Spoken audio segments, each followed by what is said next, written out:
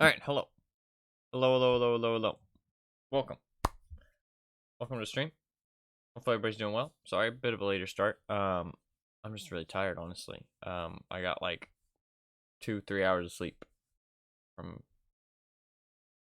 like, I don't know, last day, 2 days. Very little sleep. I don't know why.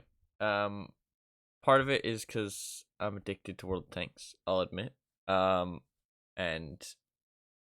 I mean, I haven't actually played any, but I've been looking at a lot of tank stuff. And the oh, what's up, Fluffkins? What's up, by the way?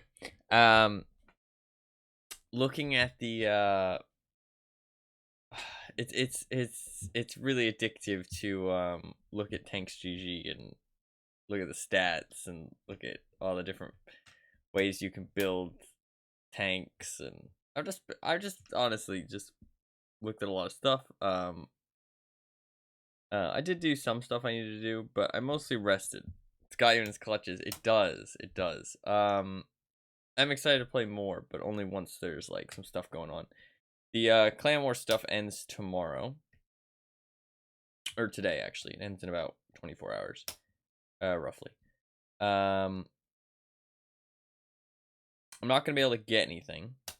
Other than the permit for the vehicle auction. I'll get a whole bunch of bonds, though. And I will get a whole bunch of premium time from it. It's gone pretty well, honestly. There's been some really cool games. I haven't streamed as much of it, but honestly, it's kind of difficult to stream. And I realized I do have the replays, and I can commentate over some of the better ones, some of the cool ones. I thought that'd be kind of fun. So I might do that actually instead. I think that might be fun to commentate over them and upload those. That shouldn't be too difficult. I should be able to do that pretty easily. So I might do that and upload those. So I might not stream any more of it because it's only one day left anyways. Although I could stream it tomorrow, I'm not sure. Depends what I do from here until then. Depends what I get done. But sadly, I think I will cancel the Resident Evil stuff, which I know is shitty, but I have so much I need to do, and I really want the streams to be consistent next month, because they were really inconsistent this month.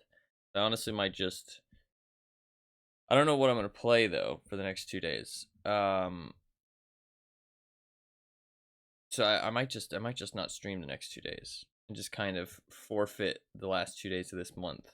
Just kind of accept that this month has been kind of all over the place, and then try and hammer it down to get like consistent streams next month. That's kind of what I'm thinking currently.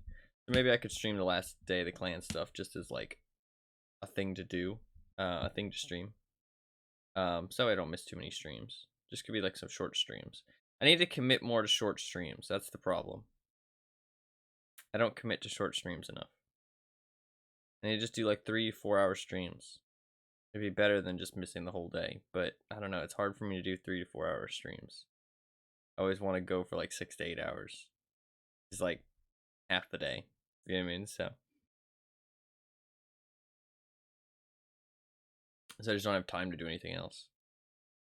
But that's okay. I enjoy streaming. It's just finding time to do other stuff, especially other stuff for the stream. But welcome. Hopefully everybody's doing well. We're gonna play this game. I've seen the store page. I don't really know what to expect. I did spin the wheel. If you weren't here last stream, I know it wasn't yesterday. This actually, I was the only person who voted on this, which I've changed my thing. So the streamer's choice thing, I like the idea of having the streamer's choice thing as an option, but in the future, if somebody gives streamer's choice points, I'll only vote for something that's already on the wheel. I realize that I'm the only person who voted for this, which kind of defeats the whole purpose of the system, right? Because at that point, I could just play the game. So I'm only gonna vote for things that already have votes placed. It's kind of ironic that this won. I feel like rigged results, but I rigged the wheel in my favor. But I did want to play this and give it a try, so we'll see how it goes. Might be a bit of a shorter stream, but I think it'll still be fun. And I'm not too tired. I'm a little tired. You can probably tell, but it still requires someone to give you votes. I don't think it's that big of a deal. What's up, Animal? Welcome. It does. But I don't know. It's just like I might end up playing something that nobody wants to see other than me. You know what I mean? Which I mean is perfectly fine. It's still a new game, but I don't know. I feel like I'd rather leave. Like I don't want to add a game that nobody wants to see. You know what I mean? I can always just vote on something that's already on the wheel. You know what I mean? I don't think that hurt. Like I don't care too much. If I really want to play something, I can always go out of my way to play it. Like, just because it's not on the wheel, it doesn't win the wheel, doesn't mean I can't play the game. You know what I mean? Although with my mentality, usually it does mean I won't play the game. Which is kind of funny. Thank you for playing anyways, though. It looks interesting. Still chance. Also, as Divine Hearts happened and that worked out. True, it did. It did, actually. That did actually work out. I've thought about playing more, but then I saw the screenshots of it, and I was like, I don't know, dude. I don't know. I can't fathom more of that. But it was kind of fun at the moment. Maybe it was like a fever dream, you know what I mean? It was like only enjoyable during, and then after it's over, you're like, what the fuck was that? You know what I mean? I don't know. It was kind of fun though, but I'm not sure if I want to play more. I like kind of want to play more, but I think that's part of I just don't like to leave things unfinished, and I kind of want to know what happens. I always like to know what happens. I hate leaving like stories like half finished. Unfortunate. Or like half story told, you know what I mean? But in terms of this game, I read off the thing. UnderRail is a old school turn-based isometric indie role-playing game that focuses on exploration and combat. The game is set in a distant future where the life on Earth's surface has long since made impossible, and the remnants of humanity now dwell in the UnderRail, a vast system of metro station states that it seems are the last bastions of a fading race. The player takes control of one of the denizens of such a station state, whose life is about to become all that more interesting and dangerous, as our protagonist is caught amidst the conflicting factions of the UnderRail as they violently struggle to survive in the harsh underground environment. The isometric RPG, turn-based, looks very nitty and gritty with the stats and the way it looks. I kind of like the way it looks though. We don't need to watch the trailer. Fuck that. It's got very positive reviews. First of all, very positive reviews. Always a good sign. You always love to see games that have very positive reviews. And it looks kind of cool. I like stuff like this, I feel like. Although I haven't really played anything like this. I don't know. We'll see how it goes. I haven't launched it yet, but I did download it. We're all ready to go. Launch it up, see what happens. I like to launch games first time on stream. I feel like that's kind of fun too. Very Fallout 1/2, probably less focused on the RPG concepts and more on the straight gameplay from what I've seen. Okay. I've never played the old Fallout games because honestly, they're like somewhat old and almost older than me probably. But I do think that they look cool, if not outdated as fuck. But that doesn't make them not a classic, right? So, but definitely old. I mean, when I've seen footage of them or pictures, it's like, oh god, that looks old. But it still looks cool. I like the idea of it. It opened in not a full screen tab. Let me fix that. 16:9 is normal aspect ratio, right? 16:9. I'm pretty sure that's true. VSync, but I actually hate VSync. I know you're supposed to turn it on, but sprite target mask. If running the game on Wine/Proton/Steam Deck, that should be turned on as it will increase performance drastically. Otherwise, it should be disabled. I guess that's a portable thing. Allow zoom adjustment. Use shift stress wheel. One second. Let me bring it up on screen. 97, 98 when they came out and say, yeah, older than you. Yeah, it's ridiculous. I like these. I like this like techno Boom, boom, boom, boom.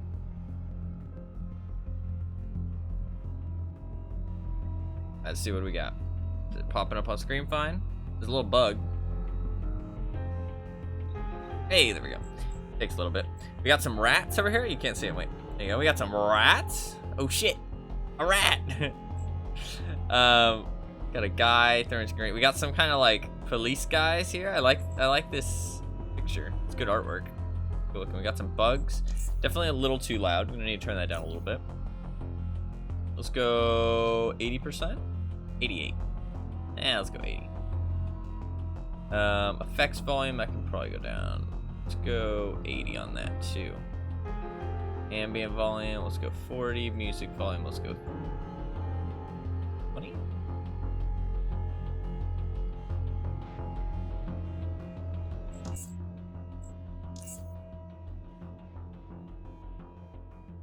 I think that sounds all right.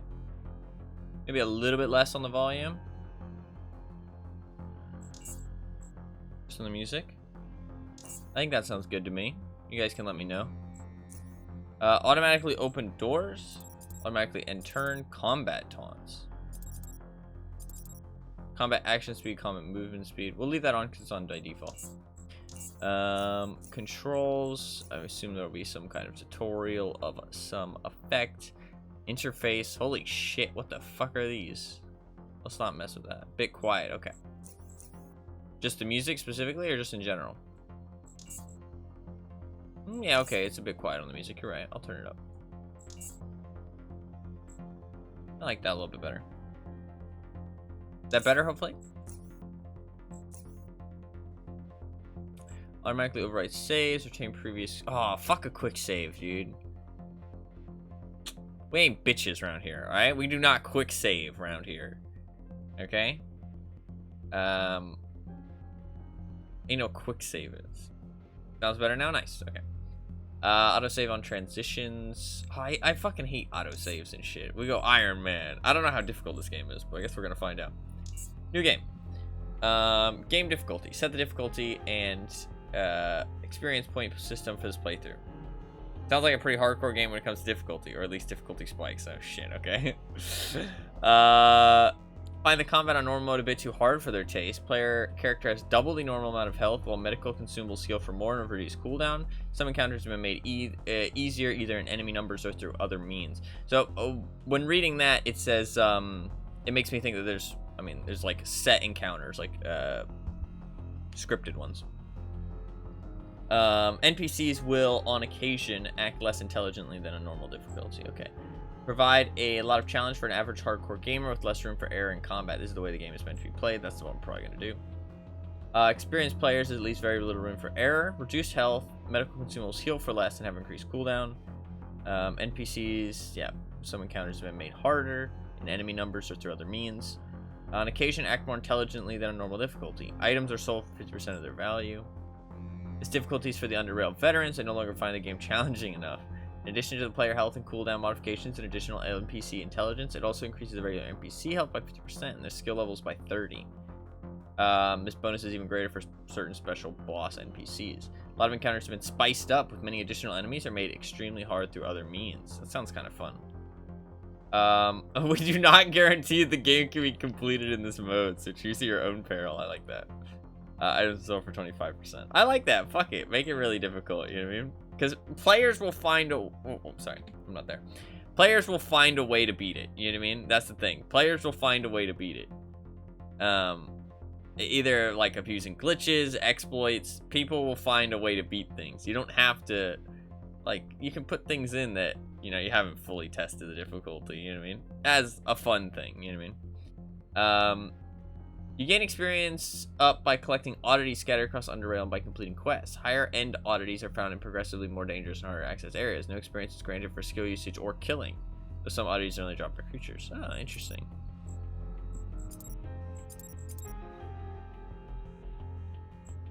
That's weird. Why was that selected by default?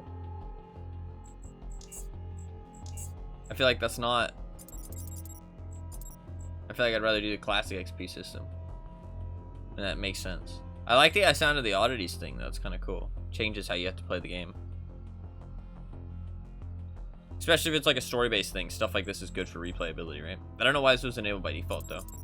I would assume this is the default option. Alright. Oh, we got a name.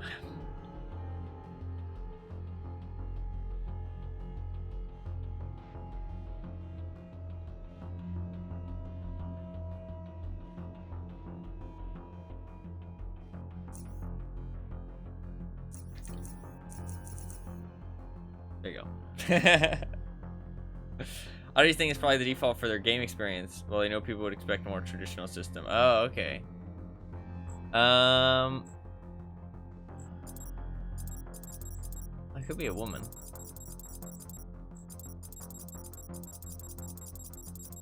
Oh, I want to be the old grandma, or like the lunch lady.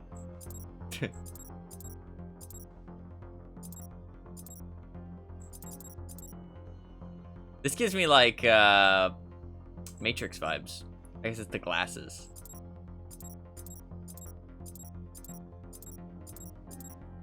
Oh, look at that guy.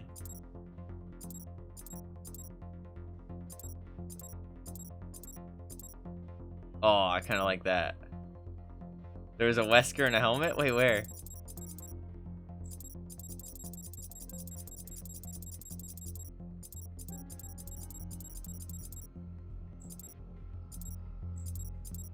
Oh, this? It does look kind of Wesker-like. Oh, what the fuck is that guy? I like this guy. Quite a few options. I'm not sure if this changes what your character looks like, but... like, in-game, I mean. Oh, I like this guy, the fucking cult leader. Let's go with the robot outfit. Like fucking look like a cyborg. Oh, I do kind of like this though.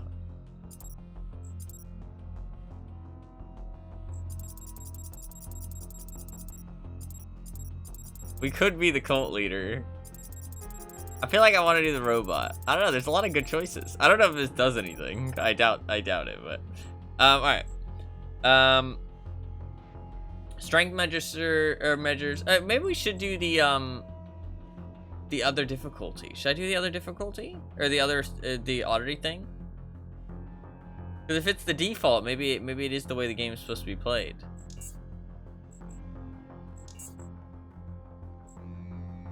I feel like I'd rather play it the way the game's meant to be played. Probably won't make much difference. That's true. This is probably more, I probably won't get that far. I'll probably die, honestly. Well, I mean, to be fair, I might use quick saves since we're only gonna play for like 4 hours, but strength measures character's muscle and power. It affects melee damage and carry capacity. Oh, I do like carry capacity. Heavier weapons such as sniper and assault rifles and sledgehammers. Ooh, like the sound of that. Dexterity measures character reflexes, hand-eye coordination, and finger nimbleness. It affects many things such as operating lock, thievery, throwing, and initiative. It increases melee strike chance. Reduces or critical strike chance. High dexterity also reduces action point cost of unarmed and light weapons. Ooh, action point cost is really strong in turn-based games. Agility represents characters' reflexes, fleet-footedness, as well as affinity towards other athletic and acrobatic activities. Among other things, it affects dodge, evasion, initiative, and movement points. It also allows the character to move more quietly. Constitution represents the health and general stamina of your character. It's important for all types of characters, but especially for those who plan on making armor suit their main defense. It also helps prevent or lessen the effects of poison and diseases.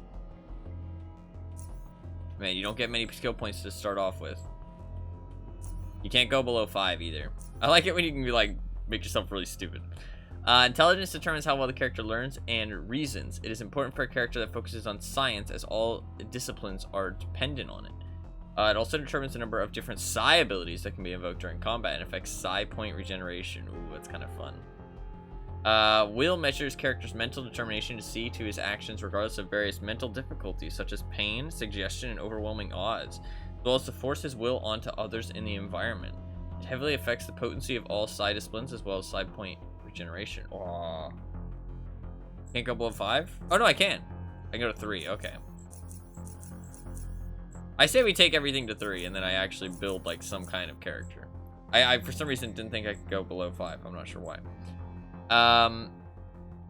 3 is more fair. 3 is more fair.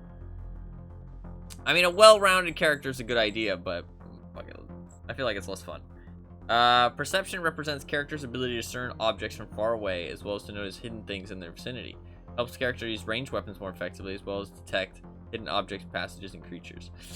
Ooh, I do like the idea of, like, heavy weapons, some perception, some constitution.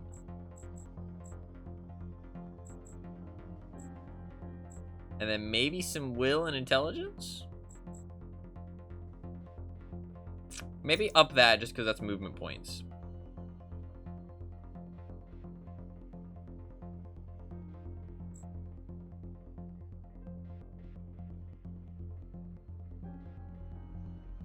It works like D&D. If any of your stats hit 0 through debuffs or anything, you just die. What? Okay.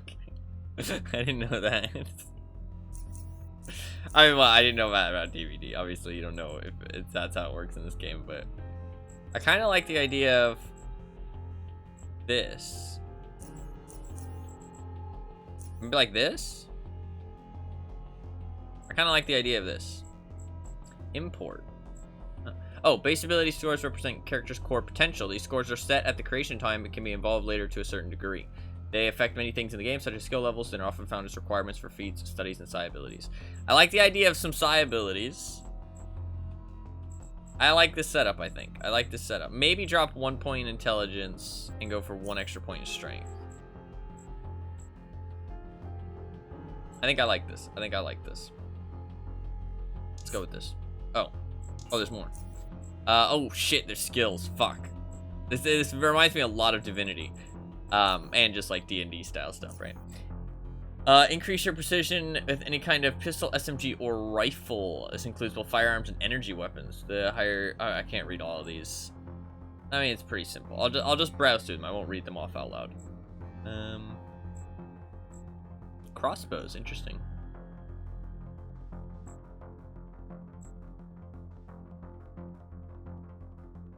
Reduces damage you receive for area effective attacks. I don't think you ever get... I don't know if you get, like, party members, though. You probably do. Hacking, always useful, right? Lockpicking, always useful. More loot. Pickpocketing. I wonder if you put 1 point into that. It says allows you to steal. Oh, this says allows you to pick mechanical locks. Ooh, maybe having 1 point in these things is good. Traps. Wow, energy grenades and shit. Just dodge them. It'll be fine. Rat party members. Crafting. Not a big fan of crafting usually in these kind of games, I feel like. Are these all crafting? Okay, so this crafting's a big part. Okay. There's a lot of different kinds of crafting as well. So I feel like crafting's not optional.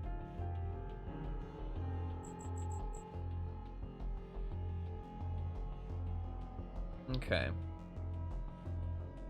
What is feat in here? No. Yeah, it's very like Divinity like. Ooh, thought control. That was kind of fun. Psychokinesis. Metathermics. That sounds cool.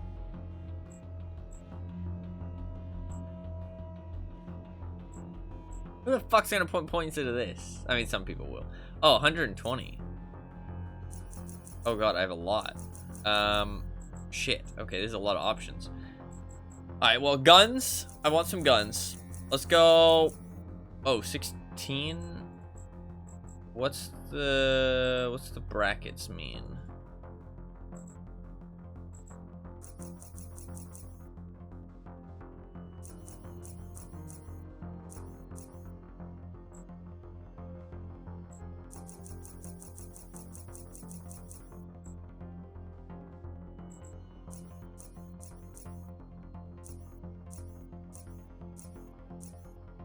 Maybe it's some kind of like diminishing returns.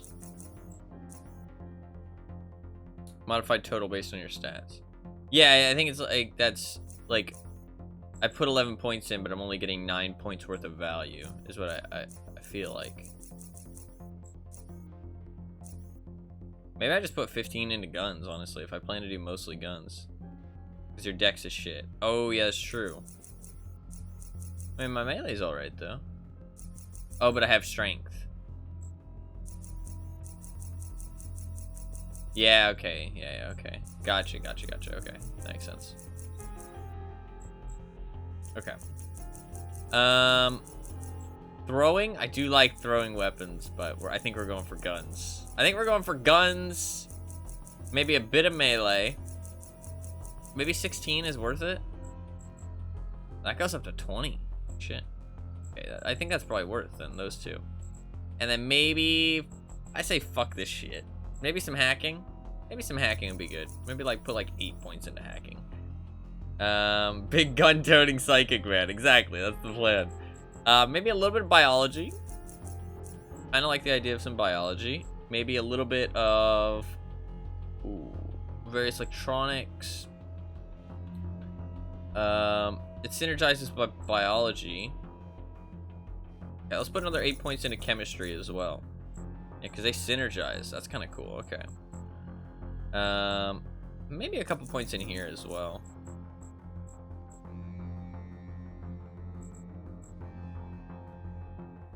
Yeah, because this makes armors. This makes cloth armors. So, and then we want psychic shit, I think. I mean, maybe it'd be better to have like a little bit of lock picking, but that's dexterity based. We don't give no shits about no dexterity. Yeah.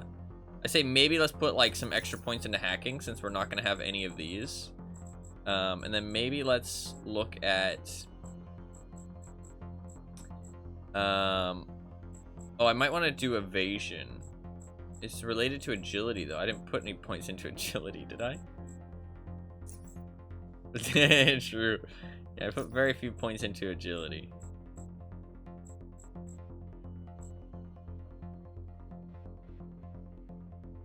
I might put a couple points into this. This, who gives a shit? I don't want fucking point. I don't want strength or will. Persuasion.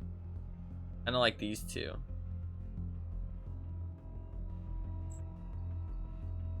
Ooh.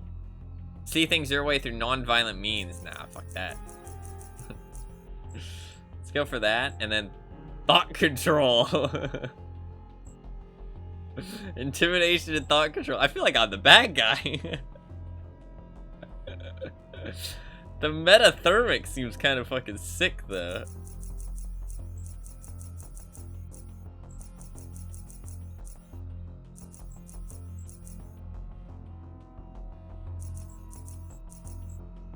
Yeah, I feel like I want to do this. I feel like this is a pretty decent setup. Maybe a bit less in melee and a bit more in the dodge. Because if I'm like super into guns, I'm not gonna need as much dodging, right? Or like as much melee, right? I feel like I kind of like this a bit more. But then once somebody gets into melee range, I might be in trouble. Let's do something like that, maybe. Let's do something like that. Yeah, all three of these synergize. I do have good will, right? Yeah, I have 7 will. I feel like this is good. I like this. I like this. That's what the psychic powers are for, yeah. Alright, so conditioning. Reduces all mechanical heat and cold damage taken by 10% plus 1% for every point in constitution above 5. Okay, that seems decent. Mechanical, I saw something it showed. Show all feats. Oh, fucking hell. That's a lot. Holy fuck. You can obviously get more as you level up. And some of these require like gun 60. Okay, so yeah. So my early stats aren't too important. I only have 2 feats I can take early. So mechanical seems, I think, is melee damage as well. So this is very Fallout. This is cool. I like systems like this. I really like Divinity and like the character creation. Divinity has like basically the exact same system with the like the feats and the skills and the thing. It's like all exactly the same in Divinity, but I guess it stems from D&D. Your non-critical crossbow, melee, and bullet deal additional mechanical damage equal to your level. I feel like that's going to drop off a cliff. But I kind of like the idea of it. Might make things a bit easier. Armor penalty by 15%. Grants 15 bonus to dodge and evasion if your armor penalty is at 0. Probably not going to use that. Extra pickpocketing. Don't care. Rooted, stunned, and incapacitated targets. Nah. Carry capacity. Oh, that's always a good one. Everyone is out to get you and you know it. Detection increased by 20%. Oh, does this have a downside? Initiative by 5, and chance to get critically hit by weapon and armor attacks reduced by 3. Also, your weapon is increased by 30 against no downsides. That seems like a really good one. Extra utility slot reduces the action of equipping items during combat. Ooh, that could be good for a newer player, right? If you don't go into a fight prepared and you need to equip something. 7%. Oh, but it increases your chance to get critically hit by everything by 3%. That's kind of funny. And this increases your chance to get critically hit by psi abilities by 3%, but it doesn't increase your chance to crit with psi attacks. Interesting. Snooping. Perception by 3 for the purpose of... Ooh, I do like detecting secrets. That's kind of fun. Oh, your effective guns, crossbow, and melee skills brought up by 60% of the effective value of the highest... Wow. That seems really good. You can just pump everything into one stat and then just kind of switch it up. Depending on how, like, the loot works in this game. Like, if you find a really good melee weapon, you can use it 60% effectiveness, you know what I mean? Until you find something better in whatever your main stat is. Kind of interesting. All healing increased by 25%, and psi boosters restore extra 25 psi. Armor suit with armor penalty. Okay, we're probably going Juggernaut. Alright, we're going Juggernaut. And then, to be fair, these are rarer, I think. The ones at the bottom require more. See, like, these require like 7. Let's see if I'm right on that. I'll scroll all the way to the bottom. Yeah, melee 100. These seem like the harder to get ones. I could be wrong. It could just be coincidence, but like, what's heavyweight? You add your total armor penalty to the critical damage bonus of sledgehammer, fist, weapon, and armor attacks. And we saw that this can go 50% or higher. Potentially could go up to 100%. So you could get 100% extra crit damage. Kind of fun. Oh wow! When throwing knives, I do like throwing knives. Fuck, this game looks really cool actually so far. An extra free burst attack. Ooh, that's nasty. Every turn you can get an extra attack. This game looked cool. Oh, eviscerate. This game looks cool. There's a lot of cool stuff. I say we go Juggernaut, and then maybe just the carry capacity. I know it's boring, but I don't know. Nothing else really stuck out to me.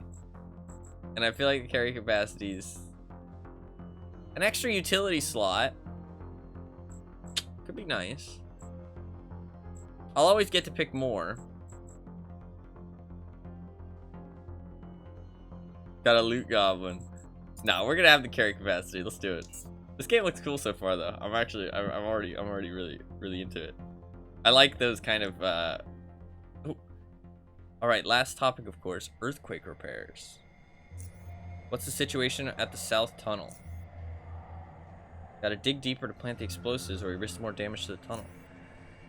Almost everyone is working shifts up here. Shouldn't be too long now. Gorski, how's the security looking? Got one man at the cave exit, and that's enough as far as I'm concerned. Automated security is strong there. As long as we know the crossroad and the cove are clear, no one can sneak up on us.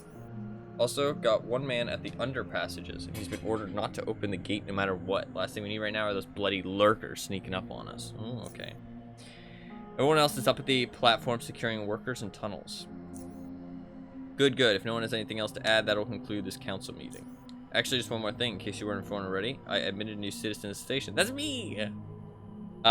You could do gives this game so much for playability, which is really cool. Yeah. As long as the encounters are, like, differing enough, then you can replay it a lot. Because, like, if the encounters aren't differing enough, then no matter how much you change your character, it's going to feel pretty samey, right? But hopefully they, you know, considered that. That Tycidus fellow. I went for, like, kind of... I wanted to name myself something related to time, but I wanted it to be kind of... a little bit futuristic. Also a little bit evil sounding. I think he'll be a good addition to this station. He and Wenzel are still at the range, but they should be done any moment now, I believe. Put too much trust in your tests, Tanner.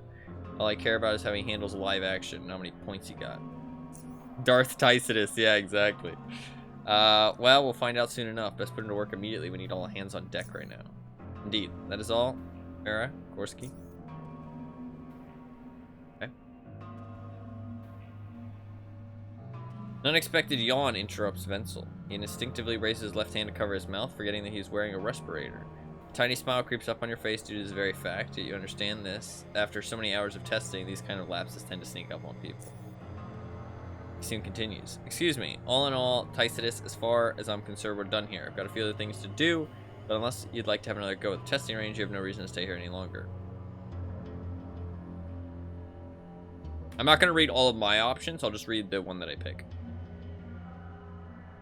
Yeah. Does it pop up on screen? No, okay. So I'll read it before I click it. His tired eyes aren't exactly radiating joy at your response, but he still nods. No problem, but know that it won't affect your previous results. I guess it's best we go through the whole procedure as if this is your first time at the range. Okay. I'll now open the gate for you to go through. As before, I'll be watching you through the cameras. We'll continue once you get past the gate. I'm ready. Okay. How do I move? Okay. Okay, I like it. How do I move the camera? Oh, right click. Oh, I want WASD. Is there a way to change that?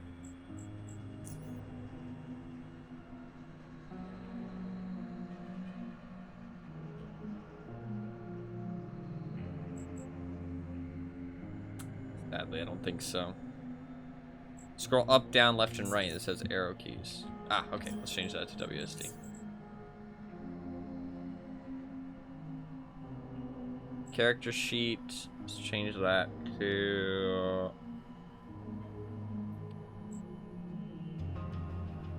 T. Fuck.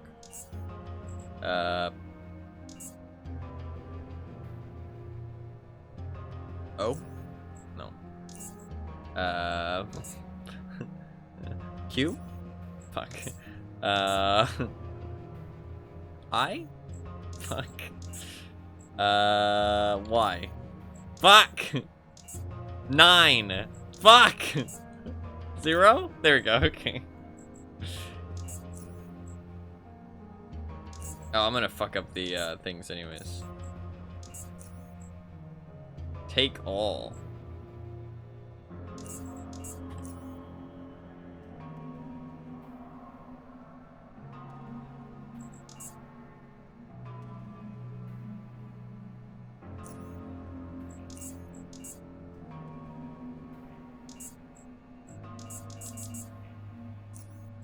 Can't do caps lock. Can't do shift either. Can't do control. X. Hilda. Aha! We're good. Thank you for the suggestion. Alright. Oh, there we go. That's so much better. I don't know who the fuck has their fucking hand on the arrow keys.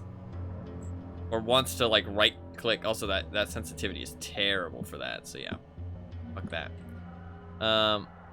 Click on the desk. What?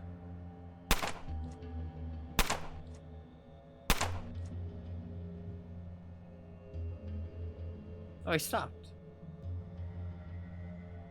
Okay, so red means steel. Die scum. Hey, wait. Listen. Can I? Okay. We have learned something. Red means steel. Let's not steal. Okay. Inventory. Do I have anything? I have shirt and pants. It's not much, but it's better than going around naked. True. Very true. We have notes. Talk to Counselor Tanner in his office at the Commons. Okay. So we need to go into the range. Should we talk to him maybe? Most people edge pan. I guess, yeah. I don't know. I hate edge panning personally. I feel like it never quite goes at the right speed. You know what I mean? My experience. Can you hear me? Loud and clear. Great. Now pick up your weapons and armor from the cabinet. I think there's also a few EMPs left on the shelf as well. I feel like we shouldn't waste those. Press tab to highlight all interactable objects, or Z to reverse the order of highlighted objects. Contents of any container can be picked up by either double-clicking them in the container or dragging them into inventory, which can be opened in a separate window by pressing I. You can also press A to take all equipment's items. Our default values can be changed. Yeah, okay. There'll be 3 bots fighting against you, just like the first time, so choose an appropriate weapon and make sure you wear that armor. There was this guy a few years who forgot to put his armor on, and well, didn't end well. Take those bots out. To equip weapons, armor, and utilities, open the inventory and double-click any of these items and drag them onto their respective slot. You may have up to 2 weapons equipped at the same time. You can select the primary weapon by clicking on his icon in the action bar. The left side of the inventory window represents the contents of your belt. This is where you'll put your utility items like grenades or special crossbow bolts. Okay. Maybe when you're ready to proceed if you have any questions. Okay. So, tab. Nice. Okay, I like that. EMP grenades. So I can do this and drag them over. Okay. I can also equip them onto my utility slots. Okay. Ooh, we only have 2 slots, so an extra slot would be nice. Don't need to read everything right now. Okay, we got a 7.62 millimeter Hawker. Kind of fun. Take it all. They won't notice if I just like pinch something, right? Oh, look, we got some armor on it. Cool. Insulated vest. Mechanical damage threshold increased by 200% against bullets. Oh, okay. So maybe something has to break a threshold when it, like, that's how armor works. It has to break a threshold to actually do damage through your armor. Kind of like penetration. Can I load single bullet? Weird that you'd want to load a single bullet. Yeah, that's cool.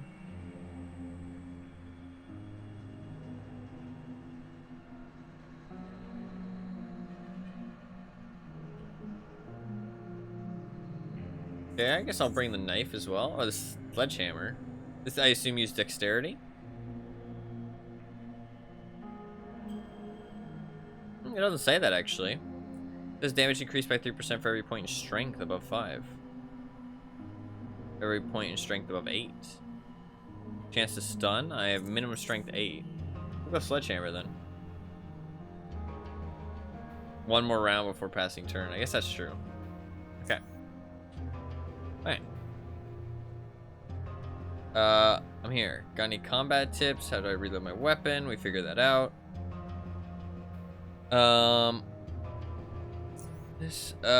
Keep important items where they're easy to access. The lower part of the screen contains the action bar. Left is where you can drag items. Oh, okay, so you'll have abilities and special attacks as well.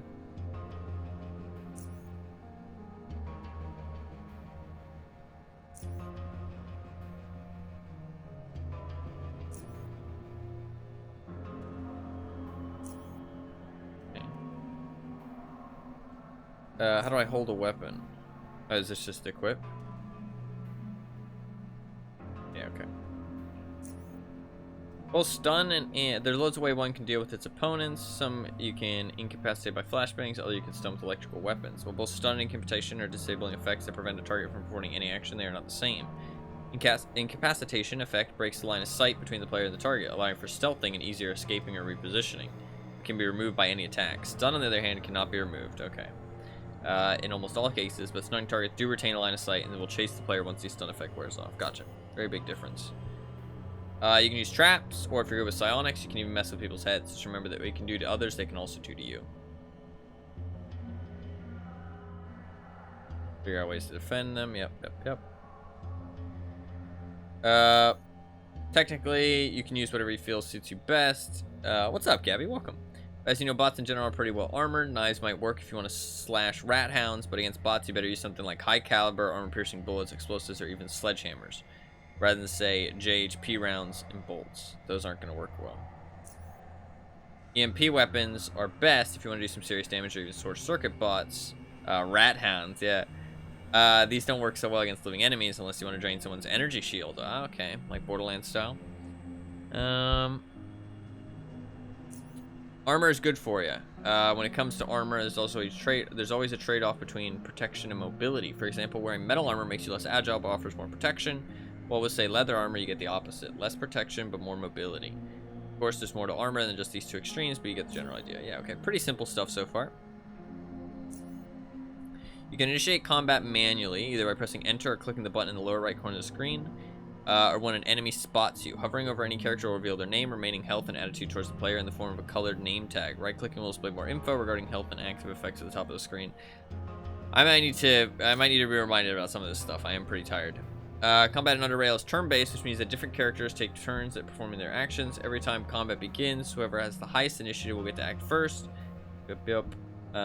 Base value that can be influenced by both agility and dexterity. However, should the player manually initiate combat, the player will always be one to verse first. Combat begins. An action point bar will appear in the bottom right corner, which can be used, or lower right corner, which can be used for the duration of the player's turn. Movement points are colored yellow and can be used for movement only. Action points are colored green and can be used for attacking, using inventory items, interacting with game or objects, and if movement points have been exhausted, can also be used for moving as well. Okay, so it's kind of like a sprinting effect. I kind of like that. It's like a way for you to be able to move further, but also like cool way to have like a sprint. If that makes sense, where you can't do anything after it. Pressing space enters the turn. Pressing enter will end combat if all enemies have been defeated. Incapacitated the player. Wonder why you'd want to stay in combat. Or, well, I guess... Yeah, okay, yeah. Anyway. Yeah, you don't want it to just, like, pop in and out of combat, you know what I mean? Whereas, like, if it's mostly... It's not about the defeated thing, really, probably. It's more so about the incapacitated, or if you're outside their vision, you can run away, basically. Alright, open the gate. Oh, shit.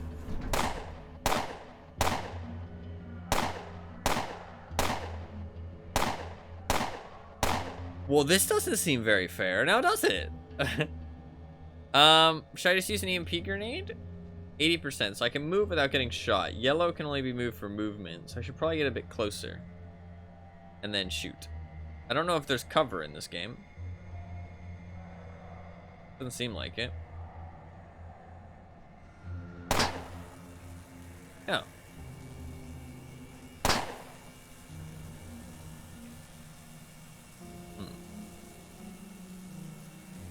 Oh, diagonal costs a bit more. Interesting.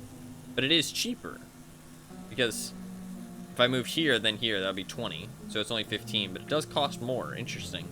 I like that, because usually moving diagonally is like slightly more efficient, which is just kind of annoying. Let's just move forward a little bit. Then I guess end my turn. How do I end my turn again? It's enter? Yeah. Oh. Space.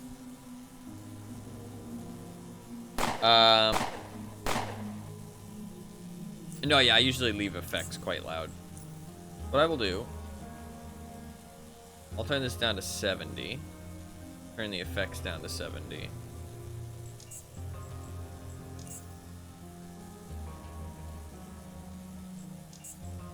$69? 60. Why is it going down?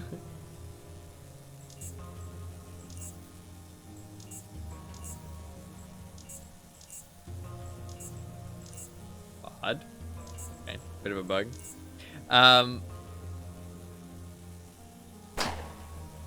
Okay, that buzzing noise is really annoying. I don't know what short circuit it did. That's the one thing I didn't read.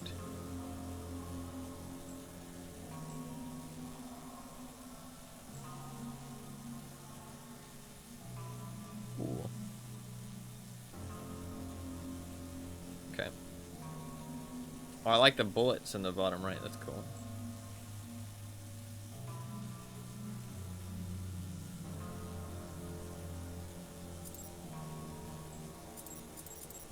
That's a cool feature. Oh yeah, it's true. I can right click. Oh. It's temporarily disabled and cannot perform any functions.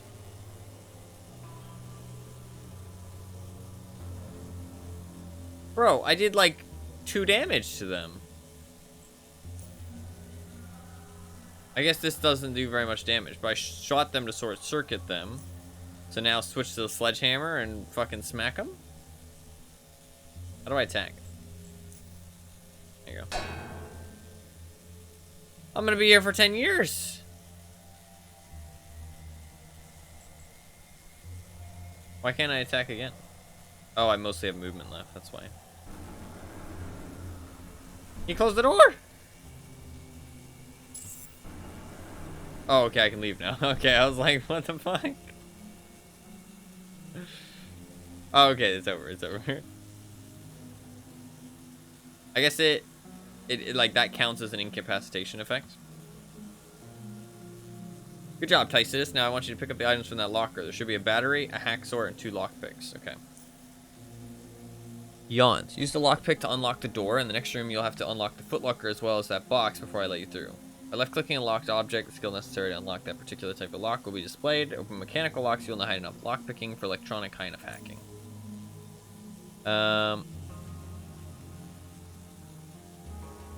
Okay. God.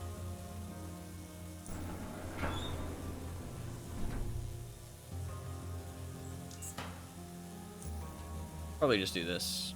Kind of like this system a bit more. Okay, so that probably means it can't be interacted with. Fucking hell, that buzzing is really quite loud. What is actually doing that? Is it ambient? That's ambient. Okay, let's turn that down. Holy shit. It's still really loud. Maybe 10% there. We got like 12%, because maybe it's just that buzzing's really loud. I don't want to miss something in the ambient. Oh no, I don't need to do that. Okay. Oh. Okay. He's gonna need to be some simple fucking locks, yeah. They're just tutorials, so I assume they don't have any skill requirement. Ah, okay. Oh, you need an item to hack? Oh, you just need a tool, okay. Like alien isolation. Increasing your hacking skill by 5 can be used to disable... Oh, does it need batteries? Oh, it does. Oh, wow, okay. Okay. With your effective hacking skill, you can disable a lock of up to 19 difficulty rating. Wow, okay, that seems good.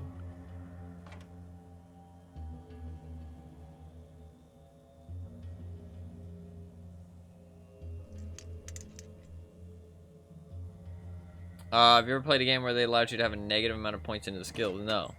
What the fuck? There's nothing even in this footlocker. Recharge an item? Large energy storage object. Okay, this is pretty cool so far. I'm liking it. Man, there's no loot in there. Couldn't even put like some tutorial loot? Come on, man. Come on. Good, good. Now for the final room, here you've got 1 sentry bot and a camera. Try and sneak around the bot if you can. This one will not shut down after 1 hit, just to let you know. You can enter stealth mode both in and out of combat, but only if no one can see you while you're activating it. While in stealth mode, all characters, friend or foe, will display an icon above their head which indicates whether they can see you or suspect that you are sneaking around. Your skill, proximity to a character, we're not going to be very sneaky. Illumination, and even whether you're in front or behind it all determine how well you can remain hidden. Suffering a hit while in stealth mode will instantly reveal you, as well as bumping into any characters.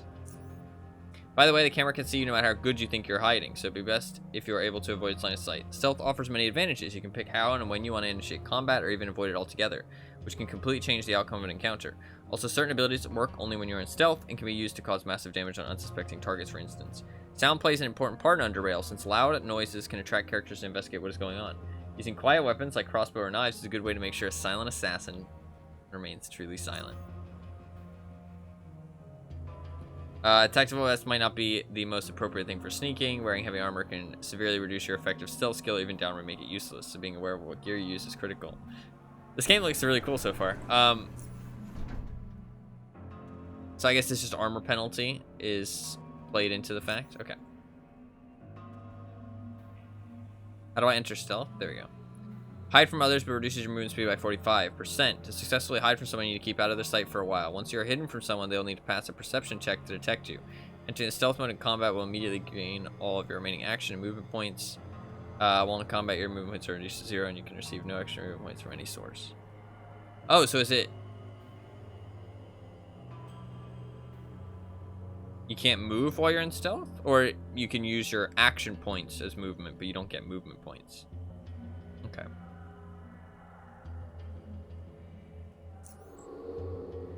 Oh, I thought I'd like hunker down.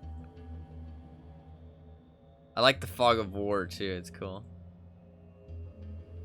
Oh shit.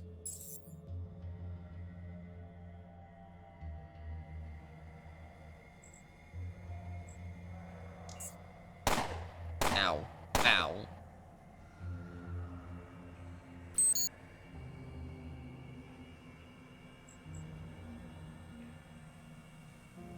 What's that? Listen, I'm not the stealthiest of, not the stealthiest.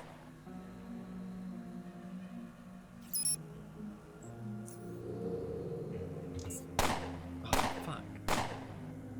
Okay, let's just run past him. Let's just run past him. Oh, focused. Okay, interesting. Let's just run past.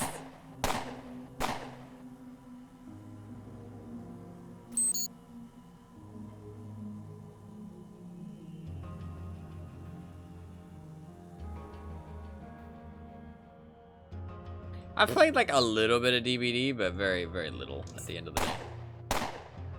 Okay, my armor is dying. I hope that I don't get to keep this armor. Otherwise, I wasted it completely. Okay, I got out of sight though, and then I popped stealth mode. So maybe he'll lose me now?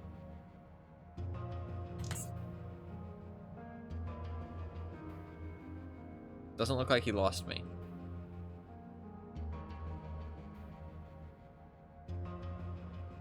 Actually losing durability. Yes, I think.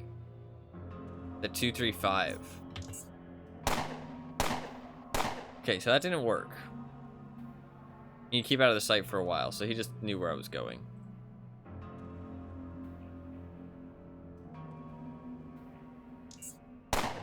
Fuck. Oh, am I trapped now? Oh, I can kill it.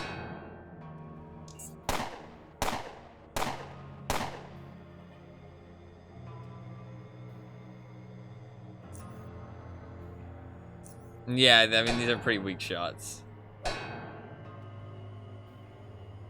You need a lot. Oh, it's because it's a movement.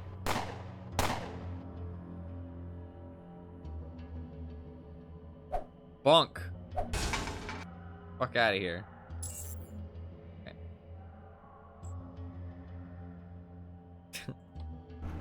Okay, I didn't do a good job, but listen, that's fine. It's fine. We're not a stealthy man. We're about the big armor. Well done, Tyson. I don't know if that was well done. Hope you're satisfied now. Nope. How about I do another one? No, please no. Aren't you tired already? Just no. Don, it's time to check out my new room. I have no doubt you'll like it. I've yet to see any newcomers complain. He laughs.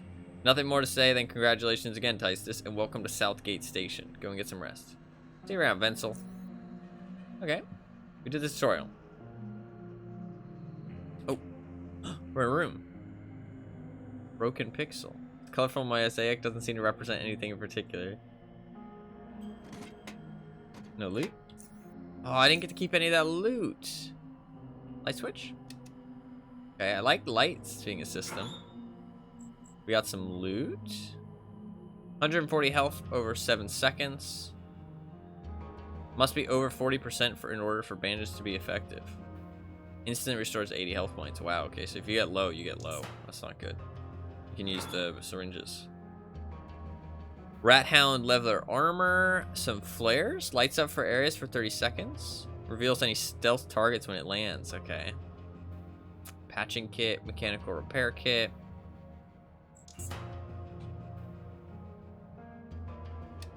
The hanged rat. What could it mean? No weapons so far.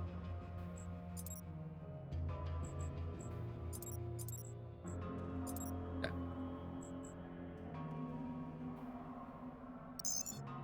Security scope. Tysis. Personal. Access level full. Personal messages. Key card from Wayne. Hi. I fixed your door, so the key card should work fine now. In case you haven't found it yet, it's in your desk. See you around. Okay. Welcome from Tanner. Congratulations, you have passed all the tests we presented in the past weeks and have now obtained full citizenship in Southgate Station. On behalf of the entire community, I welcome you into our fold. Visit me in my office in the Commons as soon as you've rested so we can discuss your duties in the coming days. Okay. So many rats in this game. Yeah, it is rat-tastic. We got private quarters. Oh, we got some currency. 200 bucks. Southgate Station credits. Okay, so each station might have different credits. And a compass. Hell yeah. Okay, cool. Maybe put on the armor. Might be a good idea. This is a pretty nice room for some new guy. Well, you gotta get the new cult members like invested. Come on, man. You can't give the new cult members like the shit stuff. Then they won't want to be part of the cult. Controlled zones. Setting traps or planting explosives near the characters might provoke them.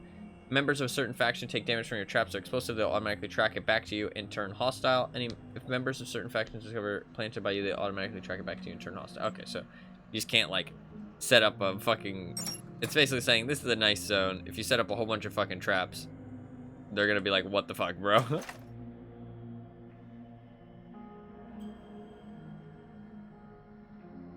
No, that's true, actually. That's true. Why is the light off? It's kind of sus. Okay, so red is bad. Do not interact with red. I like this game so far.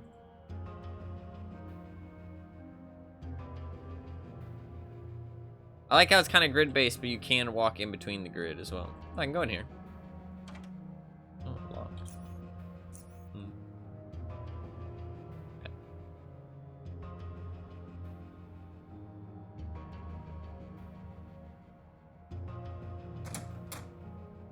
Just a bathroom?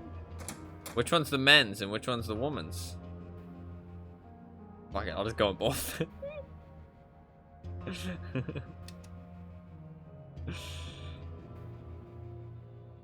Okay, this is a shower room. Maybe the other one's the bathroom. Maybe you gotta share.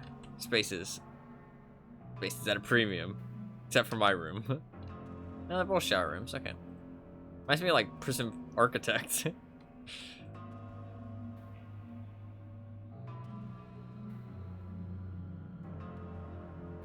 Okay. Alright, looks like we're getting in the elevator. Do you think those barrels are explosive? I don't have a gun to test it, but...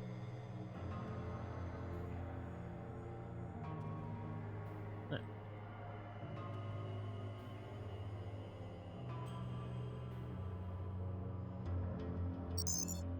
Where would you like to go? I want to go to talk to the guy. He wanted to, I assume, administration? I can't remember what it said. I'm gonna go to administration. They don't look that red, yeah. We got a guy. Commenter? I think it was administration. I like to explore in games like this. Well, pretty much every game I like to explore. So you're gonna have to bear with me. Open up! FBI! Also, actually, I just did a favor to everybody in this place because the curtains should be open. That way you know that they're not occupied. You know what I mean? Just saying. I'm doing favors out here. What do you gotta say? It's nice and quiet here. Oh, okay. I like that important people, or not important people, don't actually go into a text box. That's nice. Pretty simple thing. You would expect it, but... Oh, this is the lady. Boop! Boop!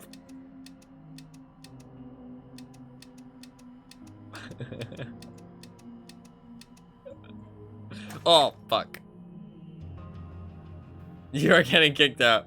I also just opened up her shelf. I didn't mean to. Thankfully, she didn't care. Oh, maybe it's because I didn't take anything. Maybe you can open things? It's like Skyrim.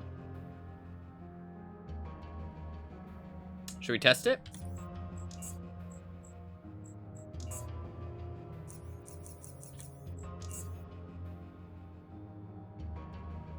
Yeah, okay.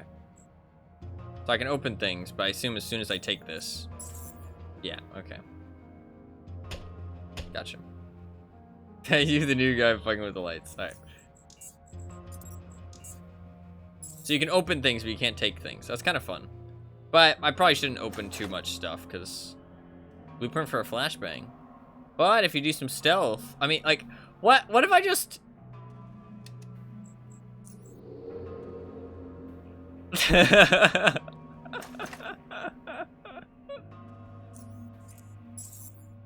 Oh, she saw me.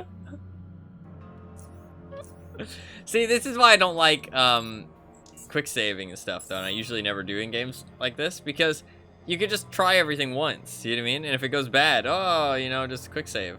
So I usually like avoid it like the plague, or even play Iron Man, because I feel like it's more fun that way. But that's a personal thing. I mean, it's a single player game. Play it however you like. I'm not saying there's a right way to play it. Just personally. Rob everyone blind in the opening town and sell it all back to him. Yeah, exactly. You met Vera previously during your testing period. She's one of the counselors here at the Southgate Station. Good to see you found your way to my office, Tycitus. How do you like your new home so far? It's pretty good. I can see myself staying here for a long time. How can I help you? Can you tell me about the core city? It's a city to the north that spans both levels of UnderRail. Ooh, there's multiple levels. Okay. Serves as a gateway to both the upper UnderRail and to the United Stations territories to the north. The city used to be controlled by the BioCorp security forces, but they went rogue. That's probably the armored dude, like in the artwork in the start. They went rogue and split into smaller factions. This was followed by a couple years of street wars between these factions. The fighting ceased eventually in light of outside threats and serious infrastructural problems, and nowadays the three surviving factions rule the city together through their appointed mayors. That's kind of fun. The Protectorate. The UnderRail Protectorate is a military organization that protects the United Stations from external and internal threats. It predates the Union itself, and it also played a crucial role in its creation. The Protectorate is under the command of General Melik, who is widely considered to be the most powerful man in UnderRail. He holds a special place on the United Stations Council of Five, and some also believe him to be de facto ruler of it. Usually I would expect that to be the de facto ruler of it, but so basically, don't piss him the fuck off. Certainly United Nations, some also called Union by some, is a confederacy of stations in the north and central. I like that, United Stations, it's fun. In north and central UnderRail. It's an attempt to unify the entirety of UnderRail so we could all work together towards a better future for the human race. Oh, okay, that sounds good. Similar to our station, the Union is ruled by a council of 5. Most stations of the Union have some degree of autonomy as well.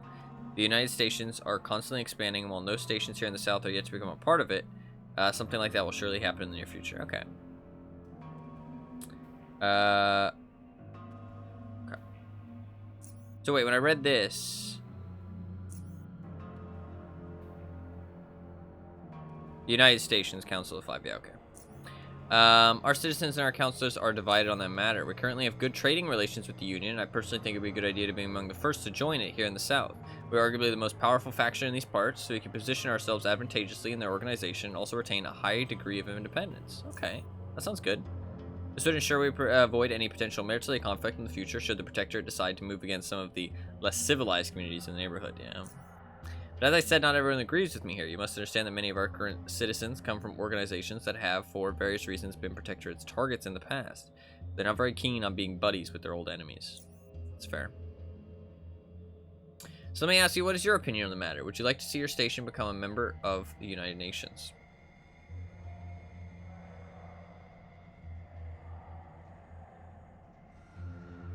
I'm not sure. I'm reserving judgment. You're a wise man. I hope that, like me, your future dealings with the United Station will encourage you to support their efforts. Okay. Thank you for the chat. Vera? Can't go in there.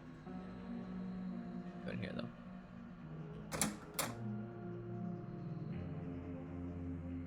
Rather than just being absorbed. Yeah, that's true.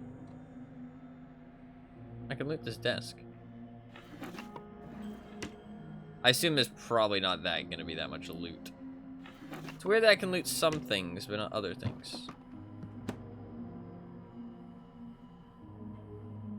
I already spoke to her. Computer console? Mine's broken! I think Ezra's were out. Okay. Hi, Tysus. What's up, commoner?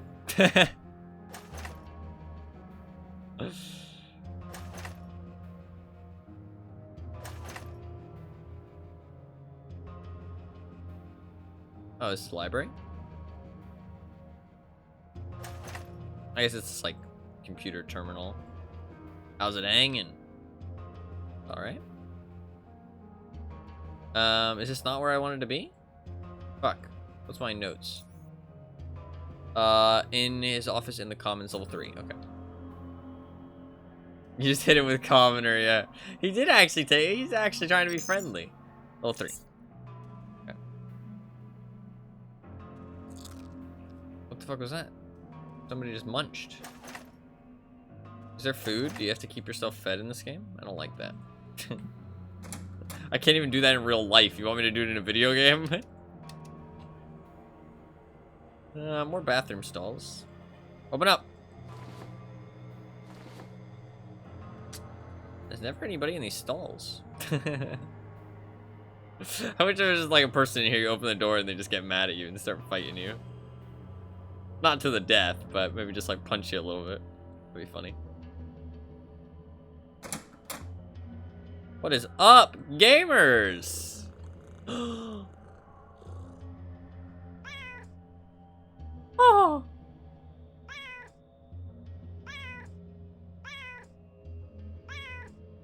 This game's the best. 10 out of 10 on IGN.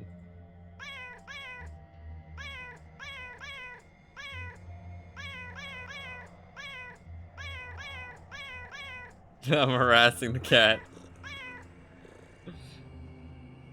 Aww. Oh, it's Venzel.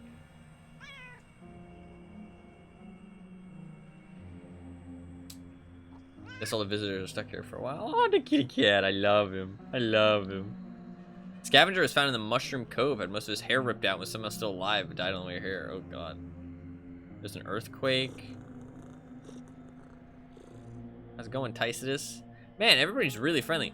Jack Quicksilver. This guy seems like a character. Haven't seen you around here before. You stuck in this hole now as well? I'm new here. Name's Jack Quicksilver.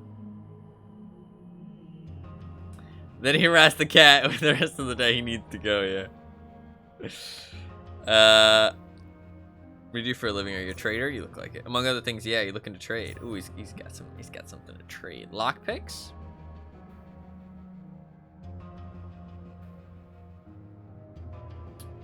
Omni tool opens ventilation shafts. Interesting.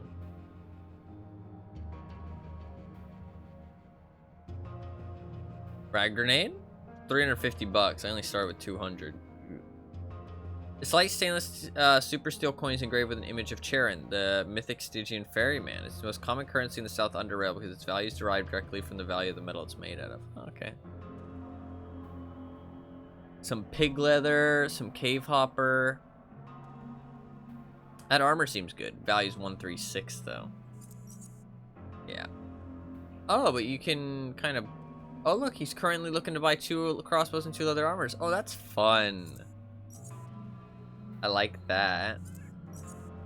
Oh, he will accept it. I could sell my armor and get an upgrade. Oh.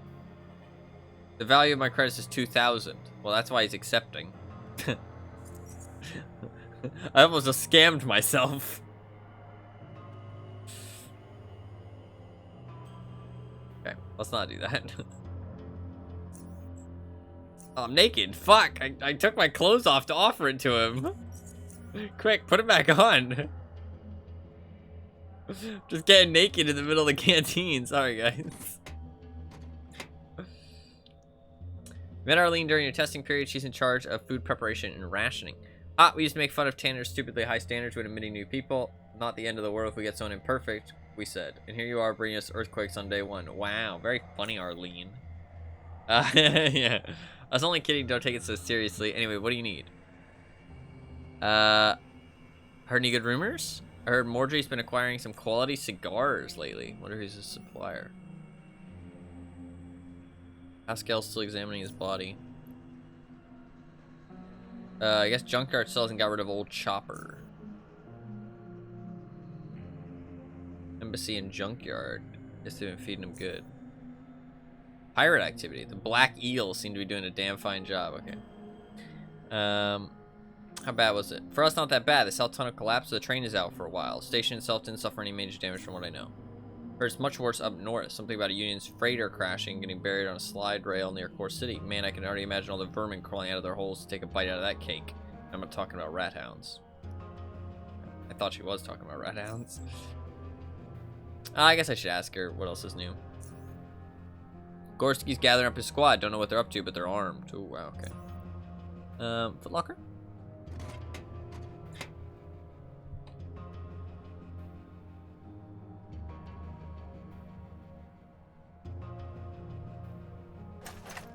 Ooh, some cave hopper meat. I can maybe give it to the cat. Give it to the kitty cat. My first bit of loot.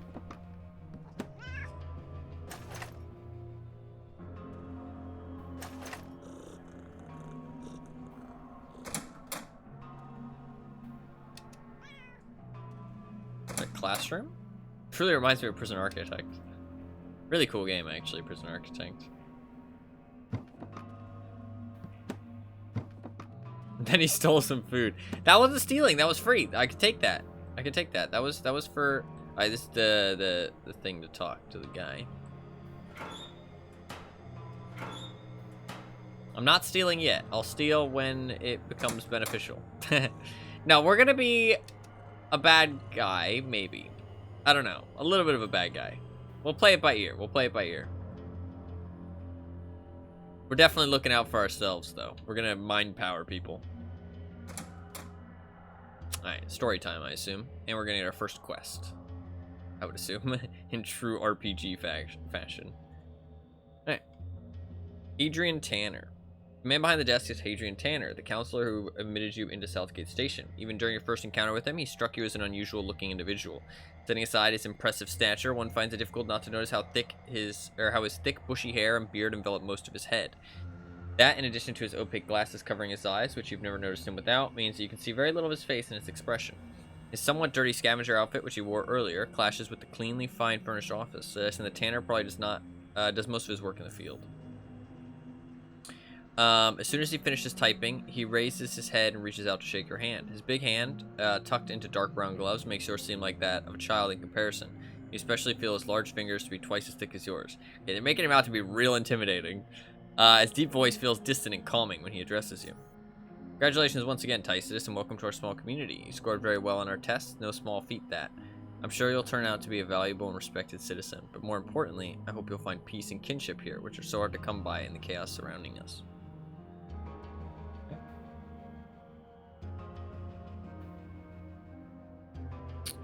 Is there gonna be a welcoming party or something? It's usually the case, but sadly not this time. Oh wow, really? Wow, for one person? Why am I that important? Okay, I was just making a joke.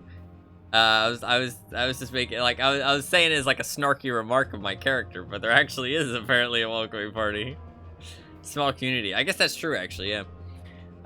The current situation does not allow for one at the moment. Perhaps when things calm down a little bit. I hope the earthquake didn't disturb you much and you were able to rest a bit from all the testing.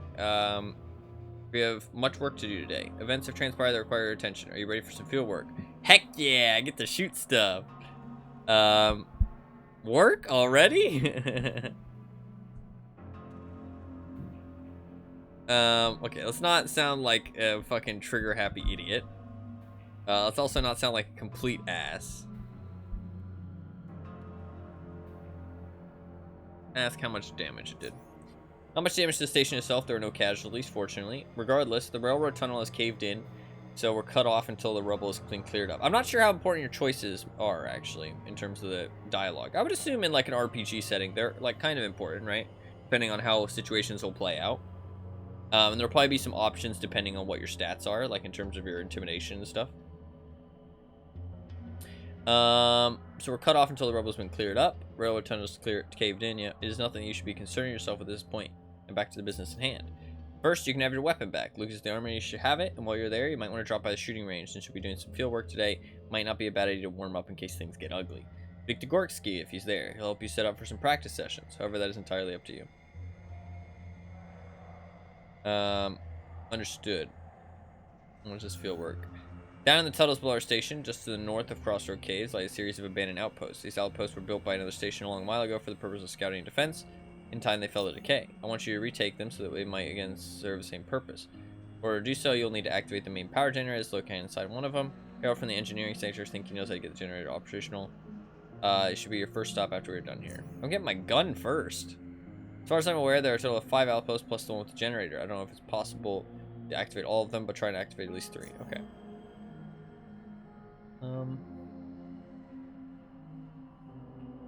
No, yeah, for sure. You may also want to talk to Jonas at the Crossroad Watch Post. It's down in the tunnels just outside the station.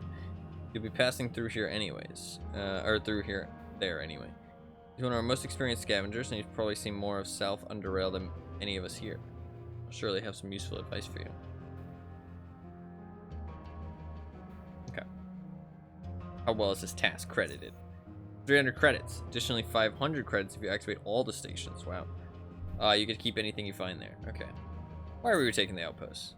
It's an important strategic position should certain factions attempt to encroach further into our zone of control. Besides cleaning them out, we'll also push some of the unwanted life further away from SGS. There's also beneficial in that regard. It reminds me of Stargate Atlantis. I read this and I think of Stargate Atlantis.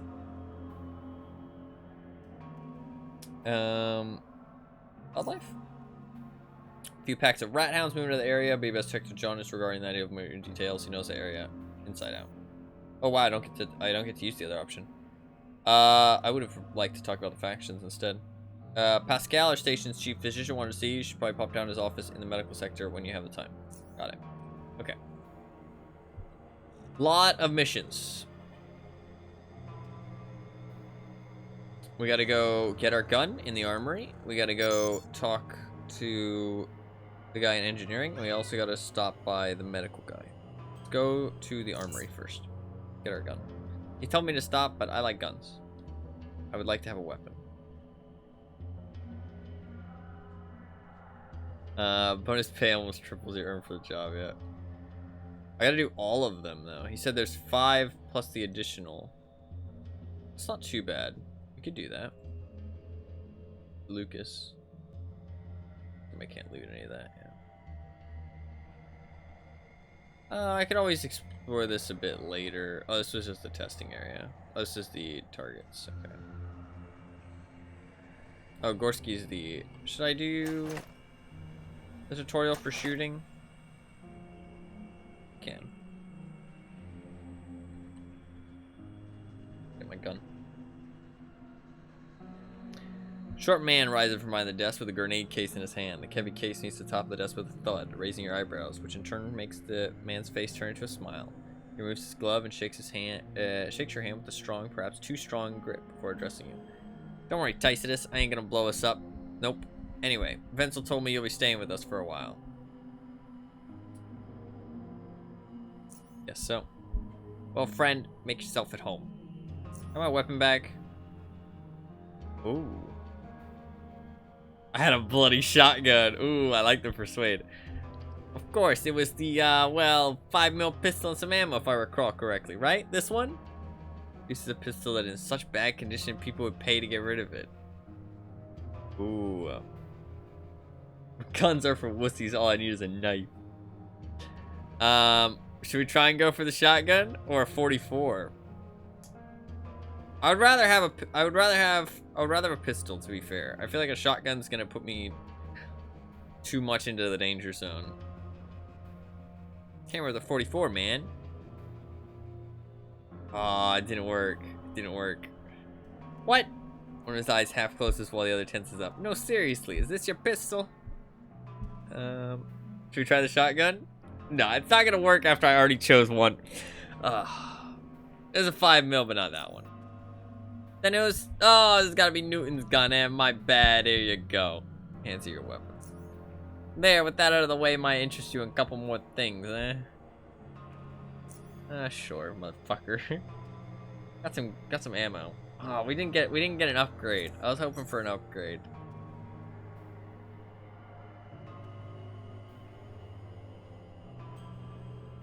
Could maybe buy some grenades. Start off with a grenade. Oh, it's just a casing. The actual grenades. Oh yeah, all my money. I was like, wow, they're pretty cheap, 400 bucks. This is all crafting stuff. Interesting. Oh god, there's lots of different types of rounds. Fucking feel like I'm playing Tarkov all it. Oh yeah, he's looking for a lot of shit. I assume that any of this, like, if you sell any of it, it'll like work out well. You don't have to like sell it all at once. Odd gameplay? Yeah, I know. I started playing some Tarkov, but I just never ended up doing it, honestly. Let's switch to unarmed. Let's not carry our gun around.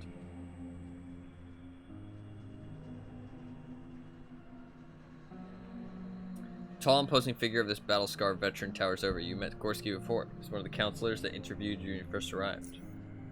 So you passed all Tanner's little tests and exercises. It could not have been easy, but don't think you're some kind of hot shot now. You're yet to deserve the privilege you've been given. Yeah, whatever, Pops. Oh, he fucking... He knocked me out. What a fucker. I lost health for that.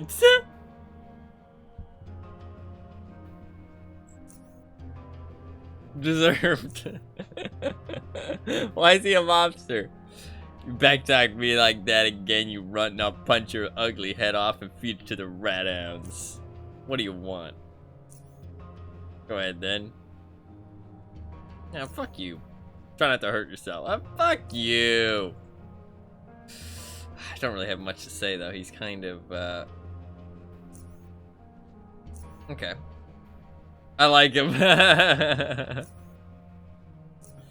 Okay. So at this range, only 49% chance to hit. I need to reload.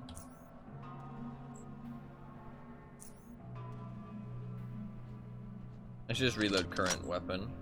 The option at the top. Okay.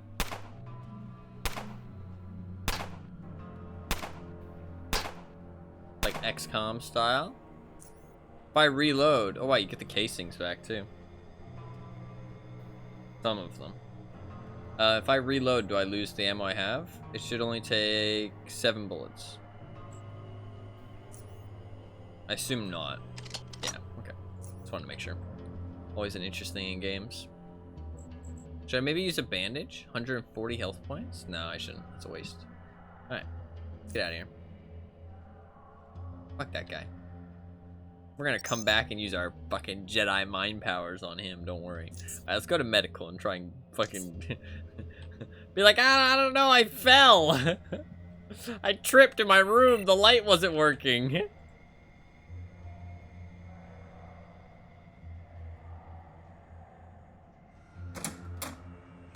Can't seem weak. Whoop. I don't work my pecs off him, but when I do, I hit him hard. Okay. Good for you, buddy. You can do some... Oh, we can punch. Dude, I'm looking at how... These punches are so fast, you can't even see them. I'm just that good. Just that good.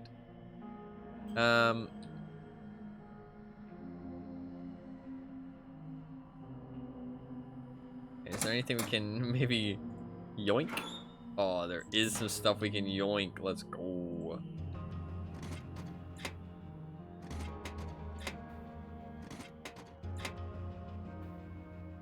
Moonwalk to the bench. No fatalities in the earthquakes. What's going on with this guy then? Is he okay?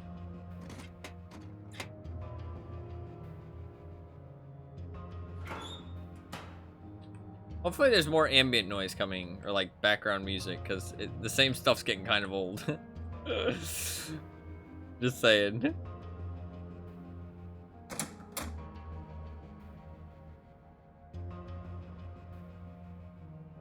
I like how he said that and then I just ignored him. Oh, excuse me. As I walked in though, I realized, fuck, I might die. Pascal. Ah, hello, Tysonus. First of all, let me congratulate you on your admittance to our little station. I'm sure you'll love it here.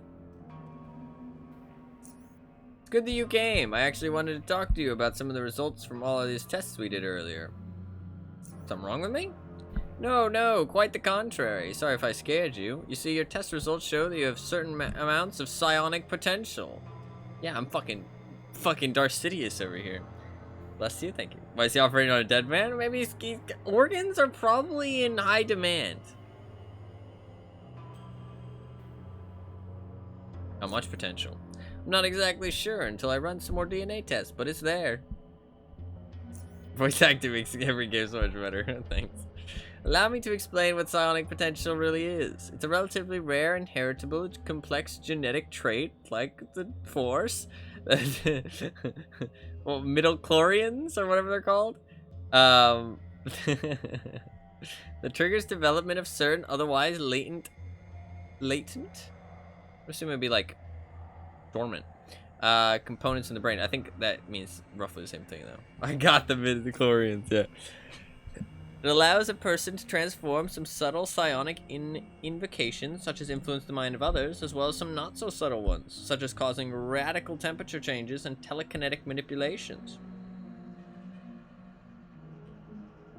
How do I realize this potential? You must first disable your psionic inhibitor. It's a neural structure in your brain that prevents you from innervating or accessing your psionic projection centers. We assume it was designed to prevent the infants from unwittingly harming themselves or those around them. There are ways to perform this innervation by deep, extended meditation. This can take years and years. We have more efficient methods nowadays. Reaches into his pocket, then opens his hand before you. You see a large red pill. Dude, it's like the fucking Matrix. It'll take care of the inhibitor right away, but there's one side effect I am obliged to mention. The majority of users experience immediate and significant weakening of their immune system. And when I say majority, I mean everyone. To put it bluntly, it'll severely affect your health. Therefore, the choice is yours. Forget it, Doc. I'm doing it the old-fashioned way. Does he mean meditation, or does he mean he's gonna fucking rip it out of, like... Oh, it's in his brain, to be fair. Never mind. For some reason, I thought it... When I read inhibitor, I thought of, like, a mechanical thing. But they told me it's not a mechanical thing in your head. I thought he was gonna fucking rip it out. Let's take the pill and swallow it. I don't think it's working. Tysonus, are you alright? Can you hear me? Okay, that's the second time I've been knocked out today. Ah, good. You're awake. How are you feeling? My head hurts. What happened? You also start seeing this annoying dead musician from 50 years ago. Oh, God. It's Johnny Silverhand. Saving the inhibitor seems to have caused a psionic surge, but you're alright now. While you were out, I took the liberty of performing some more testing to determine the actual levels of your psionic potential. And you have a decent predispositions for developing psionic powers. If you trained your mind further, you can become quite good at it. Also, take these.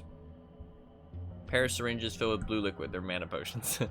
These psi boosters will help increase your psionic recovery rate. Basically, they'll allow you to use more psi abilities within a certain period of time when you normally could. They're fairly cheap, work fast, have no major side effects, are equally useful to beginners and experienced psionics alike. You know that game, Dungeons & Dragons? They're basically mana potions. There's no reason not to have a couple when you're going out there. Hands you 4 unusual inhalers.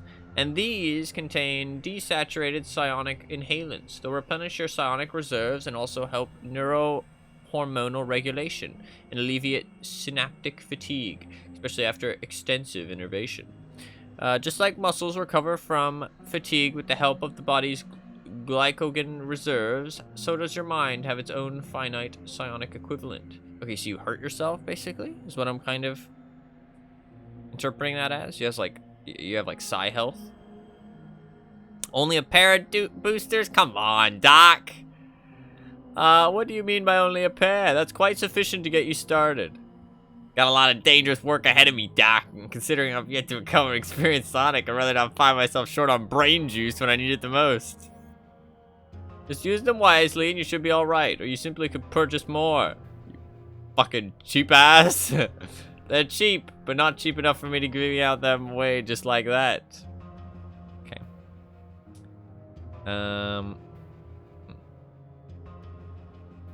Actually, man, is it a thing? Yeah, you're right, actually. That's true. Keep mentioning the word innovation. What does it mean? The word itself can mean several things. To supply them with nerves, to stimulate, or to provide nerves with energy. In the context of psionics, in order for psionic invocation to take place, the brain's neural circuit needs to be suited for that specific invocation. Fine-tuned even, if maximum efficiency or efficacy is desired. Innovation is thus the training of the nervous system through stimulation of neural pathways and focus. It is a taxing but necessary process for anyone who wishes to learn or relearn psionic abilities.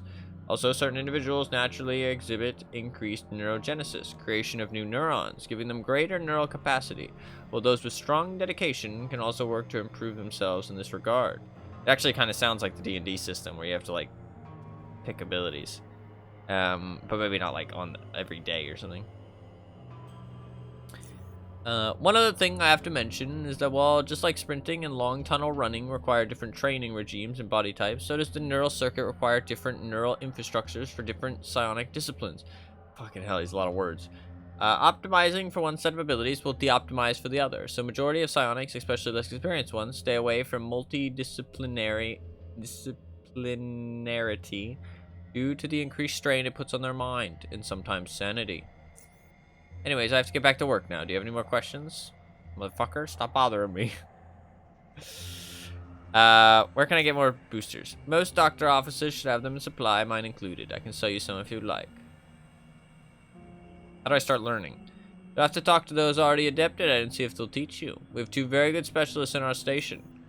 Quinton, as well, is versed in metathermics, which is the area of psionic development that deals with instigating rapid temperature changes. Sorry, fumbled my words a little bit. And chemical reactions. He used to be one of Biocorp's researchers working on new applications of psionics. You'll find him on the agronomy level. Trying to boost all of it at once actually drives you insane. Yeah.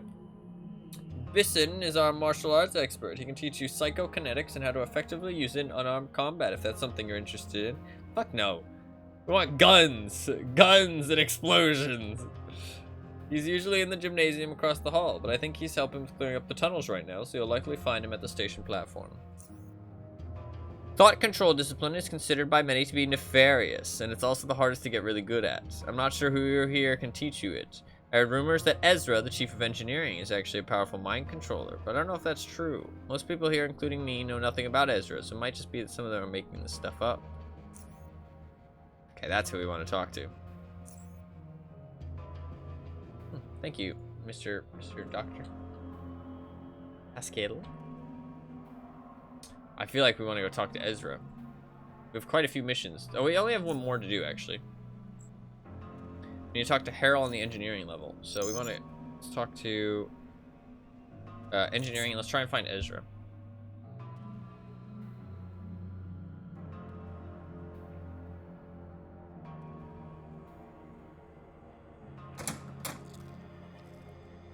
Time to chat after you get this done today. We need some caffeine. Caffeine's not good for you. Oh, there's Ezra. My main man. I've heard you're a Sith Lord. And I would also like to become a Sith Lord. Oh god, he looks like a Sith Lord.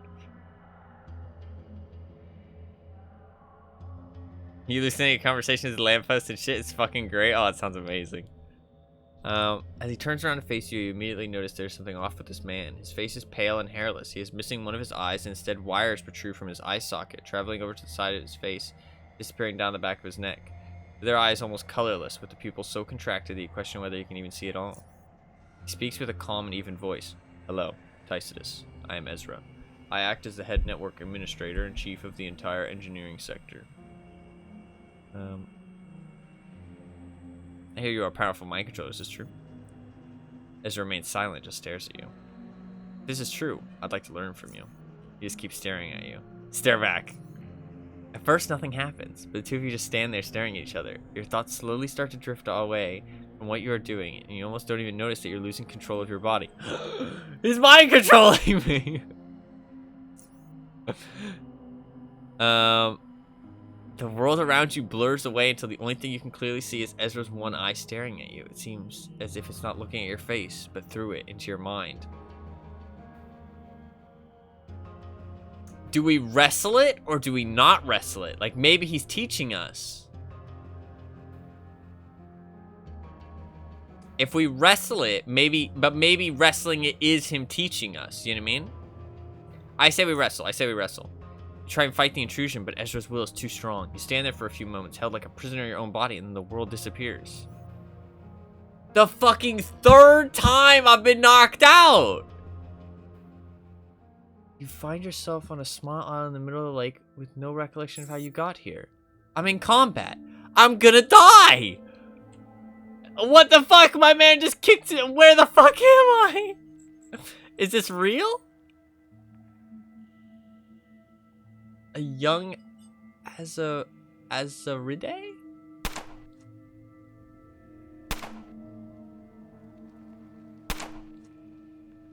I'm gonna die. In a prison in your own mind, maybe, yeah. Oh, it's doing psi damage. Is that my psi health? Yeah, I think so. Okay. Oh, I got him. Oh, not again. Oh, okay. Okay, so he's teaching us. Oh, we woke up.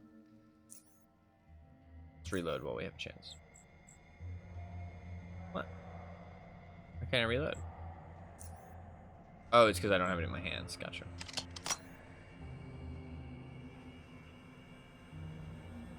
I do have a bar of psi now. Ah, neural overload. Okay, so I learned it.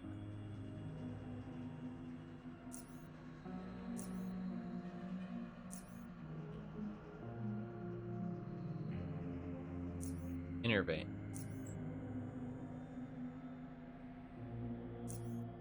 But can I not drag this to my bar? I want to drag it to my bar. Oh, there we go. Oh. What is happening? I already have it selected. Why can't I put it on my bar?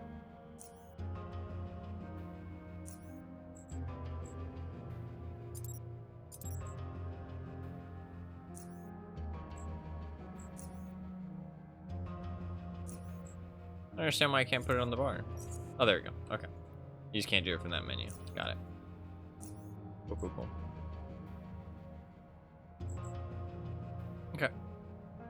Cool. Ezra hooked us up. The good stuff. Let's go talk to him again. Did take some damage, though. Tysus. What'd you do to me? Only what you wanted. Consider that first lesson, free of charge. I can teach you how to short-circuit the brain of others, instill fear in them, or break their minds.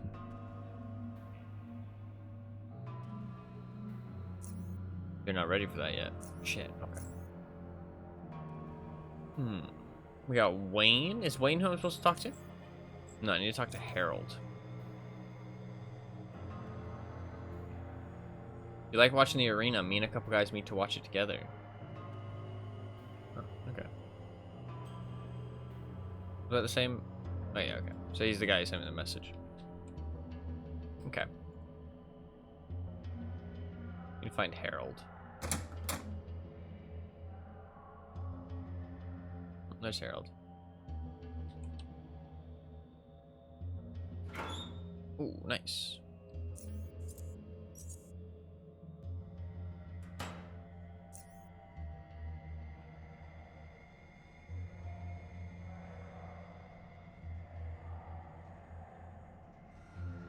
Oh, we got a little pinup poster.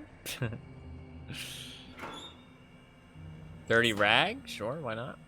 Wait, dirty rag next to the pinup poster. I mean, it's not too near it. We aren't supposed to watch the arena in here, so keep it quiet, okay? Wanna watch the arena? Ooh, the arena sounds fun. It's like Tarkov. Wait, what's that? He's got some kind of debuff on him. Hardcore chips. Oh, he ate food. That's like Fallout, I guess. Food gives you buffs.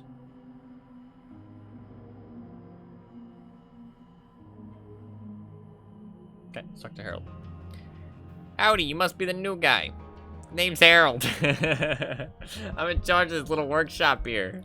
Like, I don't know what the voices are. I'm just winging it, okay?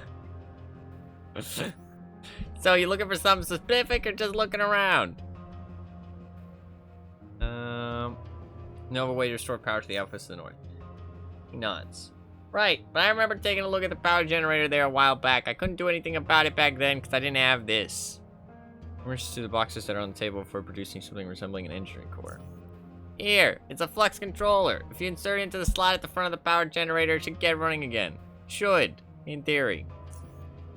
After that, you ought to be able to reactivate all the outposts. I'm afraid you have to do that manually, though. You see, each one of them has a switch that cuts off the power in case of a hazard. Okay.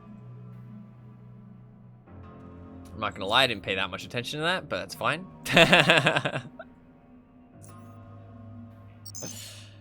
I guess we're good to go. Should I go to the platform or the cave tunnel exit? Wait, where am I going? Is there a map? Global map.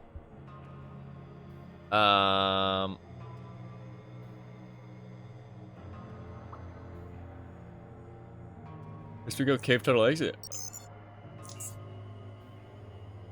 I want to go to the platform though. Gives the character so much personality. I'm glad. I try my best. I can do male voices a lot better than do female voices at least. Essie?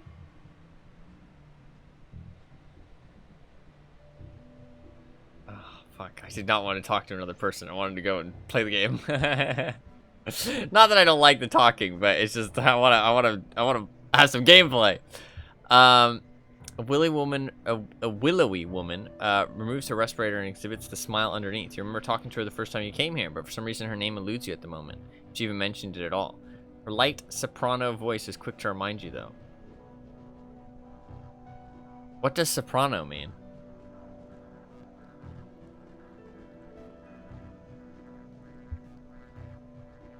Don't know what that means. How could I forget you? Yeah.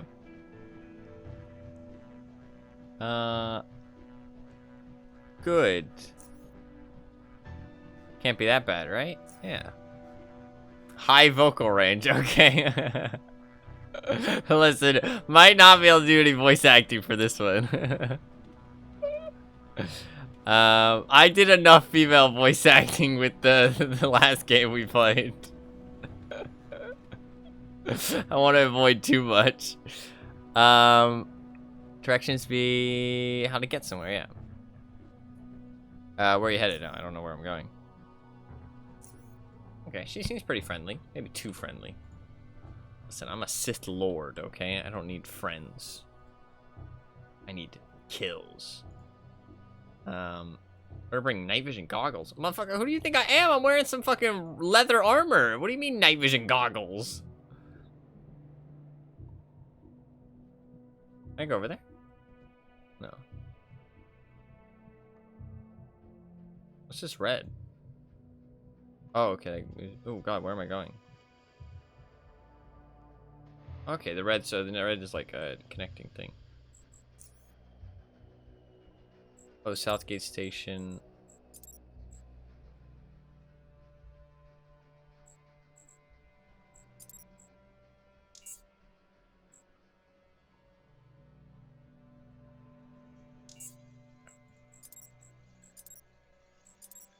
This game seems pretty cool so far.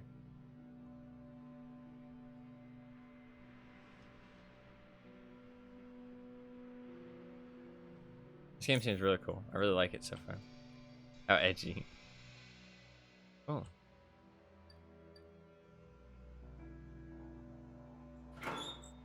Is from the earthquake?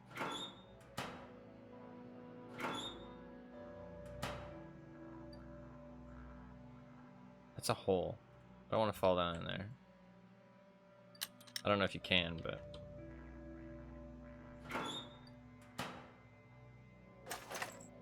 Flares?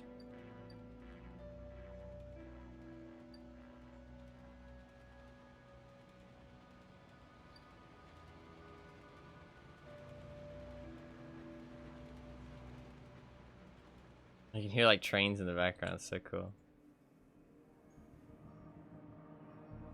Oh, there's a guy. Arland. Come to a short, bull-necked man leaning forward, focusing all his attention on one of the security monitors before him. On it, you see two dark figures disappearing behind the corner. The man straightens up and recoils as soon as he becomes aware that he's not alone. One quiet moment passes, and he speaks. Ooh, you scared the hell out of me, man. Pulls down his respirator. Ah, don't you sneak up like that. Yeah, it's okay, but damn. I'm Harlan. What are you doing down here? Listen, don't think about the voices, okay? Just enjoy them, okay? I'm not opening the gates unless it's an emergency. Gorski's orders. It's a lurker metropolis out there. I'm here on my own guarding it because everyone else is working or guarding the metro tunnel upstairs. So unless Gorski or Tanner come down in person to tell me otherwise, this gate is staying closed. You don't want to meet those guys, let me tell you that. They're a brutal, cannibalistic gang that lives in these underpassages and are the primary reason why only the desperate would use them. I see them on the cameras sometimes, and at one time 3 of them even tried breaking through the gate. Had they managed it though, they would have met that turd over there. Seriously now, lurkers are no joke. I hear stories of them stealing babies and children from smaller settlements and horrible stuff, man, horrible stuff. Far out, man. I'm not opening the gates unless it's an emergency.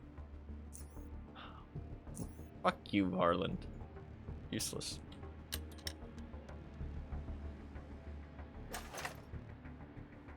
What if I kill him? I wonder how much freedom you have. I wonder if I could kill him. I mean, I'll die this early on in the game, 100%, but I wonder if I have the freedom to kill him. I feel like you do. I feel like I might be able to kill him and then I'd be able to go. He's scared. Yeah, fair enough, fair enough. What if you what? Listen, I'm a Sith Lord. Scare the shit out of him, he's a bitch. Yeah, true, true. Let's not immediately jump to killing people though, okay? We need to pick our fights. Oh, we're over here now. Pick our fights smartly as a Sith Lord, okay? We need to be like Darth Sidious, alright? We need to plan. We need to, you know, take our time, pick our fights. You know what I mean? Get full control, and then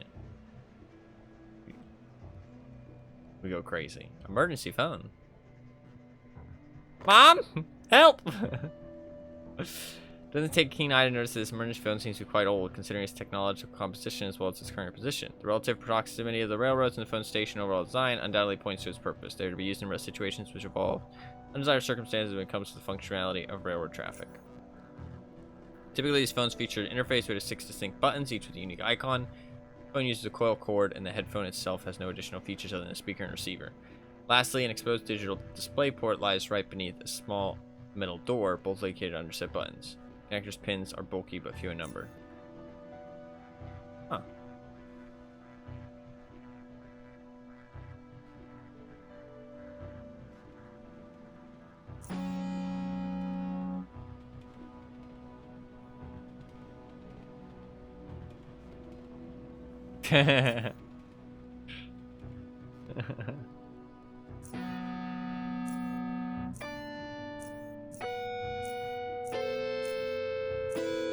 Oh. Robotic pre-recorded voice speaks up. BioCorp Metro Services offer the most reliable and safest transportation services to ensure that promise in rare circumstances and or events that would tamper with the experience of our passengers. Services provide additional solutions to expunge any and every problem. Press the button with a red cross symbol to invoke a call for medical treatment of endangered passengers. Press the button with a red hound symbol to invoke a call for situations where natural wildlife is impairing the traversability of the nearby trains. Press the button with a green shield symbol for situations where humor interference is in any way tarnishing the experience of your traveling experience. Oh, suddenly stops. Interesting. I never said it was a good plan. I just said it was a plan. I have to walk all the way back now, which is kind of annoying, but it's okay.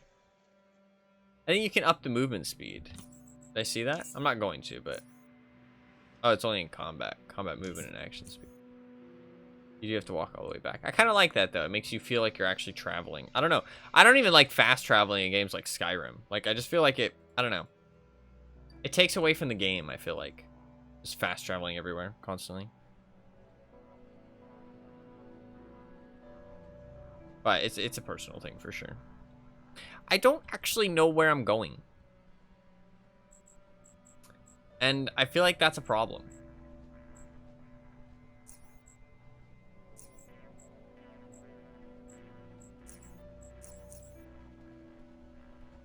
Cave tunnels to the north. Oh, okay.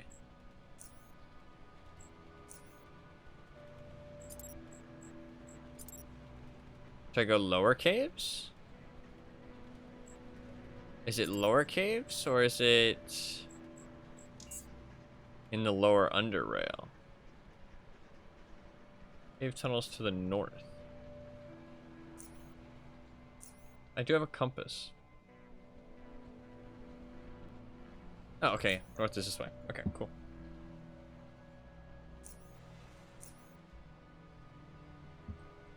Cool.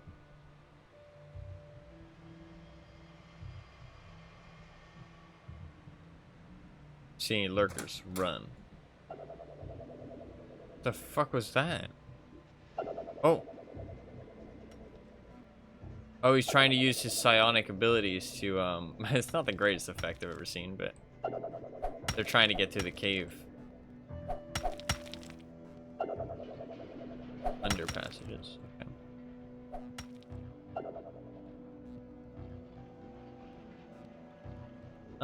I might not talk to everybody right now just because there's already been a lot of talking.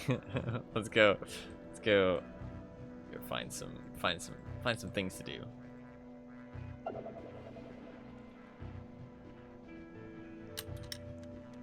Let's close the door. Let's be respectful. We don't want everybody to die. Then how can they be our underlings once we take control, right?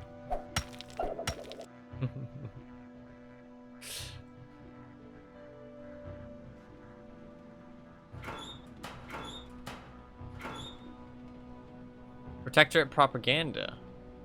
Oh, you get experience. Bunch of pamphlets of protectorate propaganda calling on citizens and leaders of UnderRail communities to work with them towards integrating into the United Stations, promising safety and easier life. Okay, just instantly learns it. Okay, that's cool.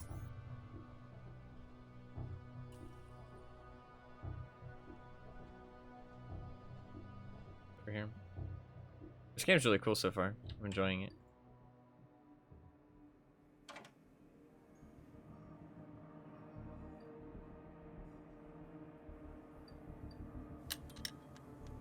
I feel like this is a game that you enjoy all the way through as well, you know what I mean? It's about the journey.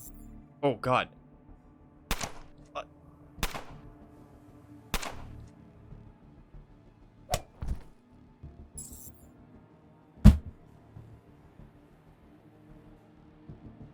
That was a short-ass fucking journey. Bro, I fucking died! Well, there goes the Iron Man. Bro, I fucking died instantly. I literally didn't have the chance to play the game. Should I be stealthing at all times? Maybe I should have been stealthing. Oh fuck, it's a rat hound. Enter combat at half HP. Oh, I did the psionic stuff, which means I have lower HP as well. Oh my god, there's a lot of rat hounds.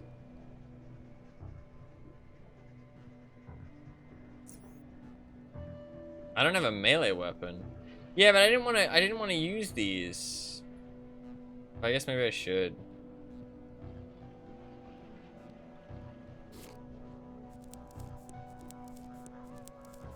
Seems like a waste, but I got punched out. Okay. 1 death so far. We'll keep a tally.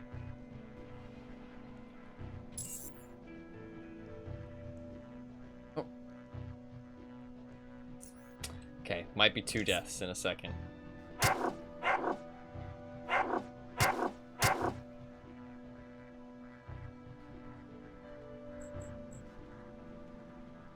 can I do this? Oh, I need more.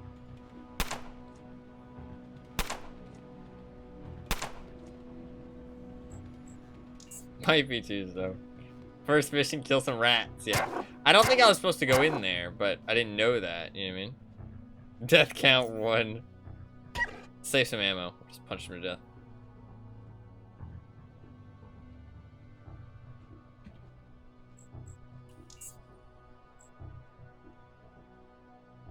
I think he went.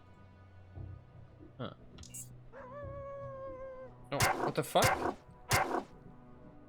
Where'd he come from? 4 to 7?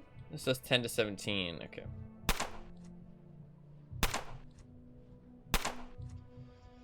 Fuck, I'm gonna die again, dude. One around the barrels. I don't think I can spin though. Oh, there is an explosive barrel. Dude, I'm gonna fucking die. Dude, there's 3 of them.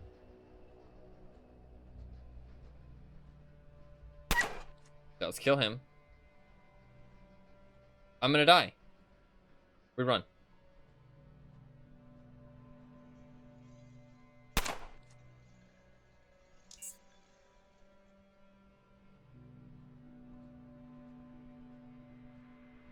Wait. I'm a fucking gaming warlord, dude. I'm a gaming warlord. Okay. Let's bandage up. Oh, it doesn't work because I lost too much health. Fuck. Okay. So far, game seems tough. Oh. I don't know how to spin the camera.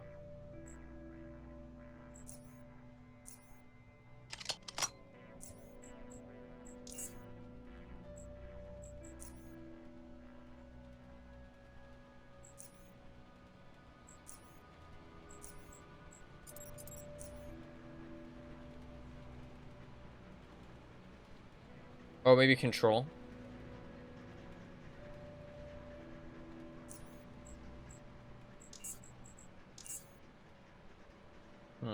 Middle click? No. Maybe you can't spin it. If you press shift, it shows you ammo. That's nice. But like, what if there's stuff? Oh, I can just press tab. I forgot. Okay.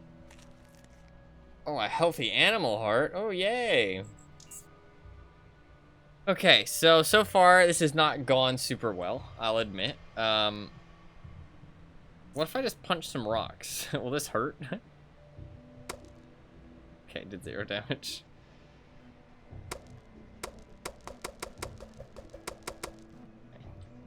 Not the play.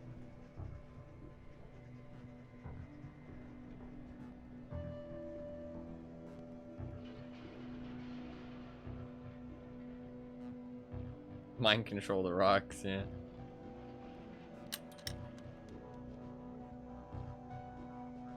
Oh, it'd be so sick to play this like Iron Man, though, I feel like.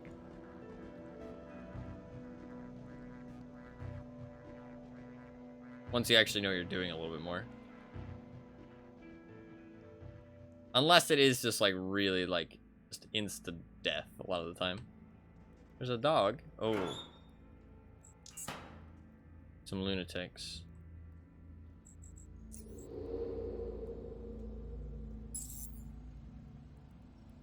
How was I supposed to know that?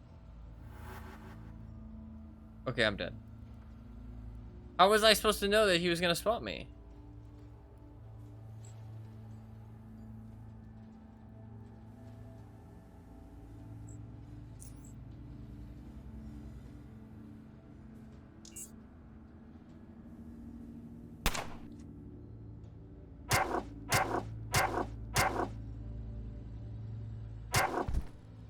Okay. Yeah, but I thought it said, okay, so maybe Iron Man is too tough for this game.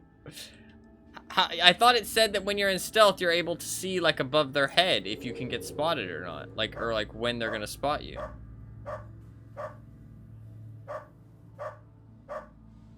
Am I wrong?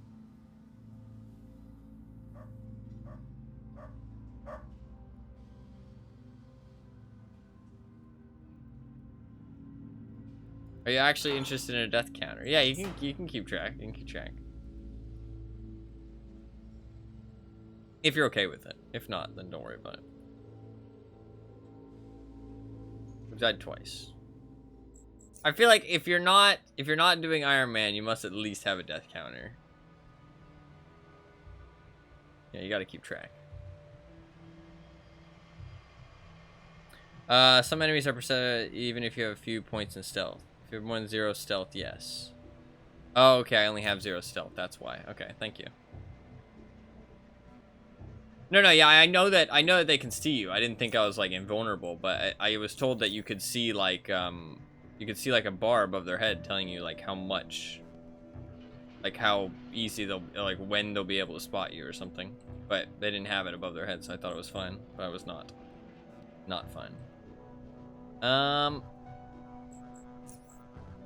It says to the north. Let's just bring out the compass. So far what I've found is that if I go the wrong way, it seems to just be instant death. So I think I should just stick to the written path here, or the intended path. Because both times that I've strayed away from going straight towards the objective, I've just instantly died. So, okay, rat hounds, couple rat hounds. Oh, they got to initiate so much.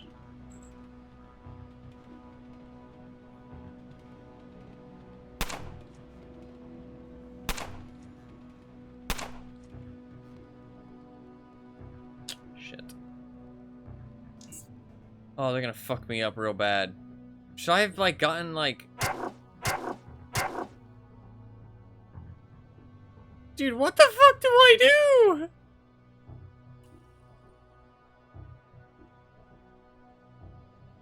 I guess I should have stealthed? I don't think I have any stealth, though. I guess I should have spent my money to get more equipment? Oh, of course I get the crit on the one who's low health already. I would like to run. I would like to run. Is running an option?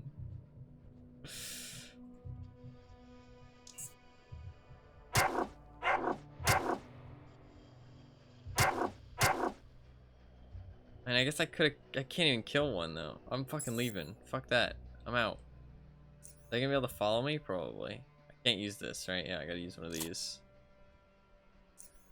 Okay. Maybe going psionics early is like a death trap. Because I just lost a lot of my health. Also, getting a melee weapon. I think I should have gotten some equipment. Fuck. Now, if I want to get back to town, though, I have to go through those rats. This is bad, man. This is bad. This is really bad.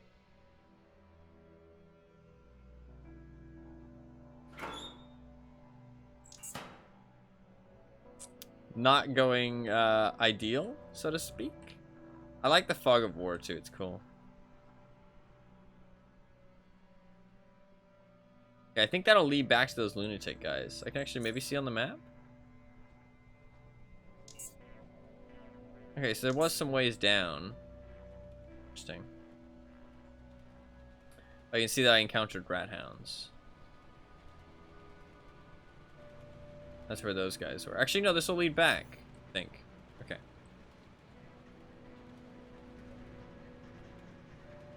Yeah, obviously. Yeah.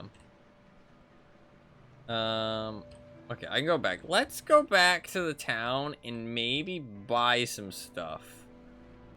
I thought that they would have given me everything I needed. I was wrong. I need some stuff. I need a melee weapon, probably. First and foremost. And... oh god, that scared me. Thought I was gonna die. I thought I was prepared, honestly. I thought I was prepared.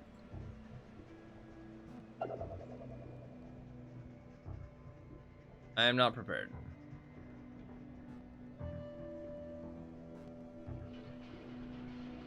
Shall walk back into town.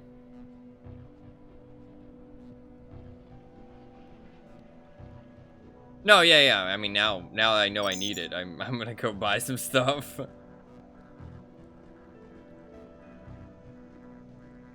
I guess I'll go to the armory. I want to go to the guy in the thing, but he probably doesn't have good deals, to be fair.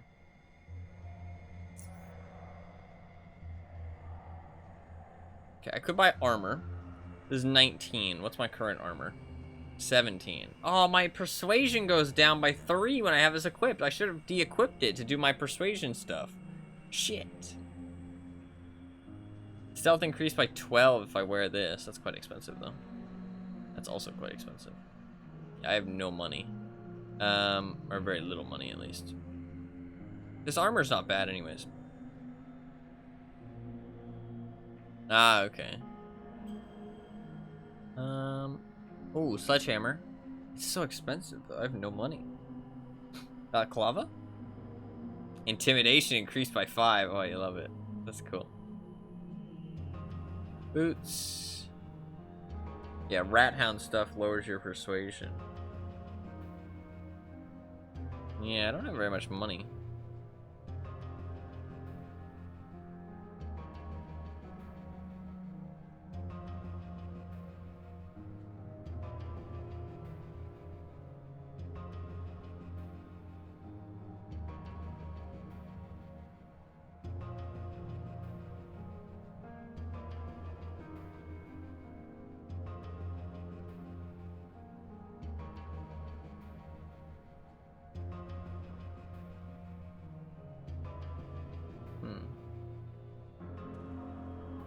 The reason to use the throwing knives because they have the same AP use.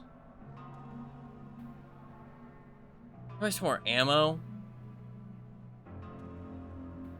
I don't really feel like I need ammo though. I feel like I need at least like a knife or something. Something for when things get close. $1,000 for a dagger. This one inflicts bleed.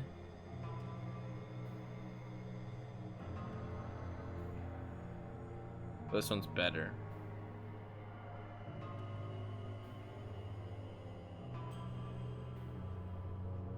I'll buy this one.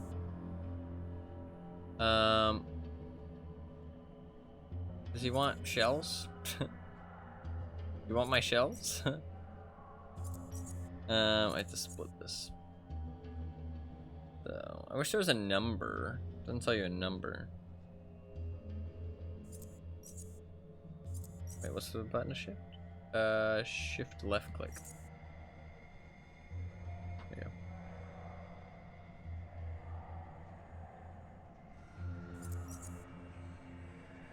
Fuck, there's a lot of my money.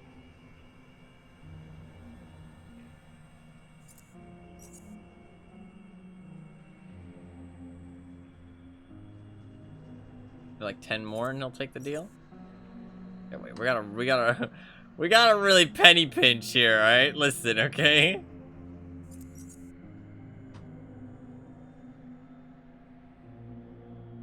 We have to penny pinch a little bit.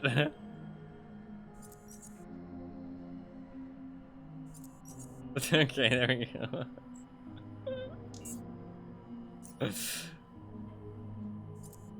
Okay, we have a dagger now. I think that's a good thing. I think that's an important thing to have. Maybe go buy some more meds. I don't feel like we're gonna last very long with these meds. And maybe talk to the guy in the cantina. Maybe he has some stuff we can buy. Oh, the kitty cat. Hello, Mr. Kitty Cat. Mr. Whisker. Alright. What does he have?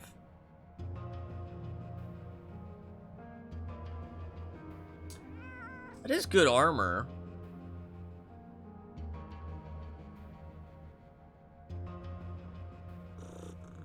(22% instead of 17%. It's quite expensive. I don't really have that much money.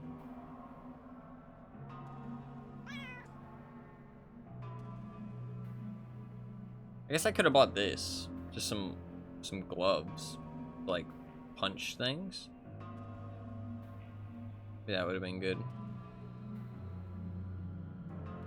How much were those Rat Hound boots, actually? I didn't look. Shit. No, yeah, I mean, I know. I have points in melee as well.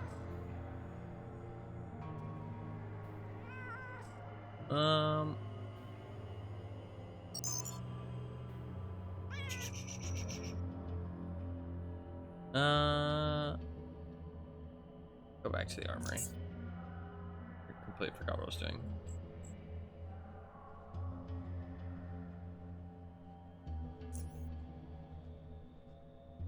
Yeah, but I'm specialized in both of them. Where are those boots? No, they're very expensive. Okay, fuck your boots. Way too expensive. I guess just go and get some meds, maybe. For all I know. I do not have high dex, no. I have high strength, though. At least the high for starting at level 1. They're 150 each, man. That's fucking expensive. There's actually... this game's tough. Ooh. Health increased by 30. Maybe I should have just bought this. Maybe I should just sell something to be able to buy this. He gave me these inhalers. Maybe I should just sell one of these inhalers.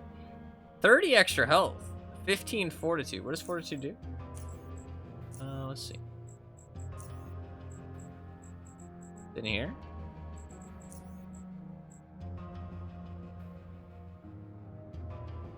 I lost 20% of health. I feel like maybe going for the size stuff early on was not the play. I do have the abilities, though.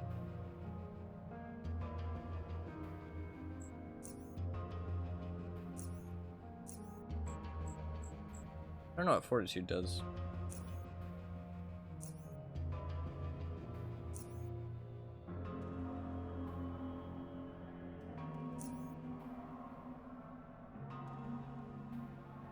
Yeah, I mean that's pretty basic RPG stuff.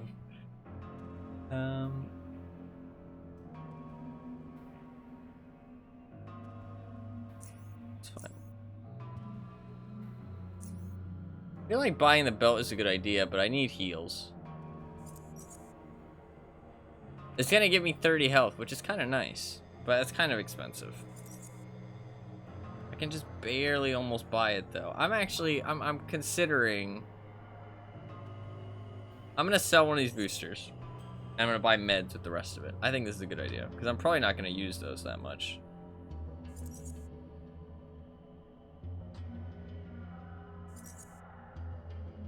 I sell like. No, I have nothing small. Shit. I can do that.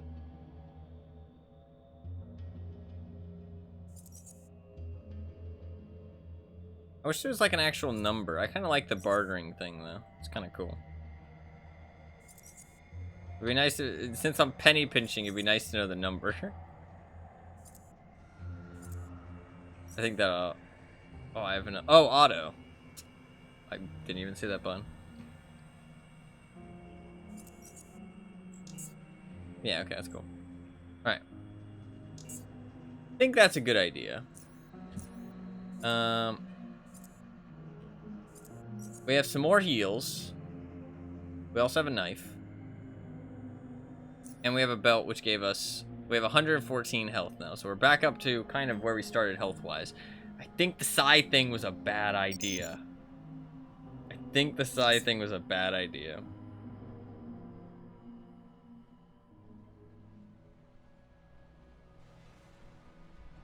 Yeah, I know.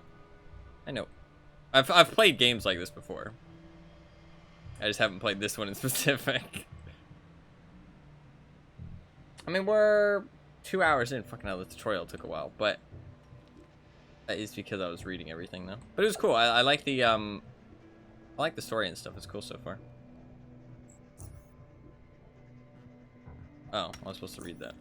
That's a quest. Alright. We now have more health. We now also have a knife, and we have a bit more heals. Hopefully, should be possibly a bit better now. We'll see, though. We will see. I can save, but it does quick save. Okay, well, I can shoot them before they get close.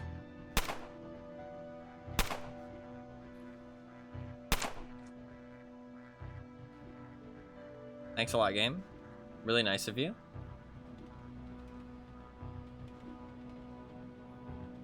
Oh, I can't leave. Fuck.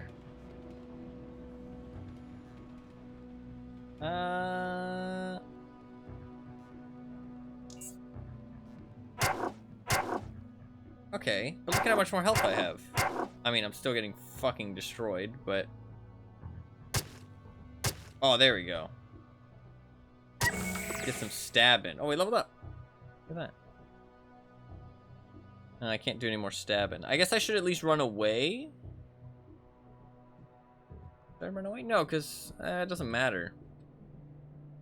Unless I was able to move far enough so that they use their action points from their green bar instead of just their yellow. But if I'm only moving like a small amount away, it doesn't really matter.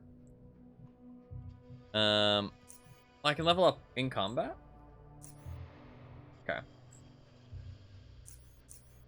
Oh, boy. Holy shit, you get a lot of points every level. Holy fuck.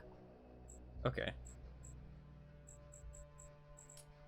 Get a lot of points every level. And you get an extra feat. Okay, wow. I might want to pick one now. Because I might need it. Action point cost of all psi abilities by 5 while at full health? That seems kind of good. I might want this just so I don't die. I like the snooping thing, but I think I need something for combat currently because I'm dying. Oh, psychosis. That's kind of fun.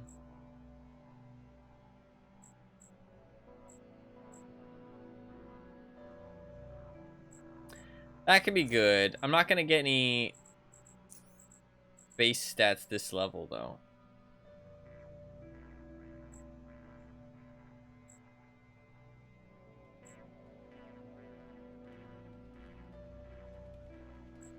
I think I get the, I think I get this. Oh, I have to, okay, I have to spend all the points.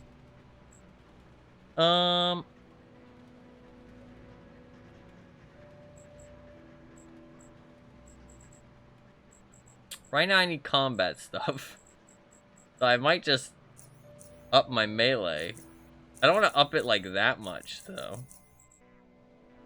Because then I'll fall behind on other things.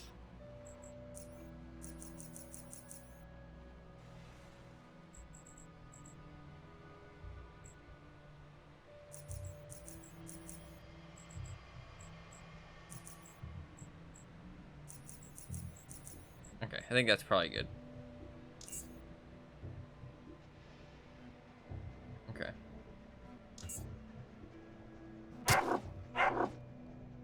Why did it walk around to then stab me? Okay, this is already going a lot better. I say. There you go. See, it's already going a lot better.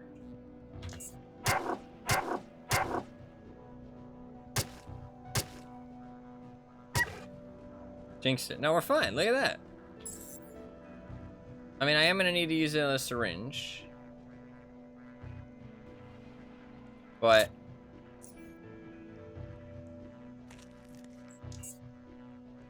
that is not too bad.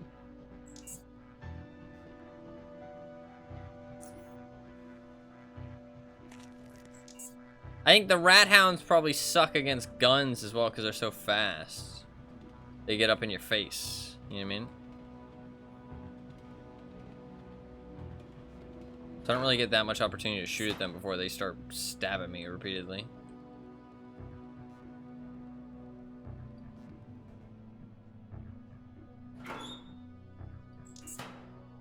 Another one of those emergency phones. I assume it's the same.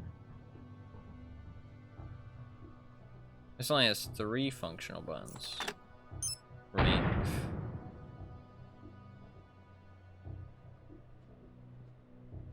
It's one of those types of games. How?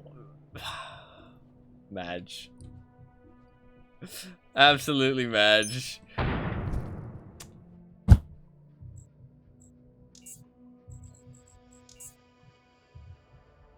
Okay. Oh, I have to do the combat again? Oh, fuck off. Oh, I probably have to level up again, too. I should have saved, I guess. I didn't think I was just gonna die to a mine.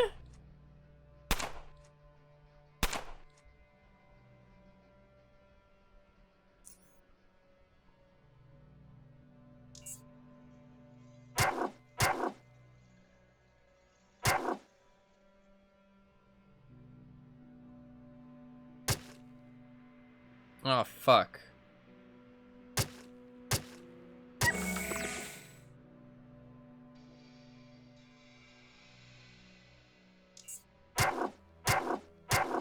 Still going better than before.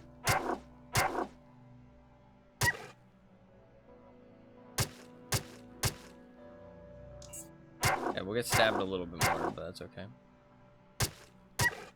Okay. Easy rat stabbing. Let's syringe up. Oh, there's no loot? Oh, I just need to end combat.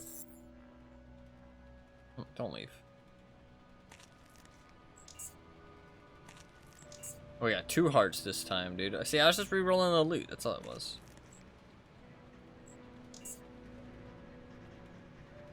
Rat hound, yeah.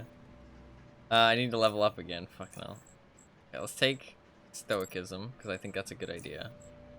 And let's buff our guns. Buff that. We go to like that. Buff that a little bit.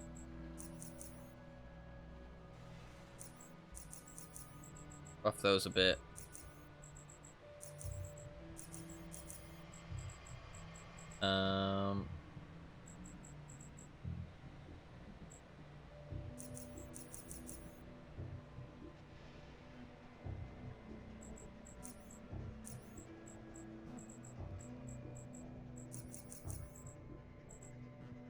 It's weird that putting a point into this gives it less. Huh.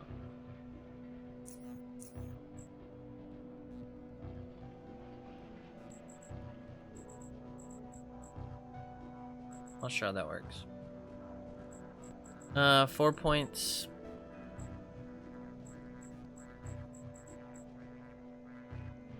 Maybe just more into evasion. I feel like... Why does this go down when I put more points into it, though? That's weird.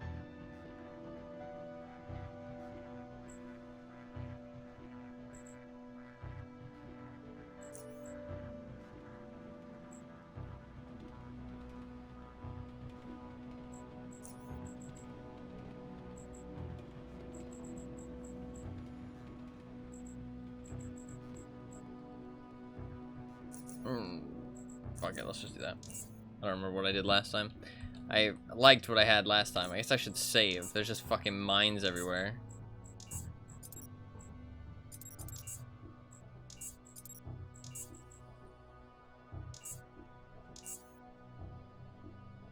I mean, like, what am I supposed to do about those mines? I guess just walk slowly?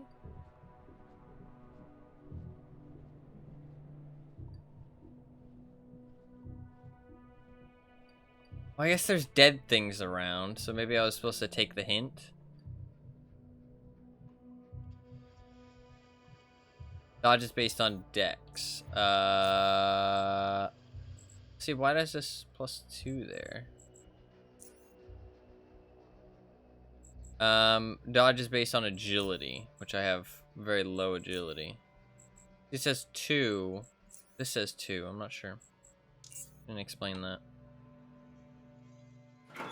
Oh, what do I do about these fucking mines? I needed more perception, I guess, to see them before I stepped on them.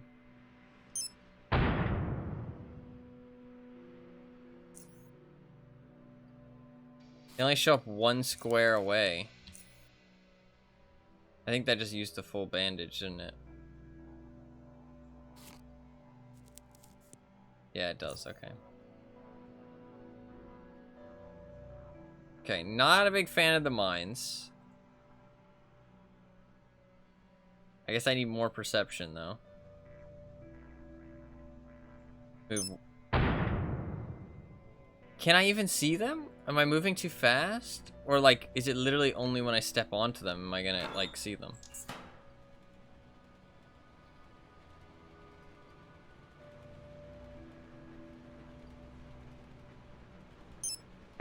I'm pretty sure it's when I click. I can't actually see them. It was right in front of that corpse. I'm gonna go over there, and I'm gonna see if I can actually even see it.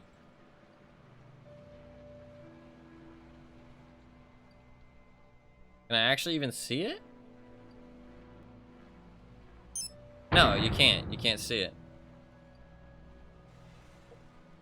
Okay, so I get, maybe you're just supposed to die. I don't really like that in games, to be honest. I don't really like when you're just supposed to die and just, like, learn from dying, but fair enough. At least not in a game like this, but fair enough. I mean, I don't know what else I really could have done. Skilled enough to see them. Yeah, but, like, I have points in perception, though. Not, like, a large amount of points, but I have, like, the default 5. Unless there's something else to spot traps.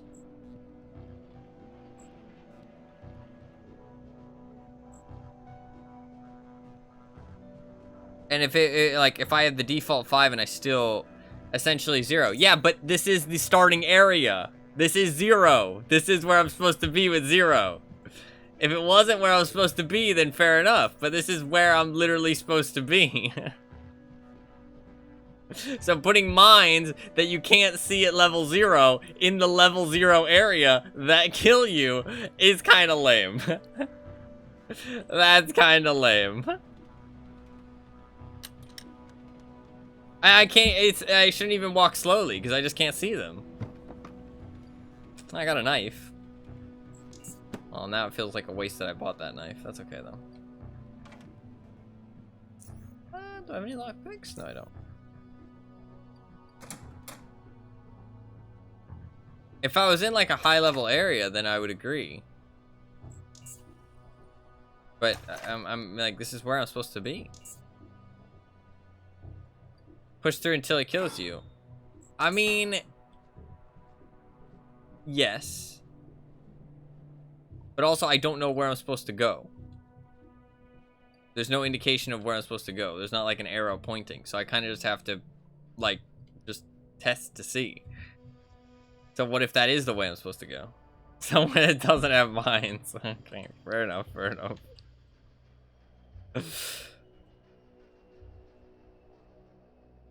I guess I'm going this way. There was dead corpses, which is a little bit of a, like, it's supposed to be a hint, I guess.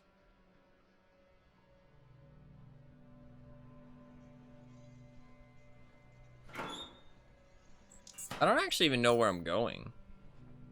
Cave tunnels to the north. Okay. So going to the north. I feel like with games like this, though, you need to kind of figure out, like, the pacing of it. And then once you figure out the pacing of it, you can kind of, like, earn. Instead of your entire existence. No. I mean, I'm all down for games that don't hold your hand. Don't get me wrong. I mean, that just feels a little, I don't know. Like, I mean, it's not even, like, that bad, because you can just reload the game. It's not, like, punishing. It's just I'm saying that I don't like the idea of just dying and having to learn it. But, I mean, I can just avoid the mines. This is true. I mean, I guess I can try stealthing. I don't think I have good stealth, though. Maybe I should have put, like, 1 point in stealth. I didn't realize having 0 stealth meant that I can't even see, like, if people are gonna spot me or not.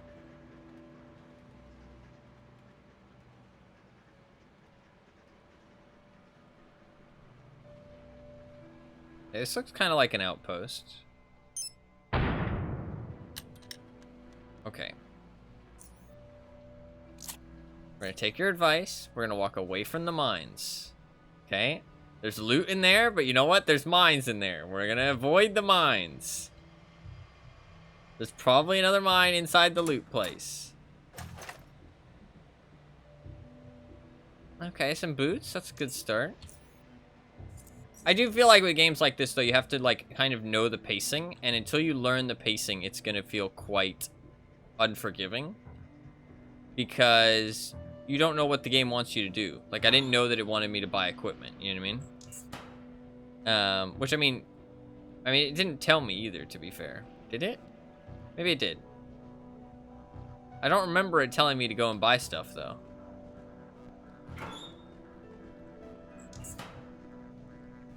He told me to go and talk to...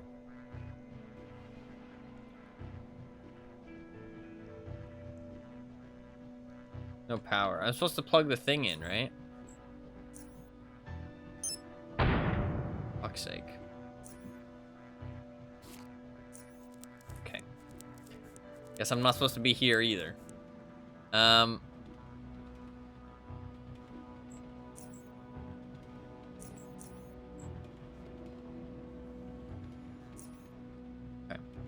We'll go this way. I already went that way. It's just rocks. Look at the map. It says I can go left. That's not right though, right? Is that model just not actually based on what the terrain looks like? Or did I miss something up here? Yeah, okay. Certainly is a gameplay mechanic. Yeah, I mean, I'm not a big fan personally.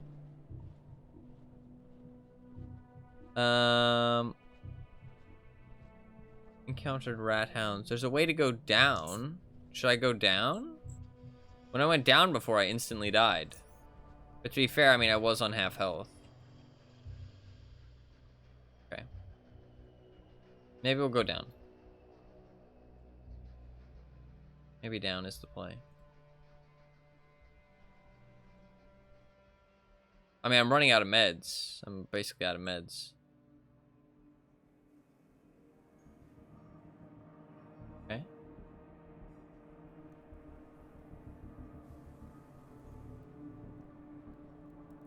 Didn't some of the guards mention not go down? Oh, that's true, actually, you're right.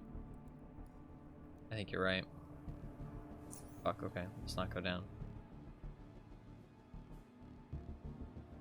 I'm really not sure where I'm supposed to go. Maybe okay. Maybe let's go back to the town and talk to some people and try and figure out where the fuck I'm actually supposed to be going. Because, I mean, it said cave tunnels to the north. I mean, these are like our rats. This is the basic shit. You know what I mean? This is where I'd expect to, like, the game wants me to go. Fight some basic ass rats. You know what I mean?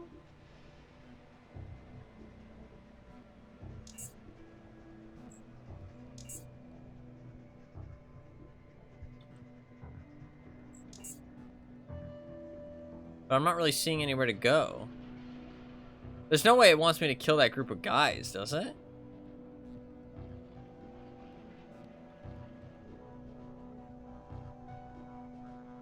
Alright, let's go back. Let's go back. Let's talk to some people. Maybe we'll figure out what's going on. No, not that way.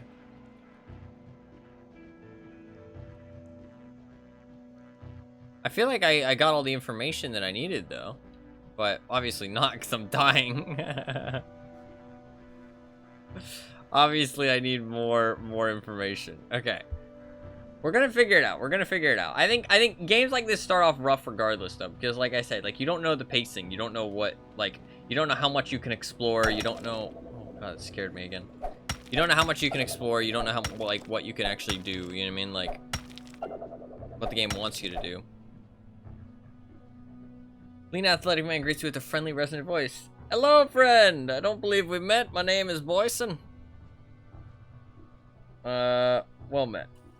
Well met, traveler. I'd love to chat, but as you can see, we're all a bit too busy right now. Is there something you need? Okay, no. Not useful information. I guess I should talk to him, actually. I don't think he's gonna give me anything helpful. I'm helping with clearing up the tunnel by using telekinetic manipulation. What? I can teach you psychokinetics if you're interested. I'm afraid I'll have to charge you. I'm not a scavenger and I'm not a manufacturer. Teaching is how I get by. What can you teach me? Telekinetic punch, force field, force emission, and electrokinesis. Oh my! Yeah, you're not helpful, Bison. Not helpful. Can you teach me how to stop dying? That would be ideal. Maybe I should have talked to this motherfucker. Maybe that was a good idea. Maybe this is the guy I should have talked to. Watch, he's gonna hook me up with a fucking assault rifle, some grenades, like... you must be Tyson. His name's Roman. I'm in charge of this barricade. Oh, he's not helpful. Fuck! Fuck you, Roman.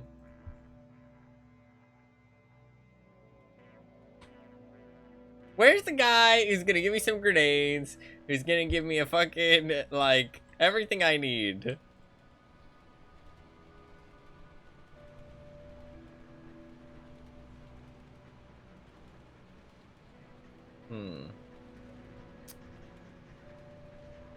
Let's go talk to this lady.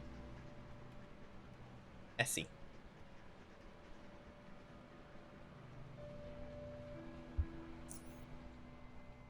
No, she won't tell me where to go. I feel like I'm missing something. Like, I feel like the game would have told me where to go. Did I, like, just not listen to them talking enough?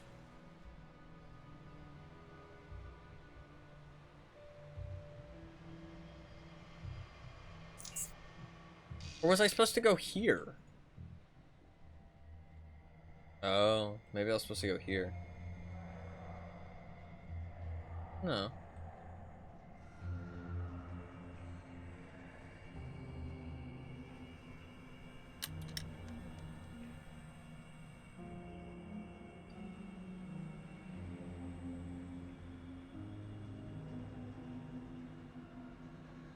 Captain Savannah.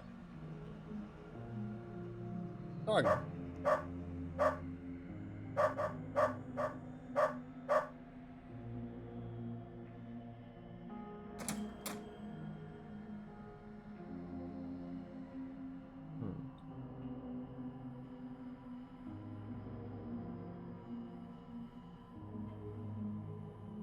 Okay, this doesn't look like where it's supposed to be. Catch the woman drinking out of a steel flask. She casually tilts it up and takes a swig. Her expression still a calm, neutral one. As soon as she lowers the flask and swallows, the drink sets her now fluttering eyes ablaze, her mouth hanging open, discharge a deleterious vapor while her lips undulate with searing pleasure. She clears her throat, closes the flask, and puts it back into her coat pocket. Holy fuck! She noticed you through her thick goggles, inspecting you for a second or two before speaking with a heavy, abused voice. You at the junkyard? Okay, junkyard's not where I'm supposed to be going.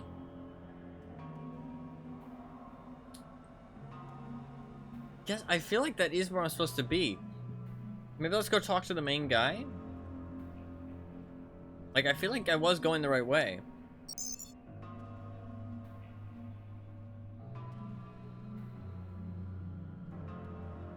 Exploration is meant to be one of the main facets of the game. Without the stats or gear to see mines, though, it feels... Yeah, like, I feel like I'm getting punished for exploring, but I'm being forced to explore. Like, that's the problem. Like, if I had an option to either know where I was going, then it'd be fine. Or if I had the option to see the mines and not get punished for exploring, then it'd be fine. But I don't have an option to do either, I feel like.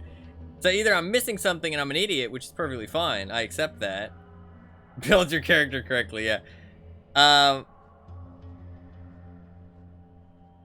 Either I'm missing something and I'm an idiot, which is perfectly fine. But if not, I just feel like it's kind of an unfun mechanic to have literally in the first area of the game. Especially when your, like, resources are so limited. Like, I've used pretty much all my meds at this point now.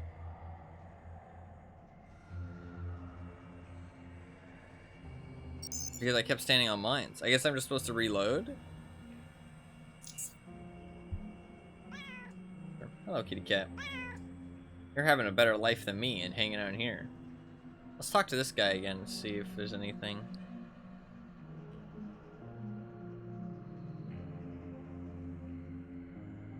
What can you tell me about this outpost?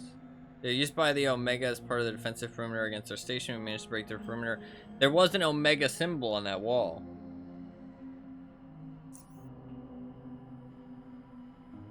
One of the entrances to the Omega base lies to the north of them.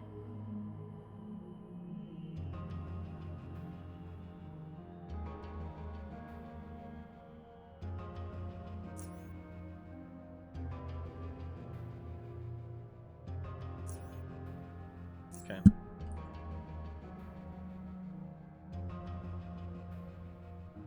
There was an Omega symbol on that wall.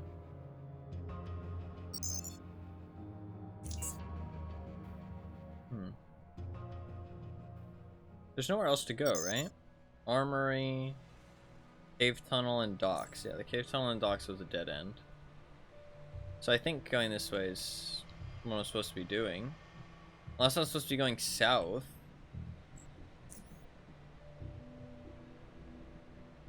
But it said cave tunnels to the north. So, I mean, that's the only direction I have, so I'm going to follow it.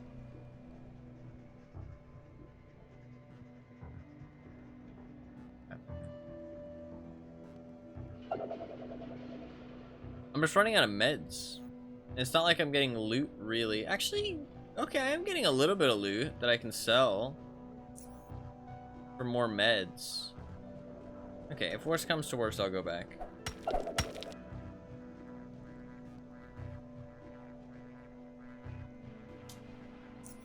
I don't know what I'm looking for, though. I kind of skipped over that. Maybe I should have talked to the engineering guy again.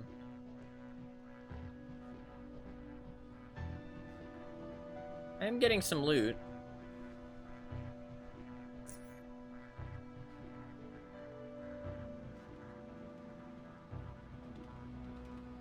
I should have probably sold my stuff and gotten more. Okay, this is where the mines are.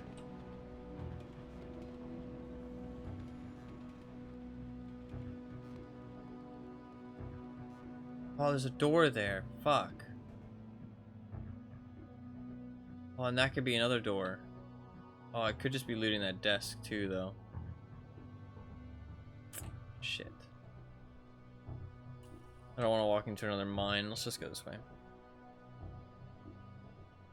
There's mines here too, though. Is there? Mines everywhere. That was the dead end, so this way. I can't fight those guys. There's no chance. Okay, let's go this way to where the Omega thing was. There did look like there was a generator on the wall, but I couldn't interact with it, so I didn't actually think it was an interactable thing. But this looked like an outpost, because... Where did I see that generator thing? I saw a generator somewhere. I might take another mine hit here, though. But... Gotta do what you gotta do. I swear I saw like it looked like a power box.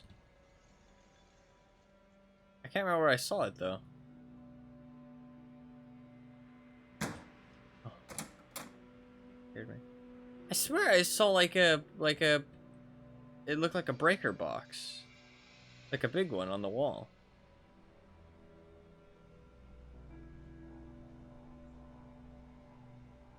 Am I dumb? I swear I saw one at one point. Where's the thing? Yeah, flux controller. It's not like something I can right click and use. It should be interactable, so. I'm gonna walk in here. If I get hit by a mine, that sucks, but.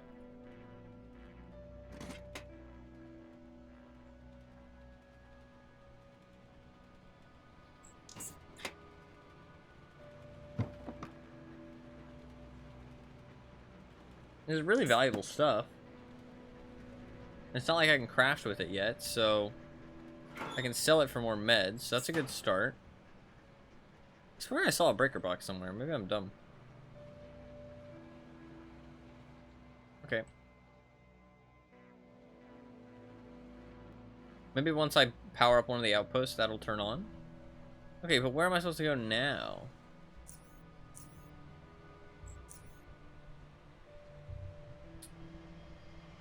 I'm gonna go try this door. I might get hit by a mine again, like I said, but...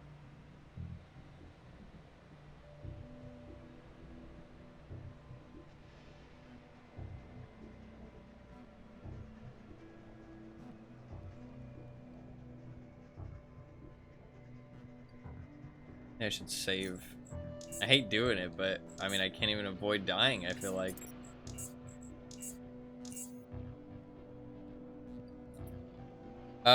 Can you make a save, find a mine, and reload, and stand next to it for a few seconds? Yeah, I can.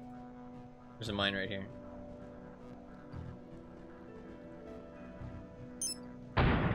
That's right there.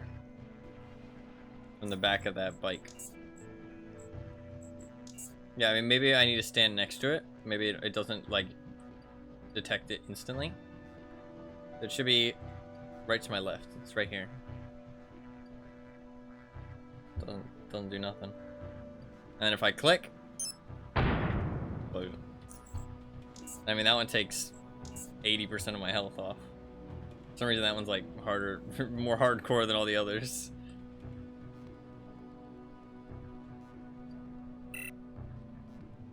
I don't have a hacking tool, do I?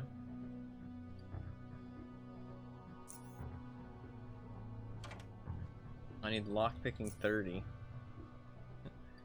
I can give it a try. Oh, is this gonna waste my lockpick? Wait, let's not do that. I maybe fucking open up the help. No, this is not helpful.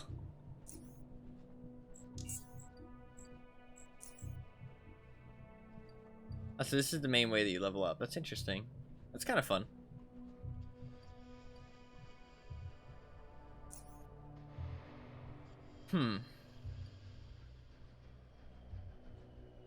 Okay, now what is the question?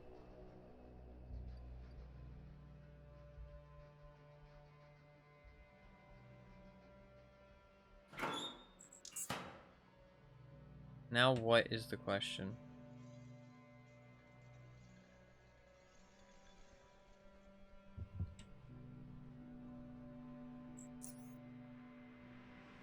I have no idea.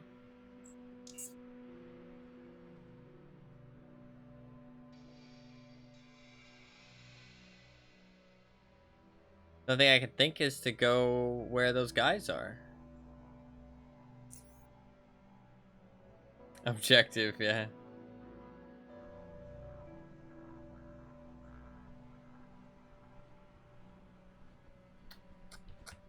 There's a way down. The way down seemed dangerous. There's two ways down. Oh, I haven't gone through here. I'm a dumbass. I haven't gone this way. I missed this one. Random mines and reroll, dog. Okay, I might have just picked a bad play, honestly. Okay, there's a rat. That's fine. Okay, that's fine. Oh, I should have entered combat first. I was literally about to, but I didn't press the button fast enough. Okay. Oh, I didn't mean to click that. Oops. Okay, that's fine. We got it paid off. Okay. Let's move. Let's use our movement. We'll take a shot. We got enough ammo. Oh, I don't have enough. That's okay. Wait our turn. Oh, I should have moved the rest. My bad.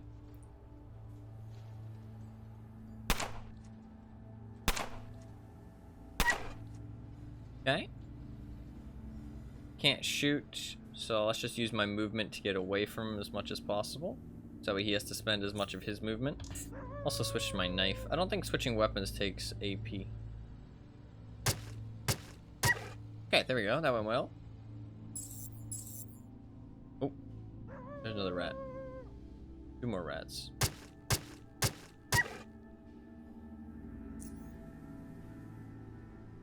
Shit. Okay.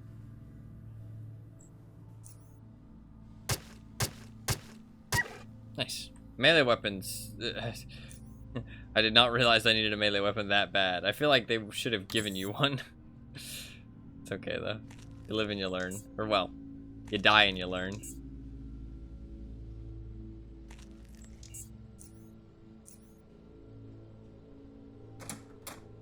Okay, this looks like where I'm supposed to be. I didn't see this before. That's my bad. I didn't know there was this way to go. Would have tried it earlier. Okay, some explosive barrels. This looks really promising. This looks really promising. Is that locked? But this, oh, okay. There's just like an open hole on the side, but no.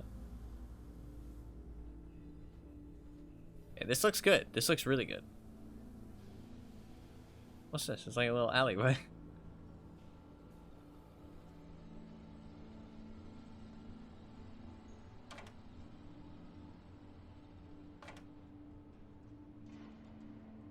Oh, okay, there's a guy.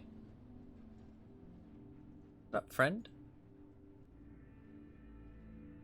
Oh, is there? No one else is allowed inside for now. What if I want to? Oh, you're right. Yeah, it's a cracked wall. That's a good spot. Okay. I think when they exploded, there was like this big. Aww. Really? I felt like that was gonna work for sure. Sag. Okay, let's reload real quick. Robbed, yeah. That was a good spot, too. Okay, if there's a mine here, I will die. This looks dangerous. I'm gonna avoid it. I'm gonna take your advice. I'm not gonna wander into stupid scenarios. That looks bad. Oh, I could shoot it, actually. That's not a bad idea. Let's shoot it.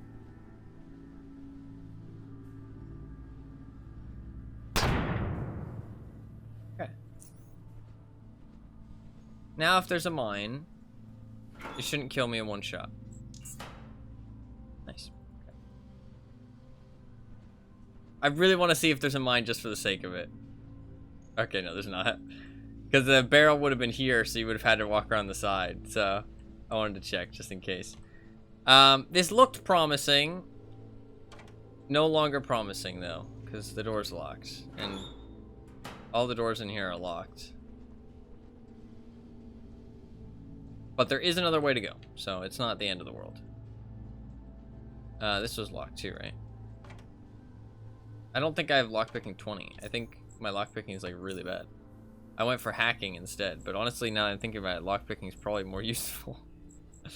Maybe having 0 in things is like really bad. Maybe I shouldn't have 0 in anything. Maybe that's a bad play.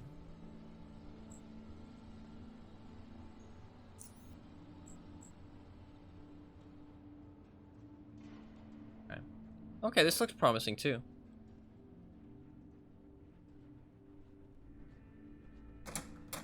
Okay.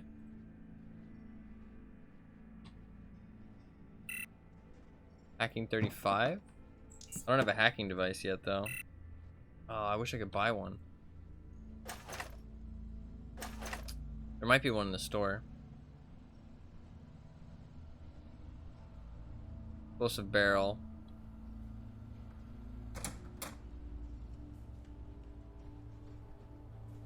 Here. Oh, dog. Oh, shit. Oh, it's these guys. I could draw the dogs into the explosive barrel, potentially. Oh, he saw me. Fuck.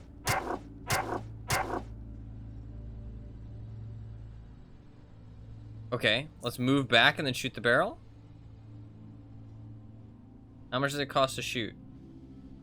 16 AP. I think. Those values in the corner are really hard to use.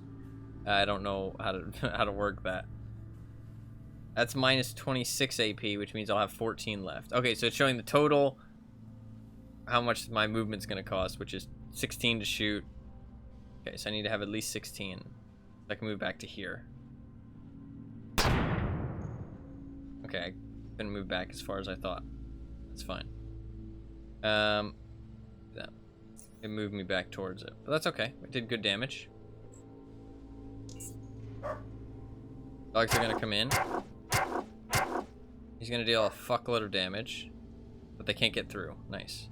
Okay, I'm gonna stab the first one.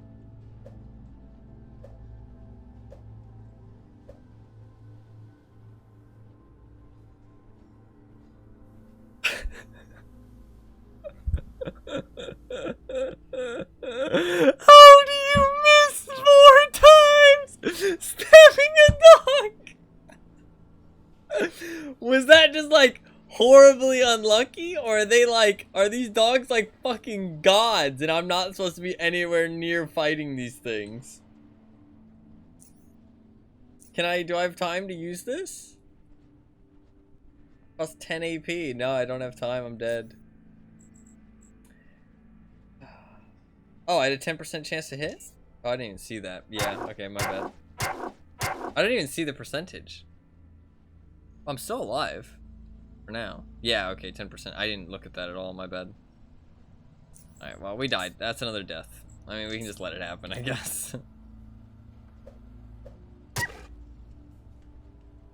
I mean... Okay, I have 40% chance to hit with a gun.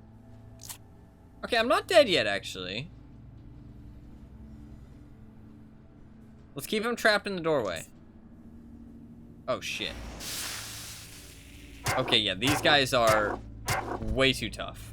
Way too tough. Okay, that's another death. We'll slow the autosave. I didn't see the 10% chance to hit. That's my bad. I mean, still, like, if I just get into combat with them, though.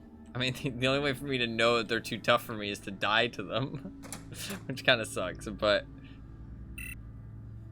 That is my bad for not seeing the thing. I should have looked before I attacked.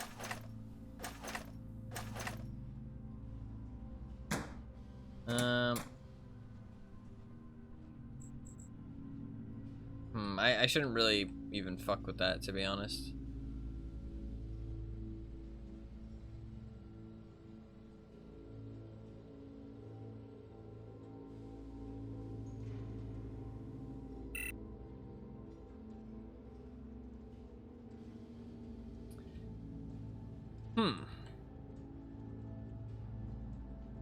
I swear it said I could, like, get some info about my enemies. I mean, I can see how much health they have, but that doesn't really tell me how tough they are. I mean, 70 health doesn't seem that scary. But, I mean, even at close range, I only have 40% chance to hit with my gun. So they end up being pretty fucking scary. Now where do I go?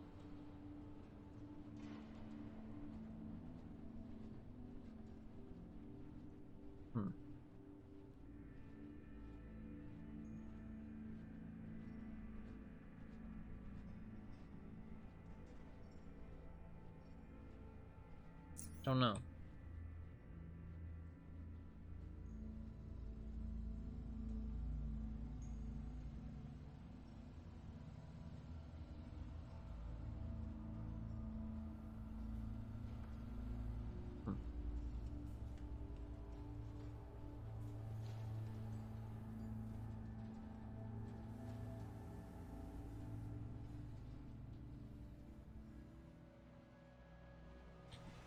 So that's to those guys again. I could try going down. I don't remember if the guards did say not to go down.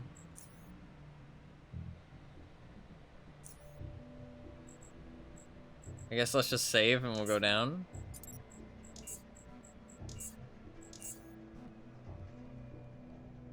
See how it goes.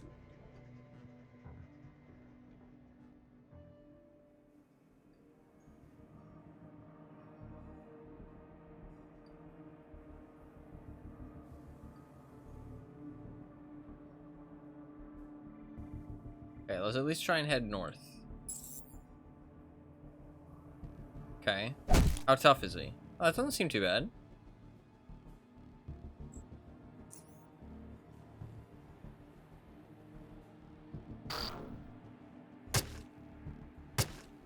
Okay, these guys aren't too tough.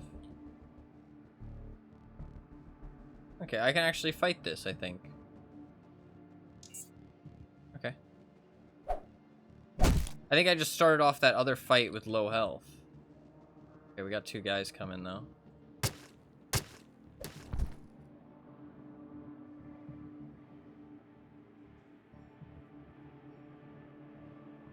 Oh! Okay, it's yellow and green. I was getting confused, but it's yellow and green. So if I move there, I'm gonna use 7 yellow, and I'll have 9 yellow and 14 green. That makes sense. Okay. So you can't walk diagonally. Oh yeah, around a corner you have to go around the long way. Okay. These guys I can actually fight. This isn't too bad. He's gonna shoot me. I do have a good chance to dodge ranged attacks though. Yeah, see, look at that. Okay, this isn't too bad. I think the other one I got into the fight like immediately, you know what I mean? Like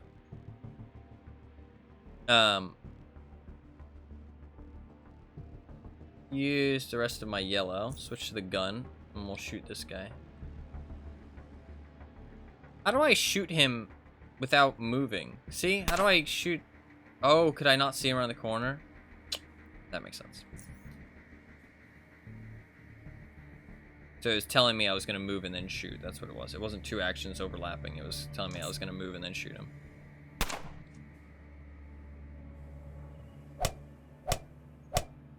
Okay, that hurt really bad.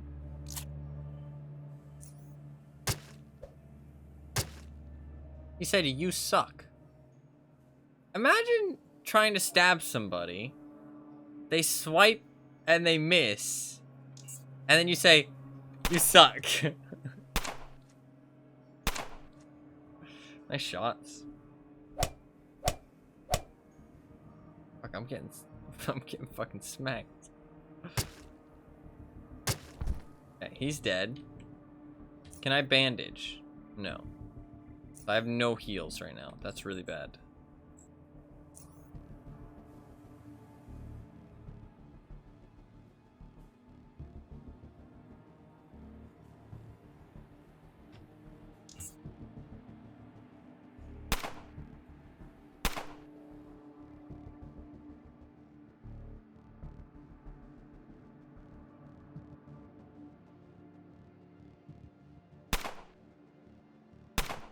Man, these guys are toxic.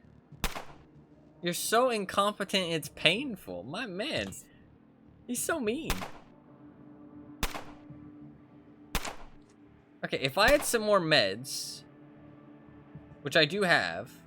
Oh, I should use my sonic abilities. Fuck, I have money to go buy more meds. I could come down here.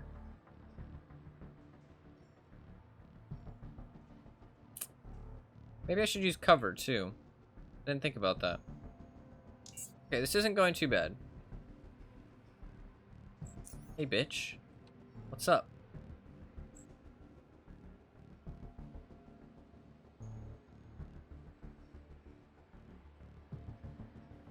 Should I use that? Or should I just go for the stab? I think the neural stuff is kind of weak.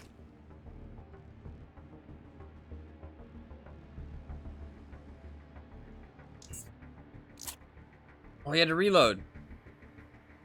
Oh, my kneecap. Oh, he healed, you fucking asshole. He fucking healed.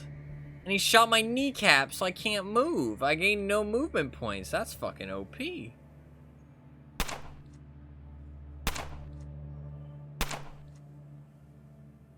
got some really good luck there, though. If he doesn't kill me... Oh. Okay. I think we're okay, though. We can do this. This isn't too bad. Eminently doable. No, yeah, this is definitely doable. I could actually go this way. Especially if I get the drop on them and kill one of them. That's definitely possible.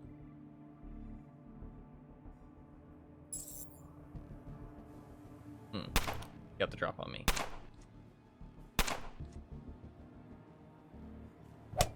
Ow. Okay, let's get around the corner. Let's only use my movement. Switch to my gun. Oh, I do have to stand there to shoot him. So I wasted a little bit of AP there. That's kind of bad. But I can use the rest of my movement back up around the corner. So I could have gotten one more shot in there. That was my bad. He will probably... Oh, fuck. Probably gonna get stabbed a whole bunch. Or smacked. Okay, I should use the bandage while I still can. I can't. Oh, cannot be used in combat. Ah, okay. I need syringes. Okay, I didn't know that. Let's do this. Let's kill this guy. Then let's go for a shot on him. I don't have enough action points. That sucks. Let's get into cover. Then he'll have to get up close to me. Let's pop a heal. And then I'll end my turn.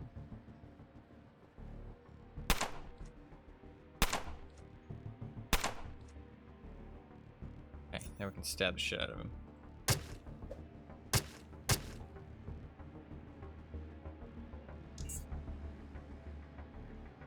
Okay, we got the sledgehammer guy. He healed up. And how does he have time to heal? I mean, I guess I could do that too.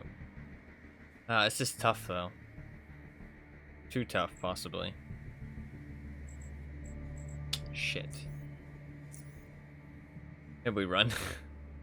I need more heals, that's the thing. If I have more heals, I could do this for sure.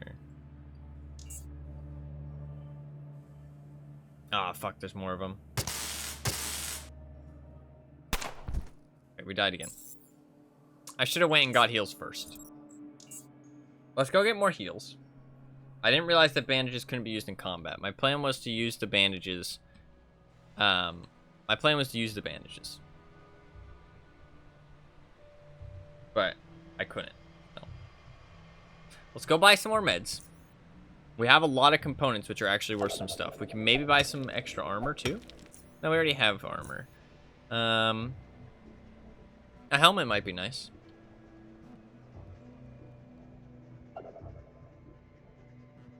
We'll see what we can buy.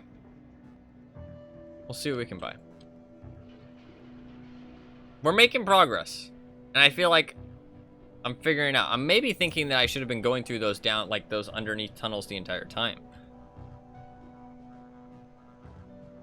I don't know, it does seem tough though. But if I had gone through those tunnels immediately with the belt and the knife, I don't know. No, true. No, yeah. I mean, I'm not surprised. I just didn't know. This is the docks, right? Yeah. Okay. Engineering and cyber labs. I might be able to buy a hacking tool, which would give me a lot more loot. So I'm tempted to see if I can find that. Hacking tool?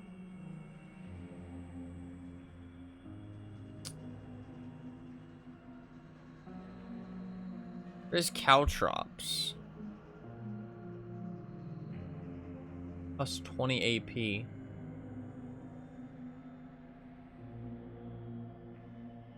Those could be nice. They're 80 each. It's not too expensive. That's actually quite cheap. The person in chat earlier seemed to think that traps were a good idea. So maybe that's a smart idea.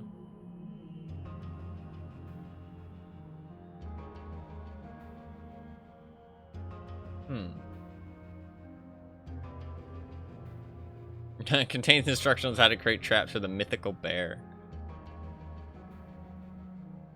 Okay. How much money do I have? I have 230.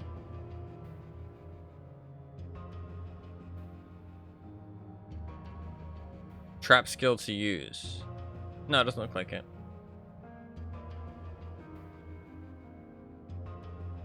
Steel spikes. These are 240. I can't craft any of this stuff yet.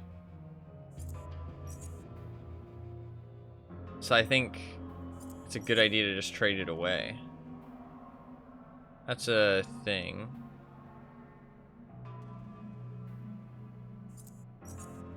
I think it's not that big of a deal to just trade some of this stuff away. Maybe I should buy some caltrops.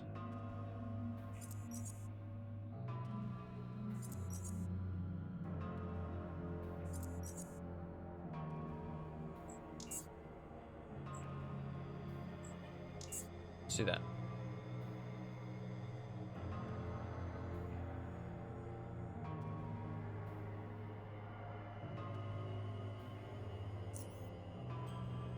Okay.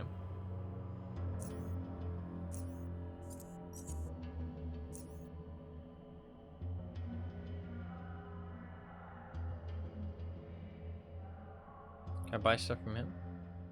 No, okay. I was wondering if I could buy a hacking tool. Okay, let's definitely go buy meds.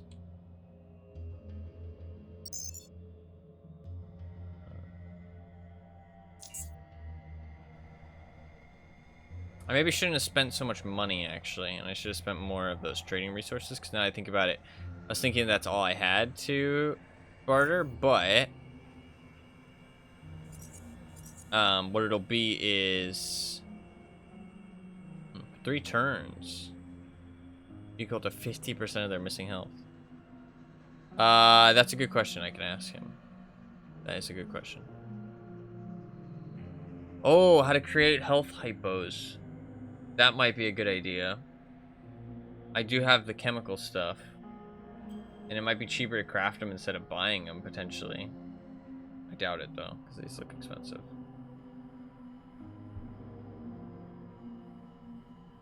That's like a poison. Interesting. It's kind of nice. I don't have any bleed on my knife, though. Do I have a knife that... Does this knife do bleed? No. Sadly, I bought the knife that does not do bleed. It's actually just a better version of my knife. It does 8 to 14. Oh, it is just a better version. I bet. I wish I could compare. 125, 125. Oh, damage that penetrates the armor is increased by 25% against organic targets. It also, mine does more, increased by 3% for every point in strength. This is probably still better, though. This 3% is quite low, and my strength's not that high. And I'm probably not going to be penetrating armor, right? I think that's probably better. This might be better later on, but the knife's probably better for now.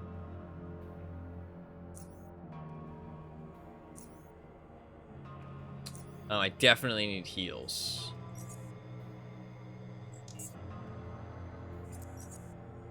Those are worth nothing. I have nothing he wants to buy. I might have to sell all of these. I might keep one. I mean, the size stuff seems... Why does it say no?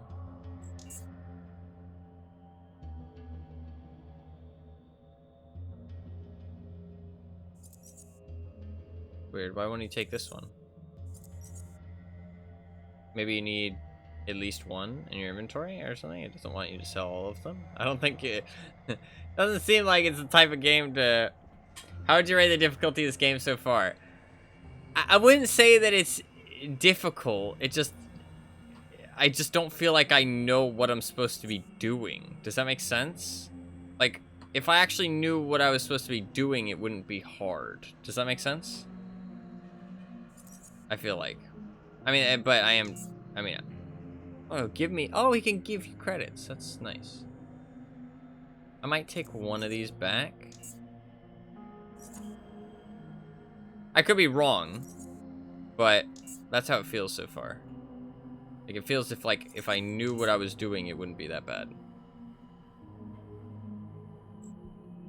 Alright, we can get 5 heals. That's quite a lot of heals. Okay, and I don't really feel like the size stuff's that useful. I honestly feel like I kind of fucked myself by doing the size stuff, honestly.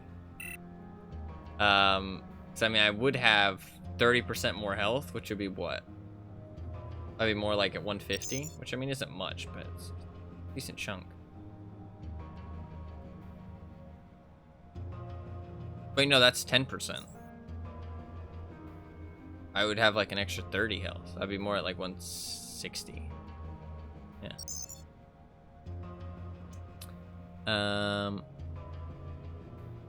Where am I going? Engineering. We'll talk to the guy and see if he sells anything. And after that, we'll go to the armory. And then after that, we should be good to go. I mean, he does sell stuff. Ooh. Looks like hacking stuff, potentially. Digital timer, shock bolts, active goggles, perception. I mean, that might be enough to see some bombs. They're 2,000 though. Gear lens. Metathermics. It's 4,000 though. Thought control. It's like headbands. Electronic. Oh, hacker. Oh, it's only 200. It's only 18 difficulty, but I should get one. Because there's always the chance I get some more loot. Also, 60 value for lockpick? Seems worth.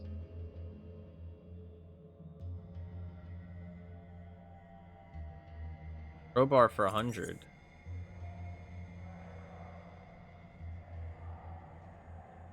I need the cells, though. Yeah, I need the batteries. I have, I swear I had, like, small batteries? I could be wrong. I can buy some, though, because he'll buy these electronic parts. I guess I don't have any batteries. I thought I had some, but I do not. I can buy some batteries, though, potentially.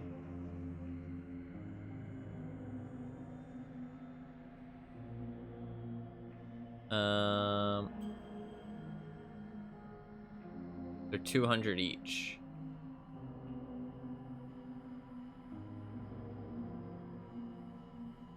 Okay, how many should I get? That gives 30. Okay, I'll take like 2.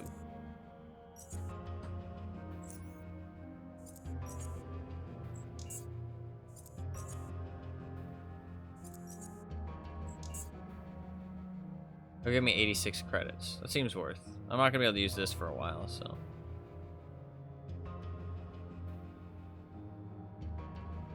I think this is useful stuff. Cool. Could have maybe sold that instead. That's fine though. Alright.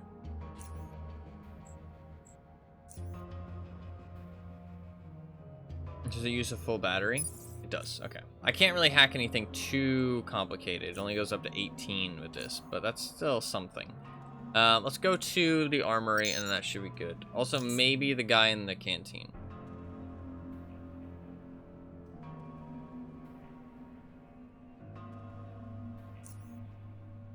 Okay, what does he have? He has ammo? Do I need ammo, really? I'm getting a little bit low.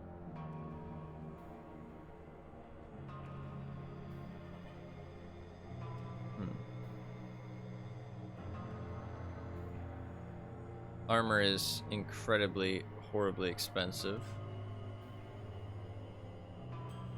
More caltrops. Triggers. Grenades are 350 each. It might be nice to just have a grenade, to be honest. And it might be nice to grab a balaclava. Do I have anything that he'll buy? Yeah, I have a pistol frame. Do that. Let's buy a balaclava. Oh, this lets me build one. Let's do that first, just to see.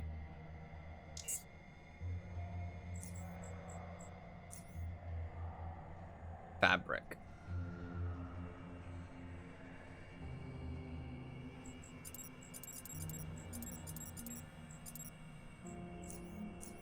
Okay. Where would I get fabric from? Maybe the guy in the thing? Okay, so let's not buy that yet then.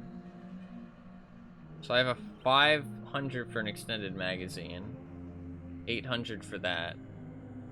400 if I want to sell that other knife, which I'm kind of tempted. 19 for each one of the... Oh no, that's only 1 for each casing. Casings are just 1.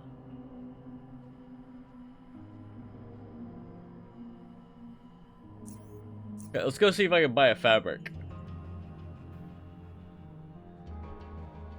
Because getting like a little bit of stealth might be a good idea. Let's go to the cantina. I assume fabric could probably be on this guy.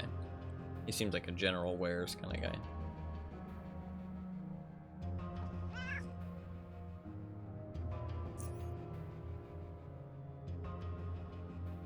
He's got nothing. Does have armor. What's in my armor? 17. That's 22. He doesn't buy anything but money though.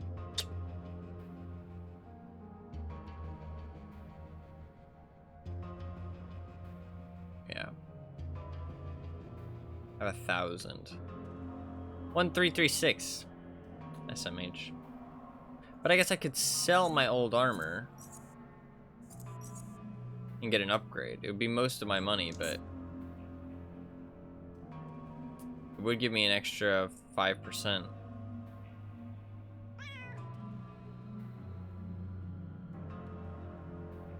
It's tempting. I kind of feel like it's a good idea. I can get more money. I'm gonna do it. I think it's a good idea. I need a fabric. I have rat hound leather. I need tailoring though. Not sure I can buy fabric. Or I guess I can go down here. I haven't been down here yet. This is the animal place, right? And like the botany. Quentin. Oh. I was supposed to talk to this guy, wasn't I? Oh no, he teaches stuff. Come to a rangy man with long hair who's cutting open the head of a large monstrous creature, formerly an untamable beast. It is now but a stiff volunteer to post-mortem dissection. The science. And soon enough, the man makes the final incision, after which he pushes his hand through to extract a single long, sharp spine. Greenish, sticky fluid dribbles out of the opening and all over the floor as the man wipes the spine clean before laying it aside. And that is the moment in which he notices you. It's like fucking Dr. Zed vibes. Careful, you don't want to get in contact with its toxin. He returns to cutting to the teacher as he talks to you. My name is Quentin. Don't bother introducing yourself. I know who you are. You're Tycidus, and you just got admitted to the station. I'll shake your hand, but you can see why that wouldn't be a good idea. Oh, yeah, it's psionics. Okay. Fabric? Only the leather. I also am going to need the stats to actually reload a weapon with acid vials. It's only an acid-based weapon. Okay.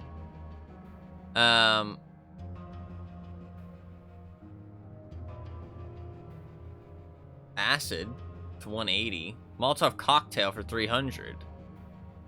That seems worth having at least one of.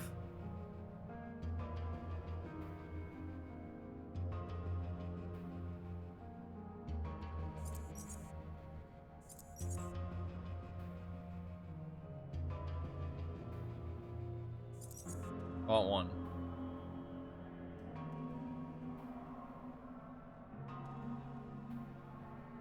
Oh, antidote might be good. If I get poisoned. I'm gonna buy one antidote too, I think. I don't understand what's up with this him not buying everything. Like, he doesn't want some of them. Very odd. Do I skip the antidote or I skip the Molotov cocktail? I can't get them both. Oh no, I have leather. Oh yeah. Boom. Okay, we are getting prepared. This is how we get prepared. This is how we get prepared. I feel a lot more prepared now.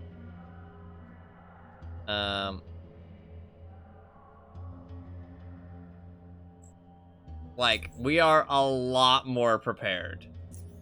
Now we go to the armory. We'll buy a balaclava, which will give us a little bit of stealth. Okay, now we're getting somewhere. Now we're getting somewhere. Yeah. We'll buy a balaclava.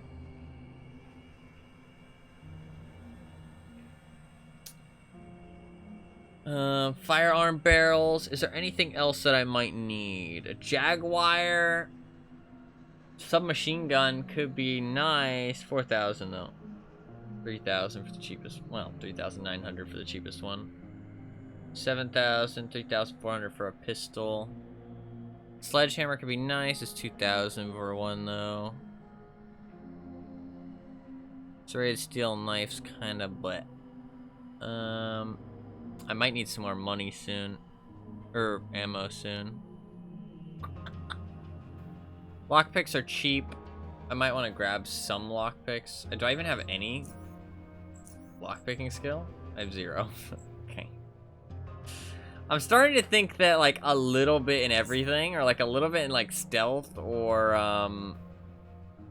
Like, there's a couple skills that I feel like having at least something in them is a good idea. Like, I feel like you can skip throwing and crossbows. Like, you can skip 3 of something and just go for one thing, right? But then you kind of want to have at least some stealth, some hacking, some lockpicking, some traps. You can maybe skip pickpocketing. You know what I mean? And maybe for the crafting, you can skip some and then just buy that stuff and then craft the other stuff. You know what I mean? Also, the size stuff might be a bait because I've spent a lot of my points on it so far. I could maybe learn some more skills, though. Maybe that'd be a good idea. It's not a bad idea. Okay, balaclava I definitely want. Other than that, I think just some more ammo.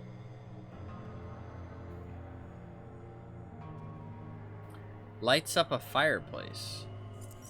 That seems useful. I'm not sure why. I might get some points in lockpicking soon.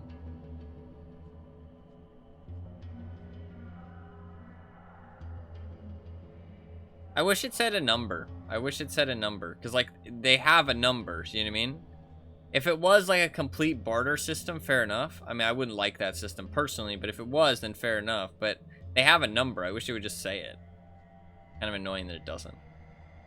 I don't know. At least in my opinion. I have no use for bolts. No use for 9mm rounds. No use for that.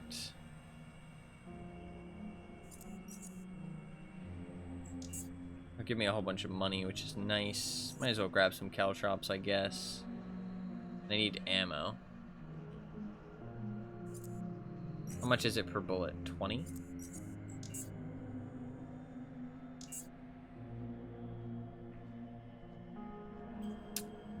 Um, 60 shots. I don't really need casings. They're not really worth anything, but might as well just get rid of them.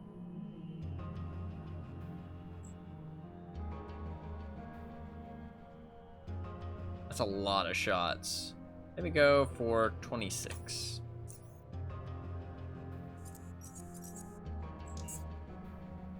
Okay.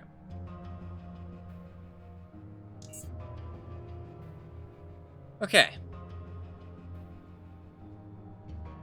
I feel relatively prepared.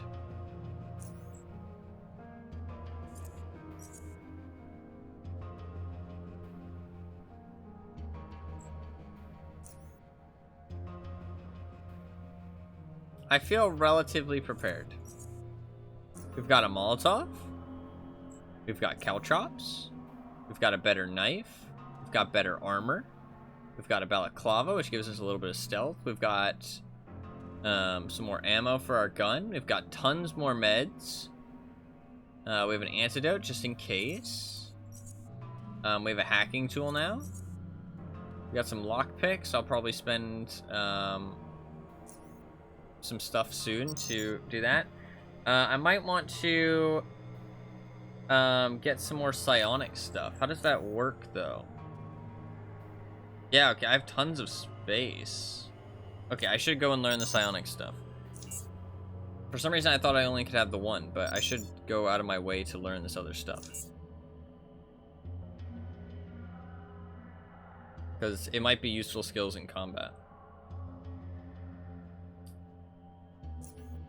You interested in learning perhaps? Yes, will you teach me? Tanner's test, so yeah, I'll teach you if you perform one little task for me. Figures. Indeed, nothing is free. You see, I was conducting some experiments on rat hounds a while back. It was quite close to a breakthrough until a little incident happened and Brett forced me to get rid of the creatures. Turned out to be Lord Snoke. True.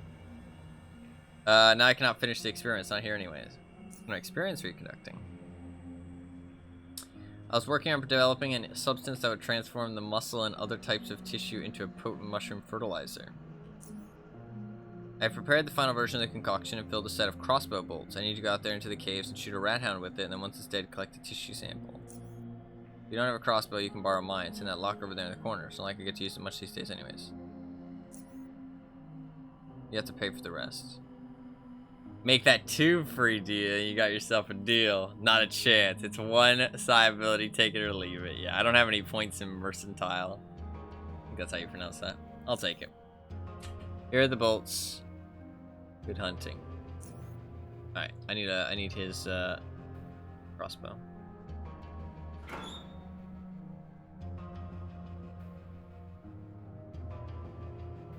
Okay. Mercantile? Is that what you're saying? Mercantile? Or mercantile? Mercantile, yeah, okay. Let's reload. Kind of annoying that I had flat 60 bullets, but you know, we're gonna use them anyways, so it's fine. We now have 59. Almost nice. We do have a crossbow. Wow, this actually seems pretty fucking nasty. This gives me so much Dr. Zed vibes, like the walk in, they're doing an experiment on a table. I mean, it's like normal Doctor RPG stuff, right? But they're operating on something, and then you go and you, like, they want you to go and shoot a thing with a specific type of thing and then bring it back. Like, that's literally exactly what happens in Borderlands 2. Like, literally to a T. But it's pretty common RPG stuff. True.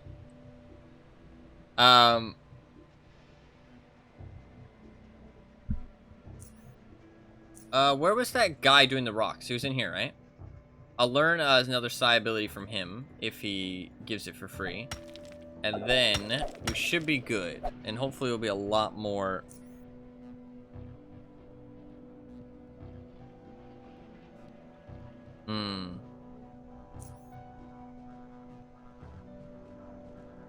Now you prepare for combat, yeah. Oh, 50 credits. Oh god, 50 credits?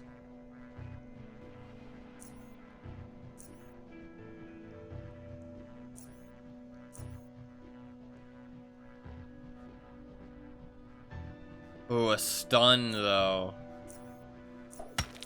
How much is 50 credits? It's not that expensive. That's worth, actually. Do I have anything else I could sell for credits? Let's go back. Let's go sell some stuff. Let's go sell some stuff. That's worth for the credits. 500 is not that bad. Wait. He doesn't want value. He wants credits. Oh, fuck that. No, that's way too expensive. Holy shit. Wait, no, he said 50. I'm dumb. I'm getting so confused. Listen, though. I keep getting confused with the value versus the credits. It's really weird that you have a credit. I like it, actually. I like that it, like, you have a credit that's not worth exactly, like, it's not worth 1, you know what I mean? But it is confusing me. I don't understand why this isn't offered. I do need the bolts. I don't need all the bolts, though.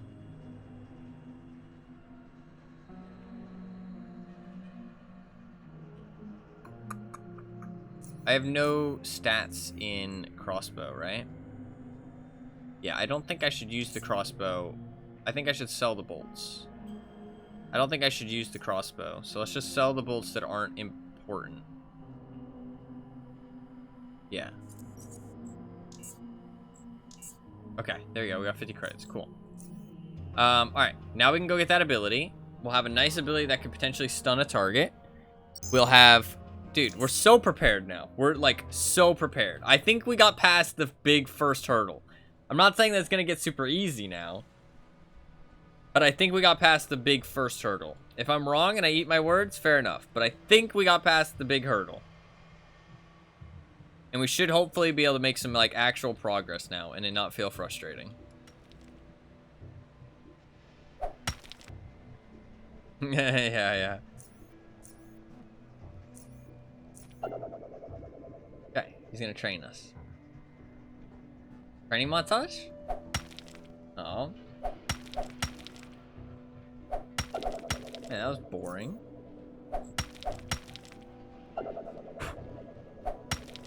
I expected like a training montage or something. Or to be sent to a weird place. Alright, we got a psionic punch. Cool, cool, cool, cool, cool. Telekinetic punch. 16 to 22 damage. Pretty decent damage. Stunning it for 1 turn. Unless it passes a fortitude check. Okay.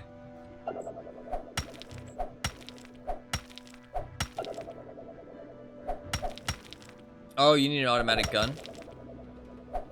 Yeah, you probably need an automatic gun for this. Okay. Hell yeah. Let's save.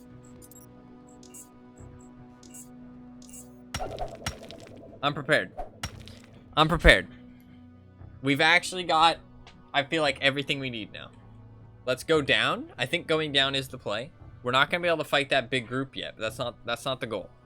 The goal is to go down into these tunnels. These tunnels are dangerous, though. Let's pop our stealth. Let's head north.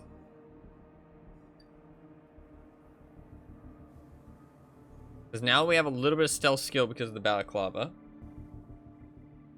I'm hoping we don't get insta-spotted.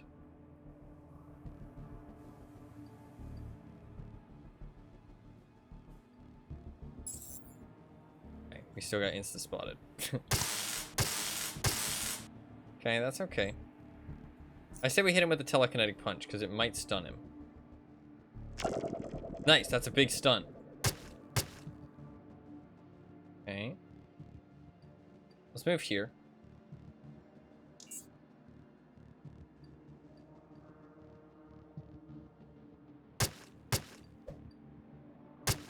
Nice. Okay. Rip side points. They go back up though. It's just my reserves. I'm not sure how that works exactly. Oh shit, look at this. Holy fuck. Okay, now we're getting somewhere. Now we're getting somewhere.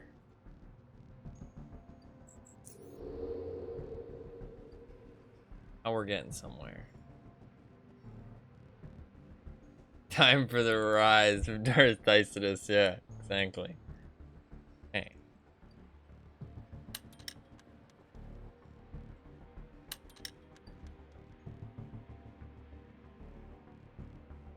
I don't want to just explore a little bit. I think that it's not really grinding, but I think I should at least like explore and get some loot and stuff. Oh wow, this is where I'm supposed to be. He wouldn't open the door. Okay, it's that eye.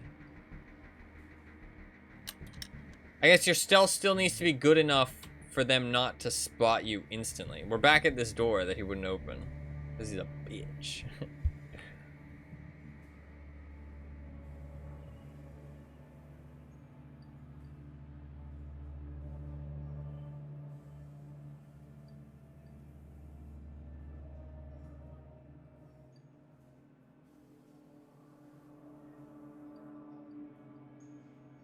So I think my stealth, I'm still gonna get spotted instantly, potentially, because like it's not high enough so that when I go around a corner, like I'm already in their face and it just insta spots, you know what I mean?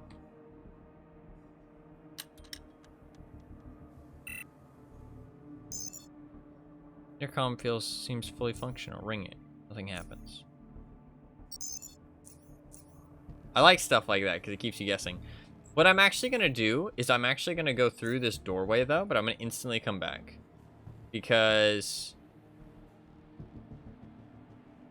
I want it to show up on the map. These little passageways don't show up unless you actually go through, it looks like. So. I wish the map was a bit more detailed. I hate games that don't have good maps and you have to remember everything. Because, like, my sense of direction is good, but my memory is fucking atrocious. So I can't remember anything. It's like... Shit. Okay, you missed the kneecap shot, thank God. Okay. I'm thinking we move back. I have so little movement. I am more effective in ranged combat right now. Can't see that other guy. So I'm potentially thinking to just shoot this guy over and over again, honestly.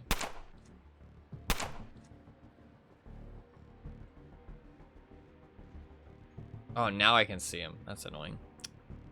Shit. I'm gonna take a lot of damage, I think. That's okay. I can hit Apo.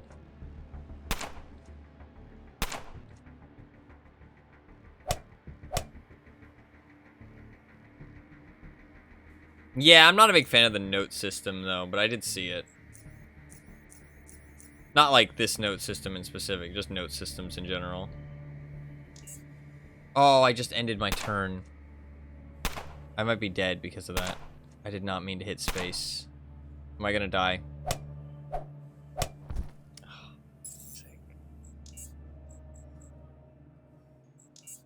Oh, it auto-saved though. That's good. I did not mean to end my turn. If I could clap. I did see the, what'd you say to...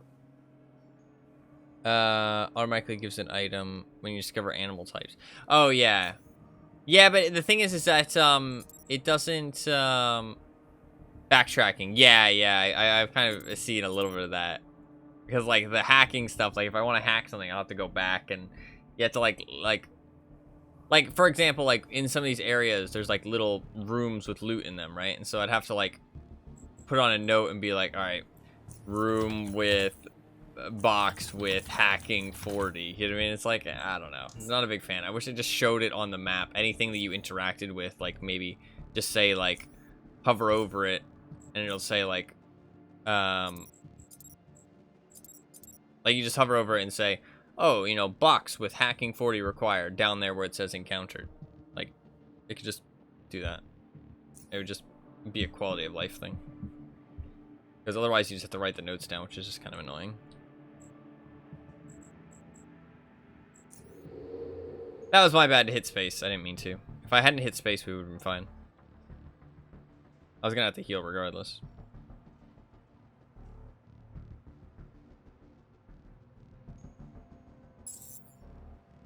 They still see me instantly. I feel like the stealth is, like, not very useful. I'm focused, which makes me feel like I want to, like, use it, but... Oh, I could telekinesis. Now I can see him. He did resist it, though. Oh, wow. These caltrops are huge.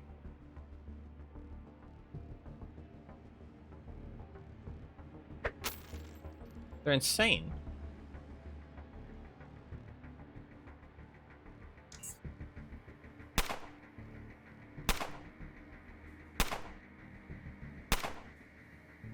No, yeah, no, it seems pretty cool so far. The start was pretty frustrating and kind of unfun. I'll say that much. But to be fair, I think it's gotten better now. Ugh. Should I pop my thing? Thing is, there's caltrops there, and I'm in cover, so I don't think I should waste it yet. Oh, he moved through them.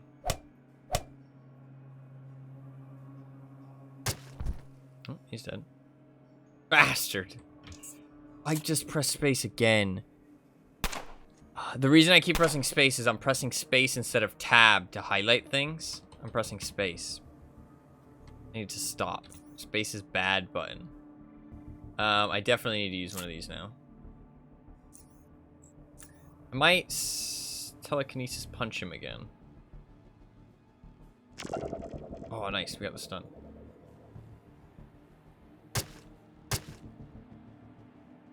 So, he doesn't get... Yeah, he doesn't get that turn. Oh my god, that telekinesis punch is so good. Okay, okay, okay. No, yeah. Yeah, I've got like a couple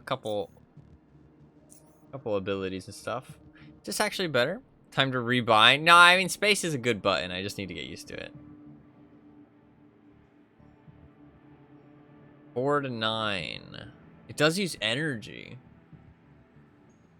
7 to 12. But it does do the energy damage. This seems good, honestly. I'm gonna use this. Although maybe I should save it for when there's a tough enemy. Yeah, I'm not a big fan of crafting systems usually, but I haven't actually done anything, obviously. Oh my god. See, now we're starting to get lots of loot. And I feel like this is where things get a lot easier. Can I walk through these? Nope. Oh, but he would have stepped over them, right? Nope. Okay. Okay. Okay, okay, fair enough, fair enough. It's also option. Yeah, yeah, it looks like you can buy a lot of this stuff if you don't want to craft it. You could also, like, just take part in, like, some of the crafting, right? I mean, I assume. That's what it seems like. Like, you can just level up specifically, like, mechanical or whatever, and then just buy the rest of your gear. That isn't that kind. Fuck. Ow. I do like the stun. I have to walk around the corner, though. That's kind of annoying. So... it is going to take my 5 movement. I feel like I never have any movement. I guess that's because I picked a character that doesn't have much movement, though. I feel like the stun is worth it. I'm going to go for it. That stun is really good. I'm going to walk back around the corner just because he has friends.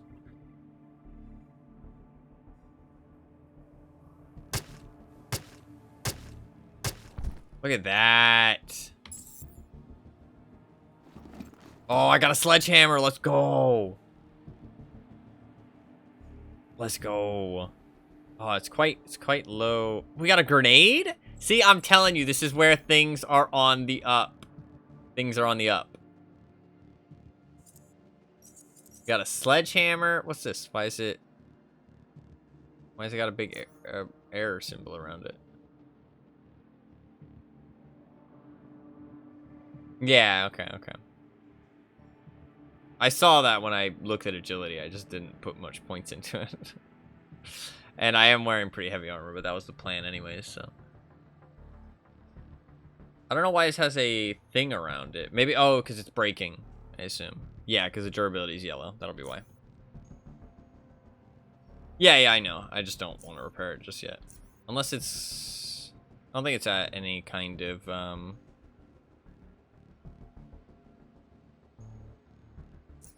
like, disadvantage, so. Or repair it when it gets lower.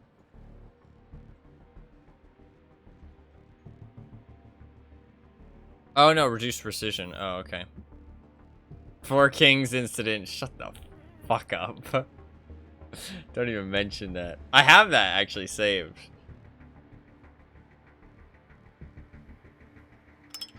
Nice. That was actually terrible. The 4 Kings thing was... the 4 Kings thing, I don't even want to, like... that was, like... it was awful, man. The feeling I had was just, like... pain. Absolute pain. It's a dead end? It's a dead end.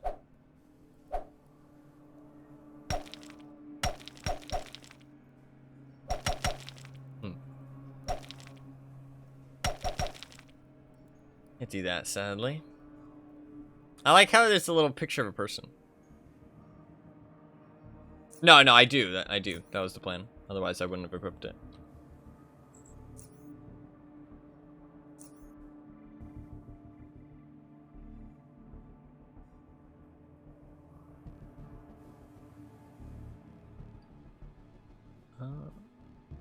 Another... it's not entirely a dead end.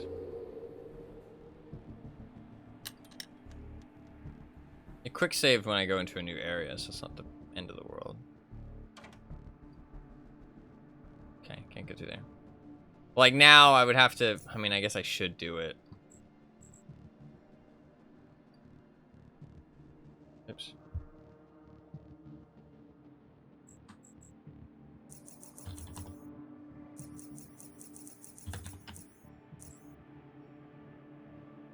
I mean, yeah, it's the same thing. I wish it just did it automatically, though. It's annoying that you have to type it out yourself.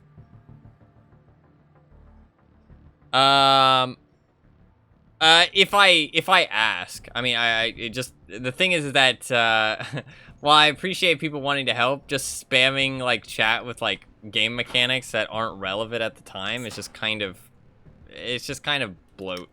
It's kind of unneeded. But, I mean, if it comes up in the game, then yeah, it's helpful. But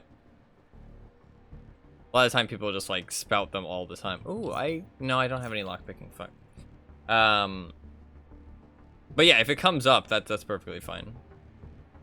I think talking about how something. I thought that was a lady yelling. It took me way too long to realize that was a dog. Saying how something works kind of objectively isn't backseating or spoiling, in my opinion. Okay, I'm not supposed to be here.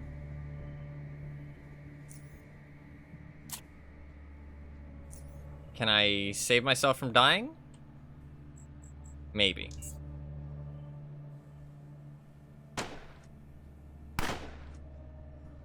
Okay.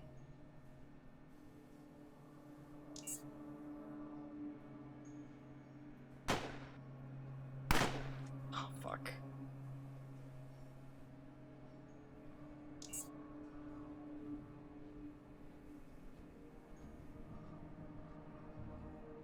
I've noticed it happens quite often when you play games other than World of Tanks or DVD. What do you mean? What happens quite often?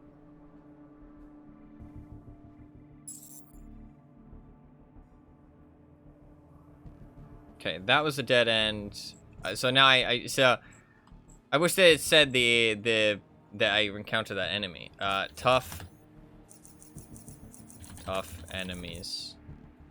Gun peoples and dog. There you go.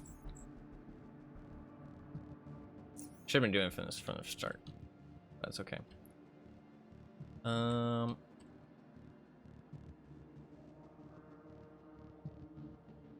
I also can put one here. Sus intercom. Have you completed so far? Literally 0. I'm still on the first one.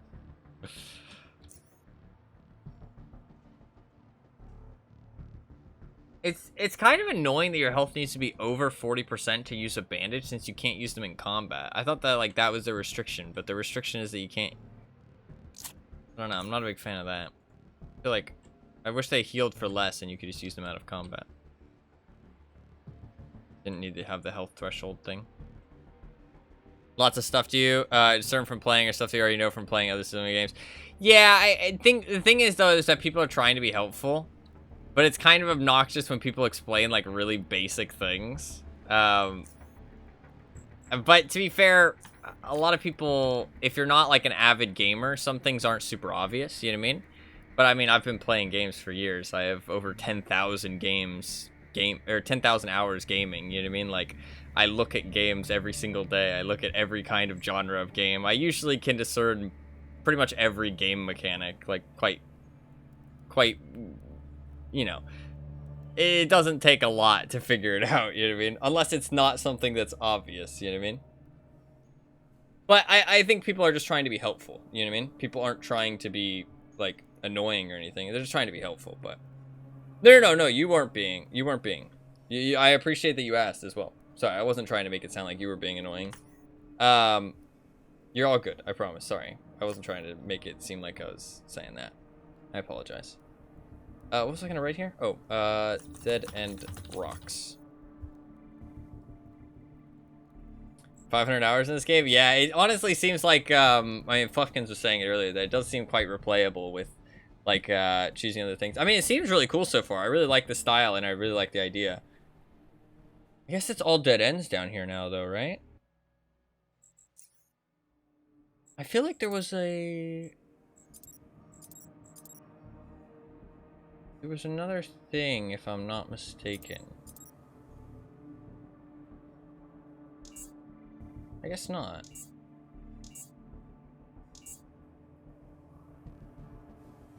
I guess that's it. There's nothing else down here. That's lockpicking 50. That's some rocks. Gun people. I'm definitely not tough enough for the gun people. Huh. So what do I do now? I guess we'll go up. We'll go up and we'll maybe try and fight those guys. I mean, I do have the Molotov. I do have the Caltrops. I have a sledgehammer now. I have the telekinetic punch. We might be able to win. I'm already running out of heals again, though. But we might be able to win. We might be able to win. I think approaching from this angle... Oh, actually, no, there's the explosive barrel. We want to take use of that explosive barrel. Okay.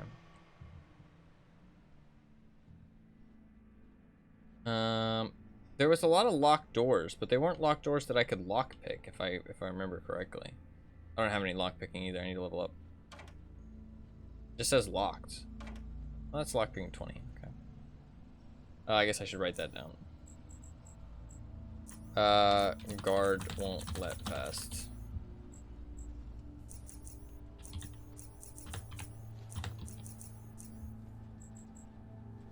Yeah. I kind of like writing the notes, actually. It's kind of fun.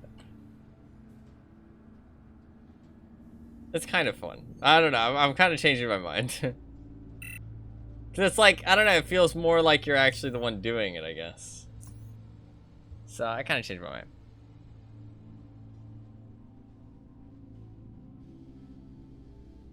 No. Yeah, it is cool, and I definitely don't hate it or anything. It can get a bit taxing, like people explaining like really basic mechanics to me, and I'm like, yeah, I know that. Like, but I need to take it more lightly, honestly.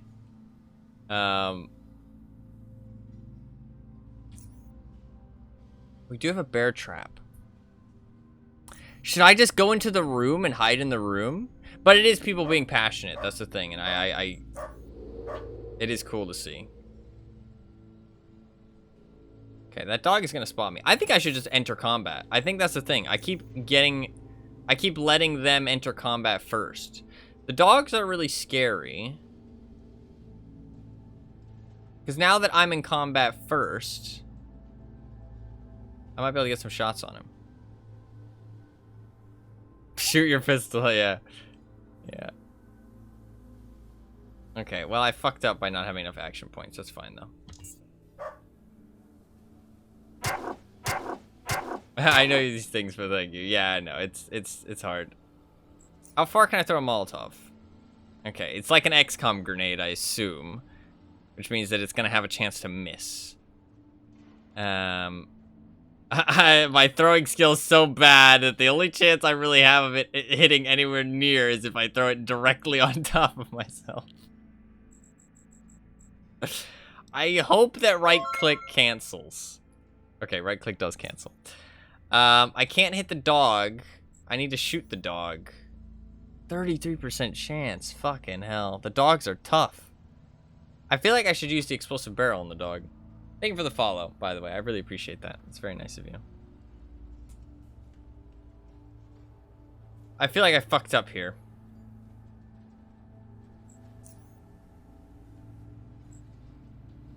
I wasn't paying enough attention. Oh, wait. Telekinetic punch. Let's go. Oh, and I can hit him. Bonk.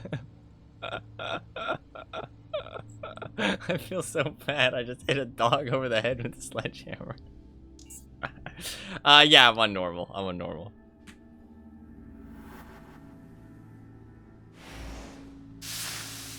No, yeah, that would be nice.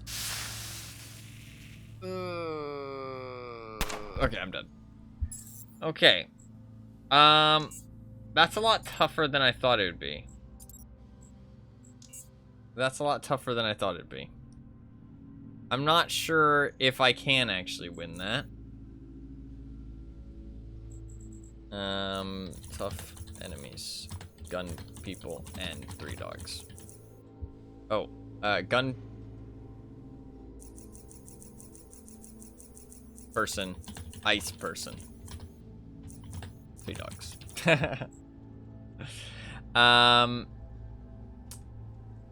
Where the fuck do I go now? I guess we'll just explore and write more notes down. So a place to go past that first set of mines. Yeah, maybe. Let's go to the mines. No, I don't think there was a place to go, but there was a telephone. There was a telephone. And I could maybe interact with the telephone. And see if that does anything.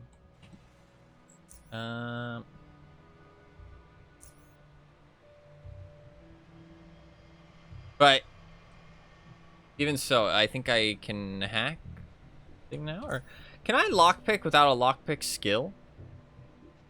Only up to 6. I need some lockpick skill. I feel like lockpicking is something you need stats in, otherwise you just can't get into those things. Okay. So this is the place with mines. Okay, I know where one of the mines is after dying to it so many times. So we can avoid that one. Hacking 30. Locker, I assume, needs lockpicking. Oh no, I just didn't loot it. Wow. 800 bucks right there. Lockpicking 30.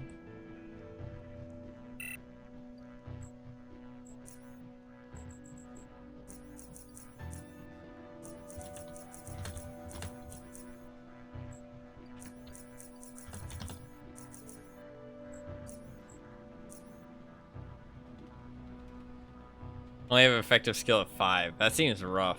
Oh, there's a thing there. I feel like you kind of need at least a little bit of lockpicking skill.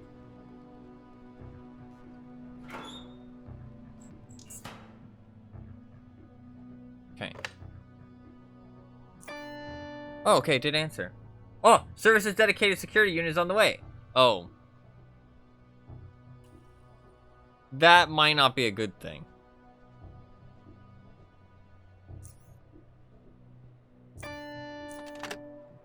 Is that a good thing?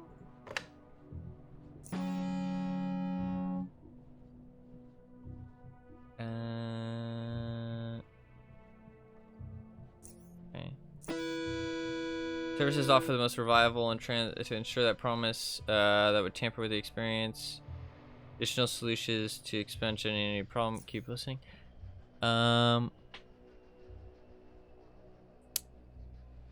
I don't think anyone's coming. I don't know. They might. They might.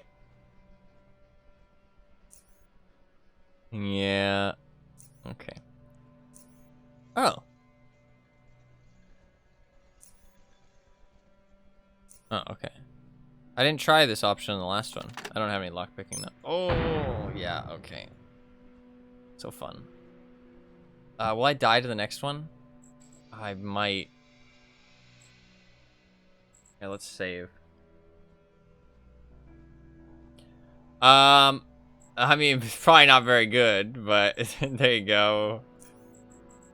I have points. I put a lot of stuff into psionics, and now I'm very much regretting it, because I feel like lockpicking would have been so much more useful. Also, my perception is quite low, and the mines fucking are pain. And then my journal, I mean, I'm just doing the basic quest. I mean, I literally just started. I do have the quest to shoot some rat hounds with some bolts, but I killed all the rat hounds already before I even got the quest. And then I need to do the brutal death of the man, which, I mean, I could do that if I'm having trouble with this. To be fair, I thought this would be like the first quest, but now that I think about it, this is another thing I mentioned at the start, though, is that like the pacing is that maybe this quest isn't what I'm supposed to be doing first, you know what I mean? It's like the first main quest, but it's not actually what the game wants you to do. So by doing it, I'm just putting myself in a lot of pain, you know what I mean?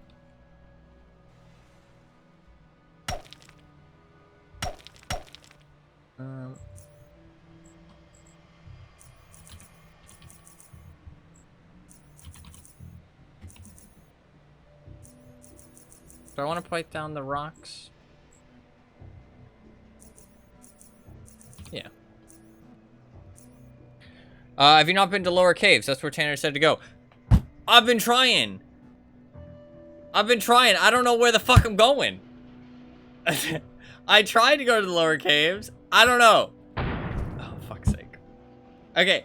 If you want to lead me there, I am 100% okay with that. Because I don't know where I'm supposed to be going. I tried to go to the lower caves, and I couldn't find. I thought this was the right way. That would explain a lot why I'm dying. You can add that to the death count, by the way. I think we're up to 9. Where is the lower caves? Is this cave access? I went down there, though. I couldn't get past. That is the tutorial area. I couldn't get past down there. I went down there. I don't know. We're gonna go find out. I did say maybe I was being an idiot, and apparently, I guess I am.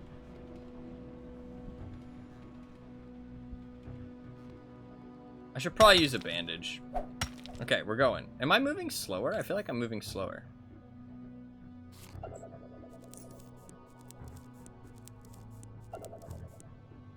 No. Talks to the guy in the cage and he opens the door. Okay. I don't know. I swear I tried.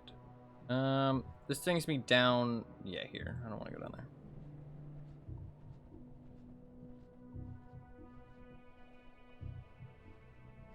Not this guy, right? That's what I'm talking. I want some gameplay. Oh, you can scare rat hounds away with flares. Nice. He said max number cave access. So cave tunnel exit. I went down here though. I went there. That's to the docks. Oh, I didn't talk to this guy. I didn't think I could talk to him. Okay. Well, now we're gonna crush the tutorial area. Okay. Now we're gonna crush the tutorial area. This explains why everything was so difficult. To be fair, as much as maybe I should have poked around more, the instructions were very unclear. They did not give very much direction. Because they said, reactivate the power generator and retake the outposts in the cave tunnels to the north. Okay, cave tunnels to the north. These are pretty cavey. And they're to the north. And I could walk through there very easily. And it's also like, there was the earthquake stuff happening right next to it, which is exactly what everybody had been talking about. So it felt like a natural progression, you know what I mean? It's like, oh, look at the earthquake, you know what I mean? And then you're going into where the earthquake happened kind of thing, you know what I mean? The elevator says cave tunnel exit. No, that's true, but I did come down here, but I didn't realize I had to talk to this guy. I went through here, and then I found the dock lady, and it says go to the junkyard, which I was like, well, that's a bad idea, because I heard about the junkyard being tough, you know what I mean? Like, that's a scary place. So I don't want to go to the junkyard. That's not the right place to go. So I was like, okay, I guess I just can't get through here because the door won't open. But I didn't try talking to this guy because I didn't realize I could talk to him through the wall. No.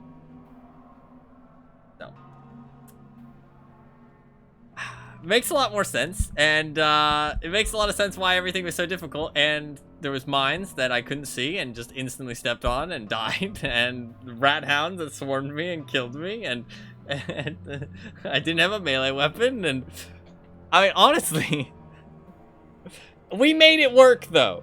We made it work. We made it work. I'm just saying. Anyways, I saw the dead scavenger as he was being carried to medical.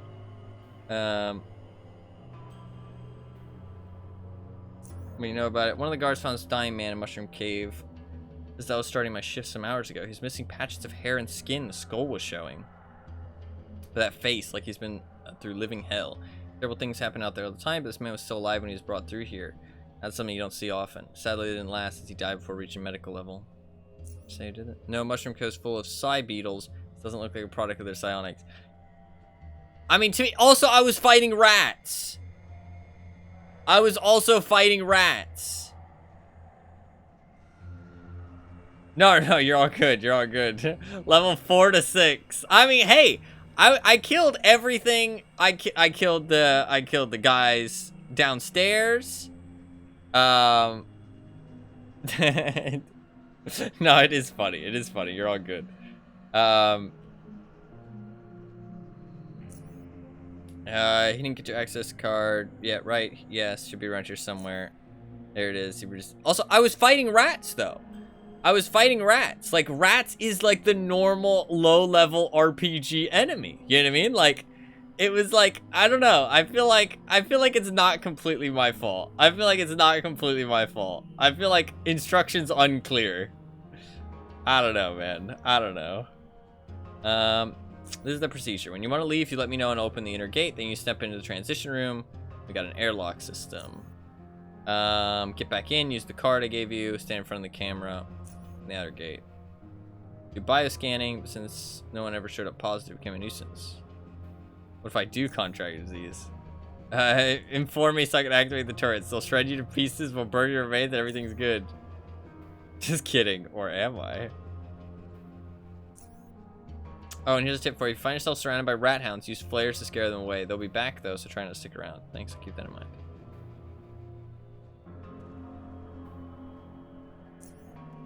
Try not to lose a foot. You're good to go. Okay, into the tutorial area. It was when you upgraded to dogs that the problem started. True. True. Alright, time to play the tutorial. Alright, let's save, shall we? Or, well, tutorial, like level 1 area, right? Not really tutorial, but we did the tutorial. This is like the level 1 area.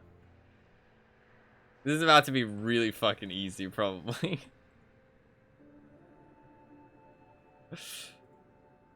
Okay. Oh, there's a guy in here. Old Jonas. Yeah.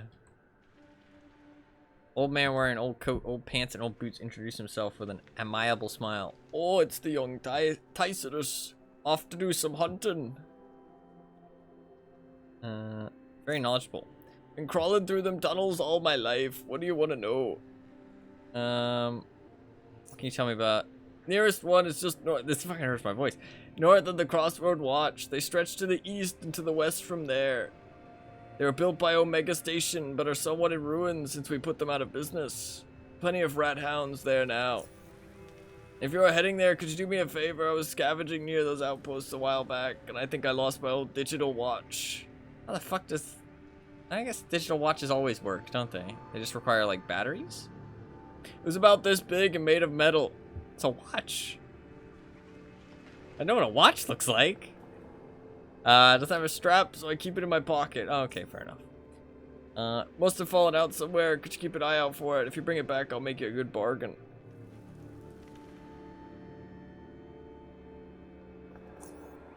That's all I ask.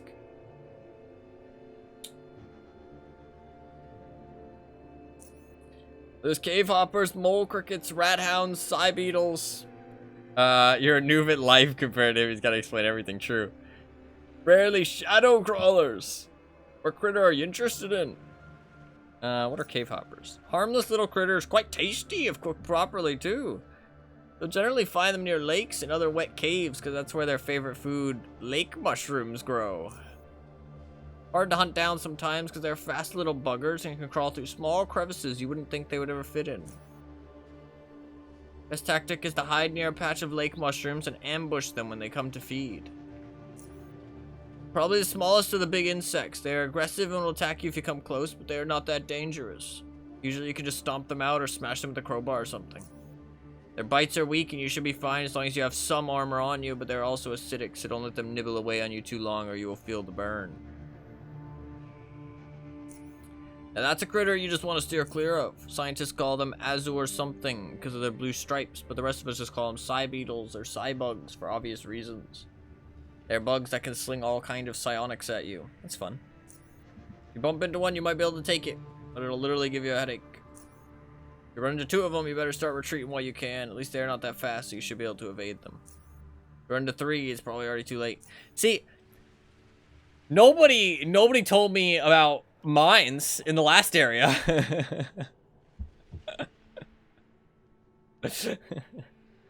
See, the weird thing is, not only do they hit you harder when they're in a group, they also start throwing crazier and crazier stuff your way the more of them join the fight. If there's also a Goliath around, then you're in psionic hell. You absolutely must fight them. Try to get up close and personal. They are not comfortable with exposing their massive brains to sling psionics while people are near them. Not even the Goliaths. Instead, they will either try to gain some distance or will just bite you, and their bite is far less dangerous than the psionics. Goliaths have big horns, however, and they can easily go through a man. Cybeetles usually hang around mind mushrooms. What a pun. So if you're in an area where those are plentiful, be on your guard. See, he's telling me about fucking everything, dude. What a nice guy. I like this guy. I'm gonna recruit him when I become a Sith Lord. Rathounds are ugly, smelly, mangy, disease-ridden, dog-sized rats. Man, he fucking hates them. They like ate his family or something. You can find them anywhere, and if you can't find them somewhere, know that they'll get there too eventually. Individually, they're not so tough, but they usually move around in packs, sometimes hordes. They're very good pack hunters, so don't let them surround you. If you're in a pinch, throw flares. They're deathly afraid of fire. Shadow crawlers. Vile, awful insects that crawl around them cave walls, all quiet and sneaky. They surprise their victims by injecting them with a good, healthy dose of paralyzing venom, then retreat to the shadows until the poisons make you stiff as a rail. And then they eat you. Don't start quaking yet, because they are rarely seen in close vicinity to SGS, but out there, in case you notice things are getting a bit too quiet, be on the lookout. Okay.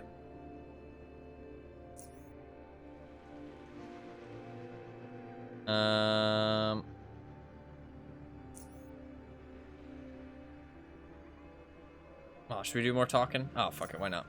This is the Crossroad Watch. The only way to get into our station from the tunnels is through here. Just sorting through some goods I scavenged today. Want to take a look? See if there's something you like before I take it back to the station? I have a fair bargain. What do you got? Pistol. Bear traps. Bear traps are 76 each. Really cheap. Lockpicks. Flares. I have quite a few flares already, though. A fishing rod. You can fish, fuck's sake. Gas mask. Already have some boots. Some batteries.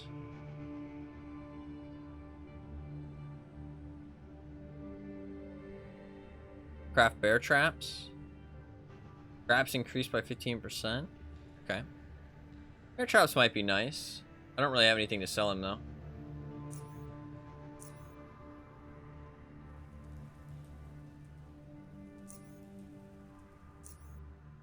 Listen, youngster, there's not a place in this accursed underworld these old legs haven't visited. I've descended as low as one can go, and I even took a peek into the dreaded mutagen tanks, and, well, maybe I'll tell you over a drink sometime.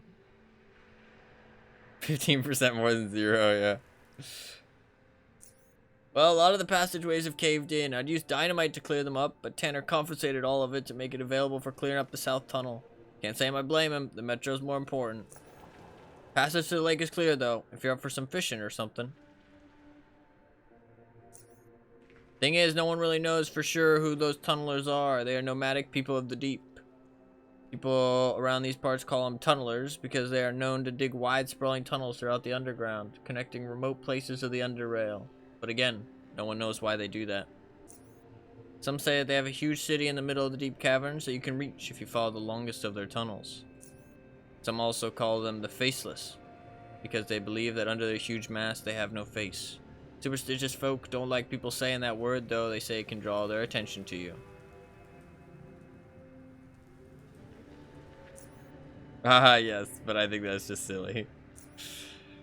Very, but they're not always hostile. From my experience, it's the smaller groups or individual tunnelers that you should be most wary of. Larger groups generally leave other UnderRail folks alone as long as they aren't bothering them. And there's much to this underground world I haven't seen yet. That's a story for another time. You always hold back on the important parts. A good storyteller always leaves his public wanting for more. Fair enough. Alright, I like this guy. See you later, you old geezer. What a nice guy.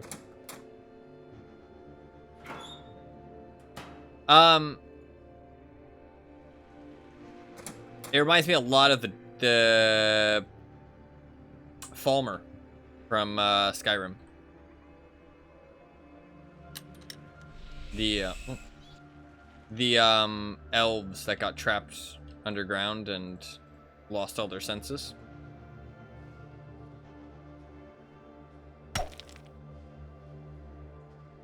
went blind and stuff. Reminds me a lot of that, the faceless. Just from him talking about it. God, this seems... You can hear faint squeaking sounds coming from up ahead and a pair of red beady eyes blinking in and out of the darkness. Dude, this seems so much more friendly. Like, am I wrong? Am I wrong?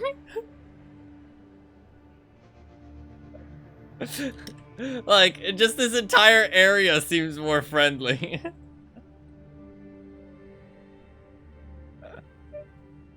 I like fucking went straight into the deep end. Why do I always... I feel like I end up doing that. If you go the right way, the game makes more sense. Yeah. I don't know. I feel like it wasn't completely my fault. If you disagree, fair enough. But I really don't feel like it was completely my fault. So I would agree, yeah. Well, no, like... It told me, like, oh, there's stuff up ahead. You know what I mean? There's enemies through this doorway. You know what I mean? It's also, like, well lit up. And... it's not just, like, you walk and there's just an enemy. You know what I mean? Like, it's like, I don't know. It's like, I don't know. It just, and it also, like, there's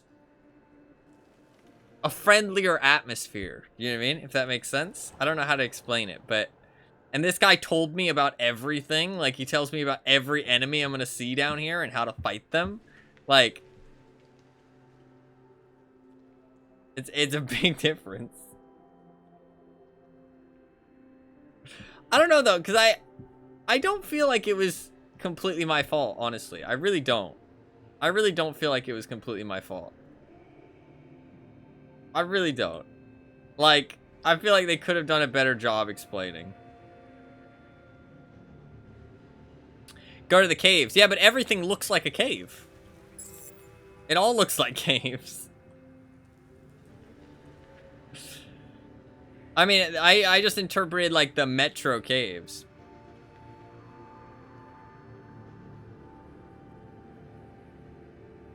You gonna run away? Shoot him.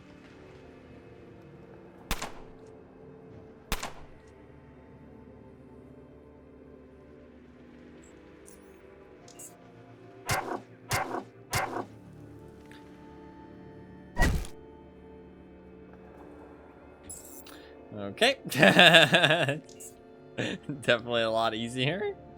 I mean, I read the quest log, and I knew that I was supposed to be going to the cave, so that's the thing. It wasn't like I didn't know where I was going, it's just I didn't know where to find where I was going. I mean, I was looking for caves, and I even went downstairs in the elevator to look for caves, but I didn't know I could talk to the guy and open the door. I didn't realize I could talk to him through the wall. Now I feel like game's too easy.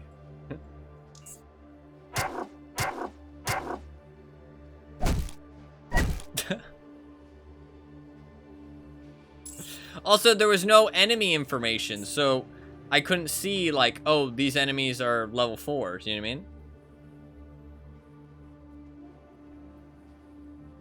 There was no way for me to tell.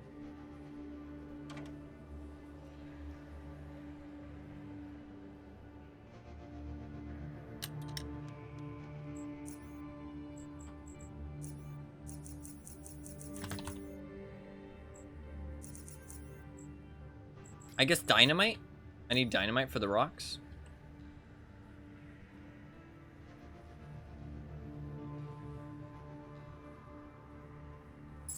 Oh, I should have entered combat first.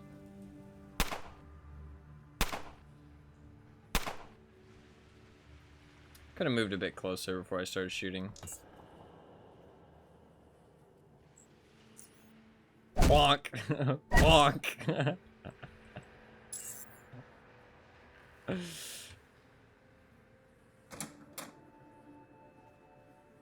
We're over leveled now, man.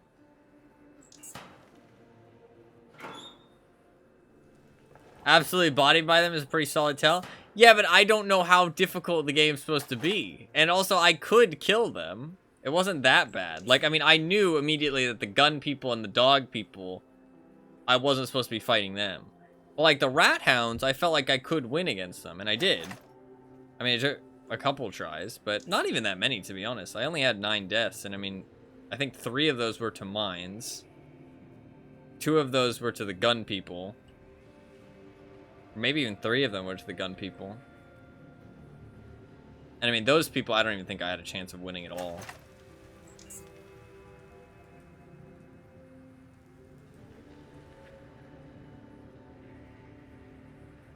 Can I, like, walk back here?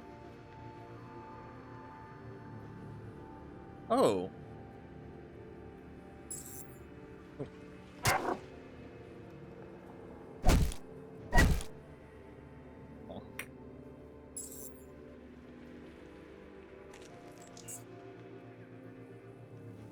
Can I open this?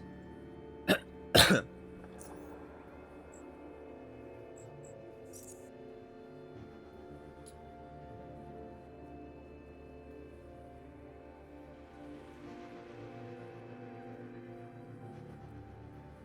don't think so.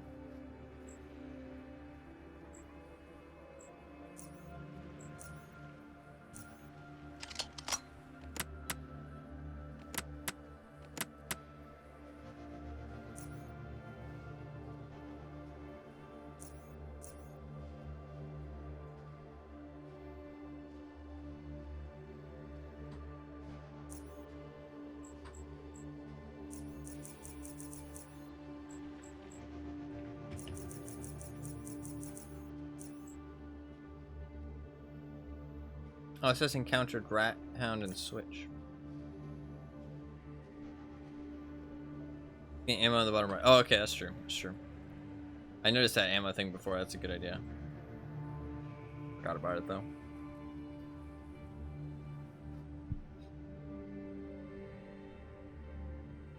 Thank you for the suggestion.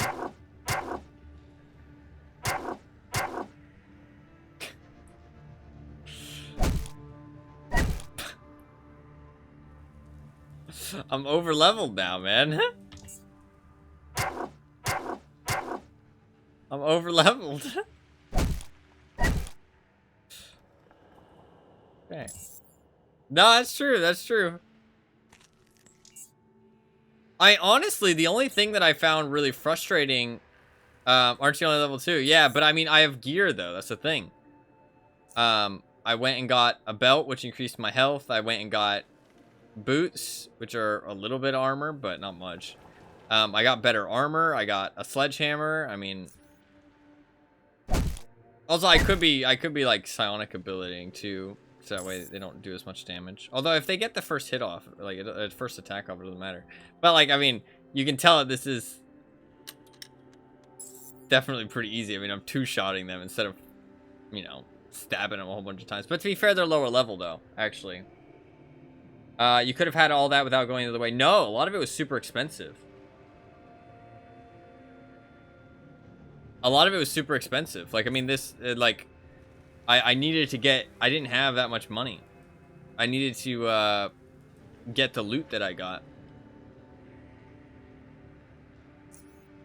But to be fair, the, oh, little bug. To be fair, this doesn't provide any resistances, and this only provides 1%, so.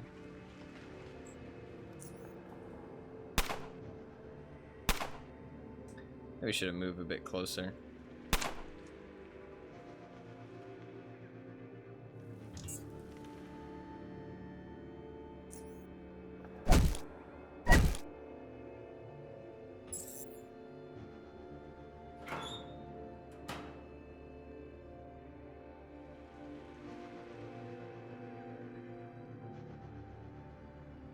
Makes me think I could have walked behind that other one. Another power switch. Ooh, lockpicking 12.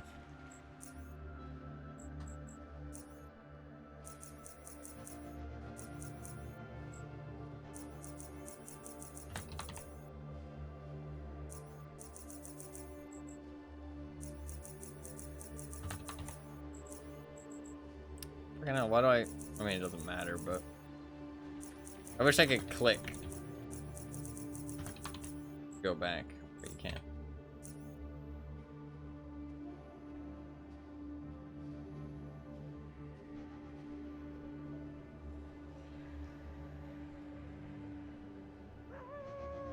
Oh, there's a dog. We know that dogs are dangerous.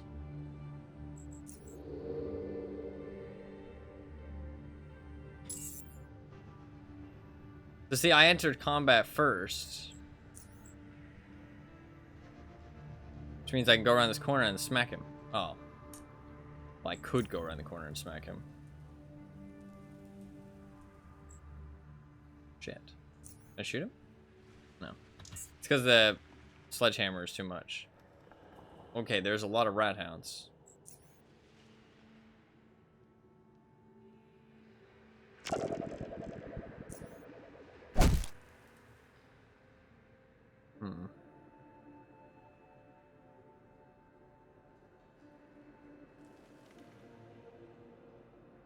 I'll have 18 left.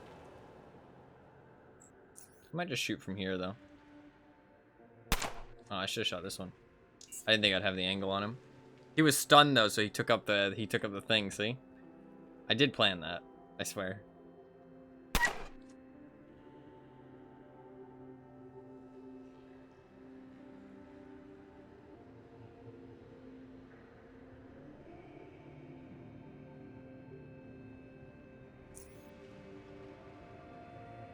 Yeah, that's fair. That's fair. I mean, that's just, I mean, if you do that in any kind of RPG, I feel like you're gonna have a tough time. So it's kind of the person's fault at that point. But it's nice that you don't have to look up a build, because looking up a build is kind of lame for a game like this. I feel like building your character is kind of like part of the fun. Shit. That's annoying. I don't think I'll die. If I switch out my gear, it takes AP to switch out, does it not?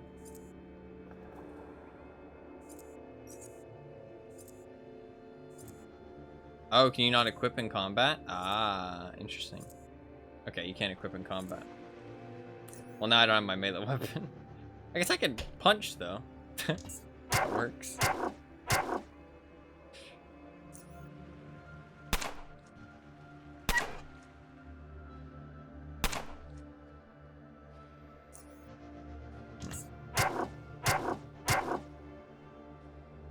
Yeah.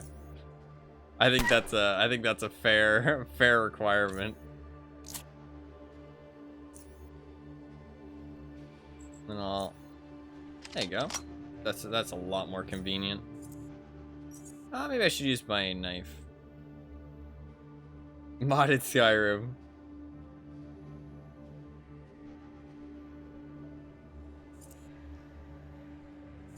Oh, I can't equip. Oh, I'm still in combat, that's why. Here you go.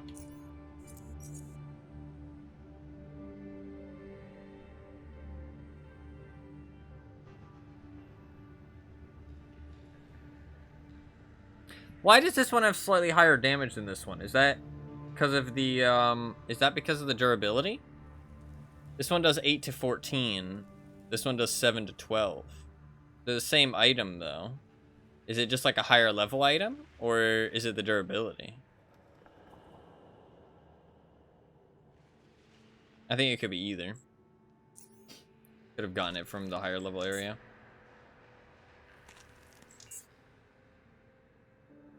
It doesn't show like the classic like RPG, like, oh, this is a level 2 knife, you know what I mean? So I feel like that easily could be the case. Weapons you fire by function of summon. Oh, okay, that's cool. That's cool.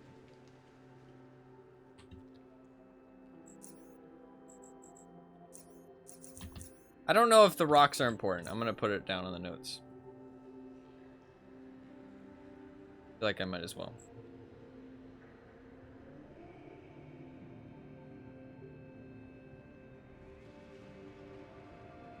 Judging from the way that guy talked, it seems like if I bring dynamite, I'll be able to blow him up. And then maybe progress. I don't think there was anywhere else to go here, so I think this is a dead end. The note system, I'm kind of changing my mind on it, honestly. I'm kind of changing my mind on it. I kind of feel like I like writing it down, because it feels more like interactive.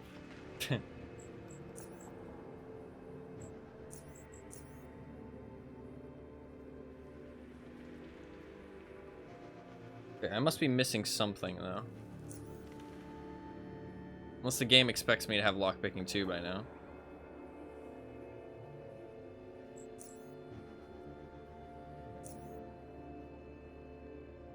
Or 10, sorry. Oh no, here's an entrance. Cool, cool, cool.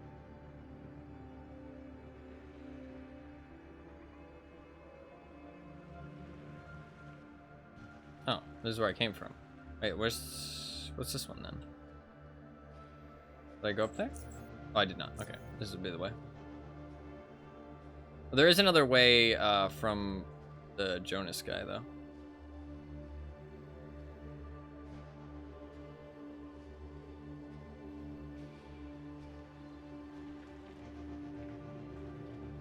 That's fair. No, that is fair.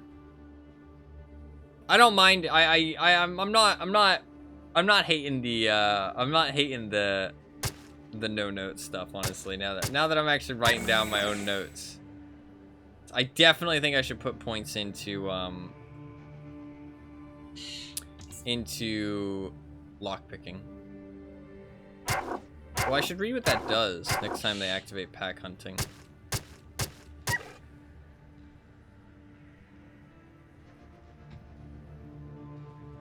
I might be able to shoot him through the gate.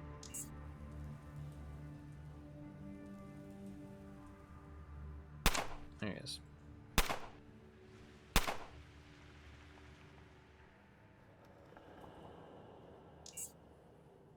Make him spend his movement to get at me. I only got one attack because of it. Nice. There's another enemy though somewhere. There he is.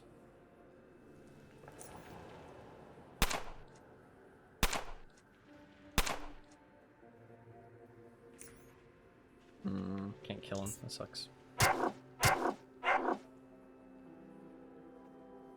Oh shit. Alright, let's see what that does actually.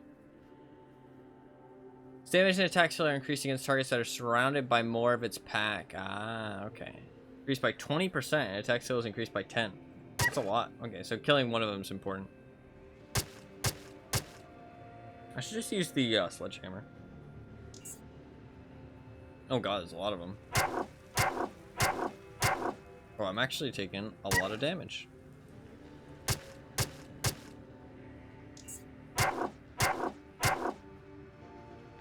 Oh my god.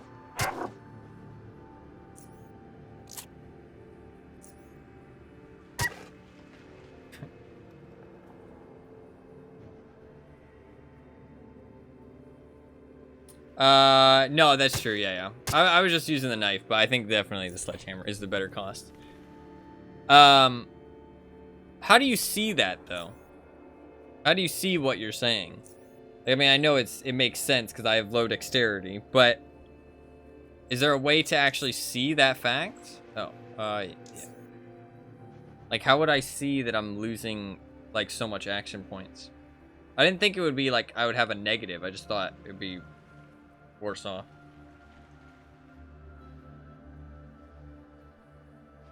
Well, you didn't actually say that I have a negative. Oh no, you did say massive nerf, yeah.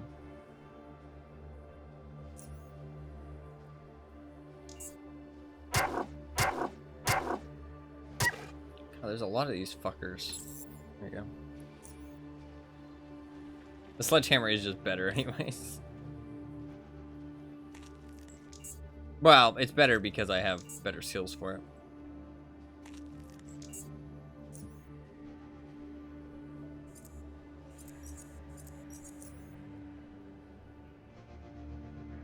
And it is satisfying to bunk rats, so. Or rat hounds, my bad.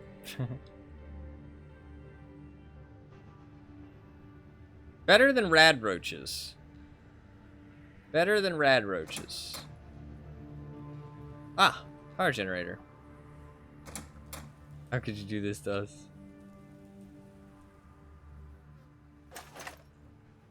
This was a lot easier to find than the other area made it seem. Because...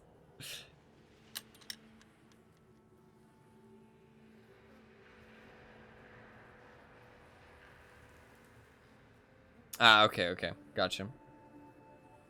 So it's not nerfed, it's just... It's not worth using because it's not buffed.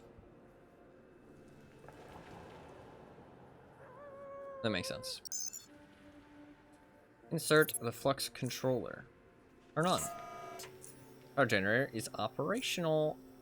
Oh yeah. Okay, I think I need to go and flip all the switches now. I can get that bonus payment though.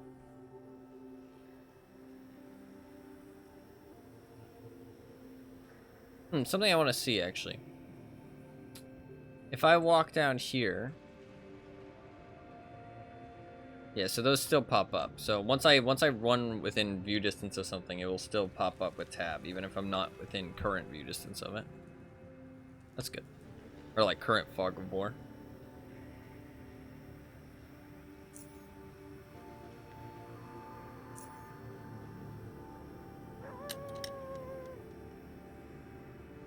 I think the rat hounds also howl. Dude, there's so much loot as well. So much more loot than there was in the other area, that's for sure. Well, I mean, the other area had good loot too. Oh, we can hack something. Oh, yeah.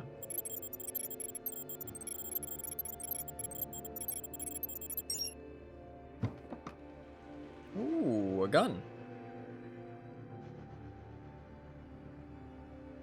Oh, yeah. Oh, lights. Camera action. Cool. This is so much more friendly. I mean, I don't expect to just walk into a mine and explode anytime soon. I should level up.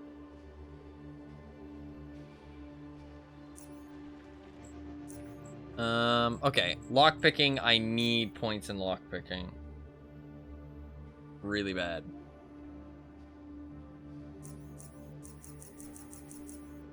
I'm honestly tempted to put just as much as hacking, because it feels really useful. Traps, it might be a good idea. Oh, this is also increases your chance of spotting traps. Okay, it might be a good idea to put 10 points into this too. And then maybe like a little bit into stealth. Just a little bit. And then keep putting some more into my actual combat abilities. I think that's a good idea. Wait. Oh, could I not get another trait? Or feat? Yeah, not yet. Okay. Okay.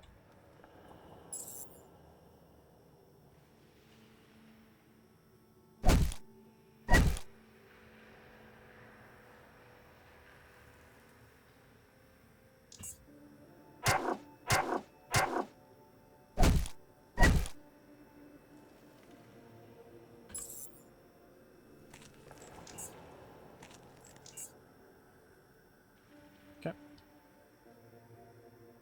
Let's bandage.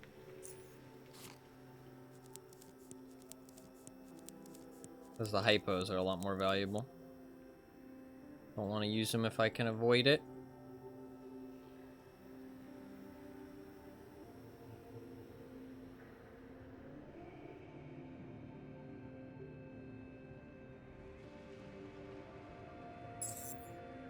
Shit.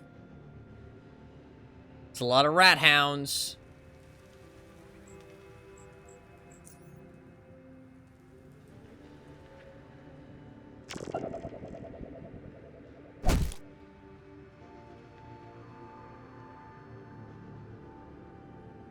If I back into this corner, only one of them will be able to get at me, right? And then they can't get the pack hunting ability? Oh, no, they can. Oh, that one has pack hunting, but he can't hit me. Well, I thought...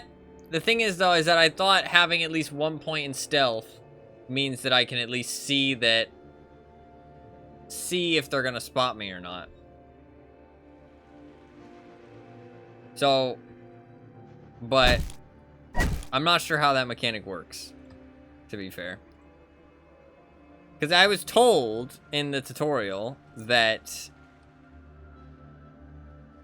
I would be able to see if somebody was going to be able to spot me or not. Like above their head, there'd be an icon.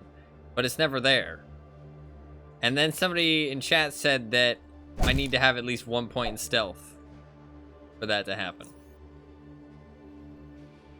But to be fair, I didn't need to put 8 points in it, to be fair. I mean, I know that it's not going to work out well with heavy armor. Because the armor penalty. And no dexterity or anything.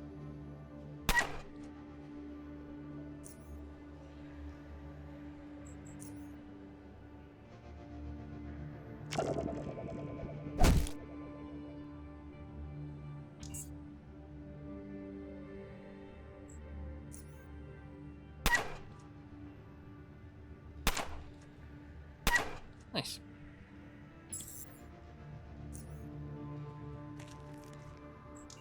What was that? Oh, I found his watch. Nice. Nice, nice, nice. Oh, there was an explosive barrel I could have maybe shot.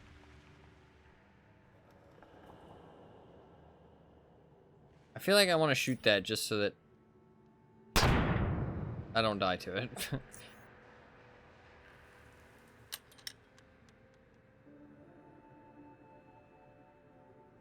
And turn and watch to your right-hand man. Yeah, I like that guy. The fuck is this? Milan Ratula. He's got a pet rat hound. Hey, get out of here. This is my territory. Not any more attack. Oh, okay, that's a little aggressive. Reclaiming this outpost. Haven't you vultures taken enough already? Caves belong to no station. Now get the hell out of my home before I bolt in your ugly face.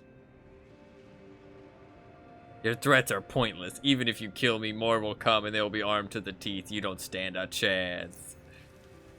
He seems hesitant. What do you want with this place anyways? Look at it. It's ruined. It ain't got nothing.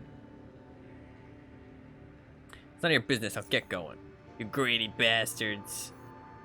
Attack my children. Rip him to shreds. Ah! Wow. It fucking hurt. Oh, he poisoned me too. Fuck.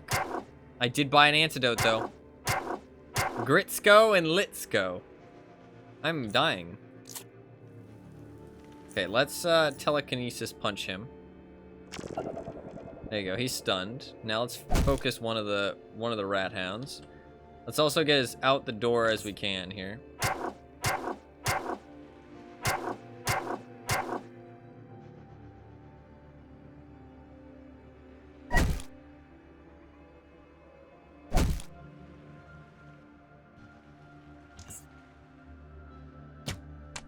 Ow.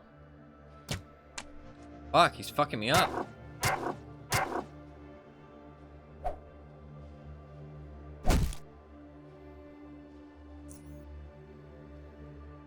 You gotta be joking me. You gotta be joking me. If I die, I swear to God, I'm gonna die. I fucked. I fucked myself. Oh, I dodged. Oh my God. What? You can't use it for 3 turns?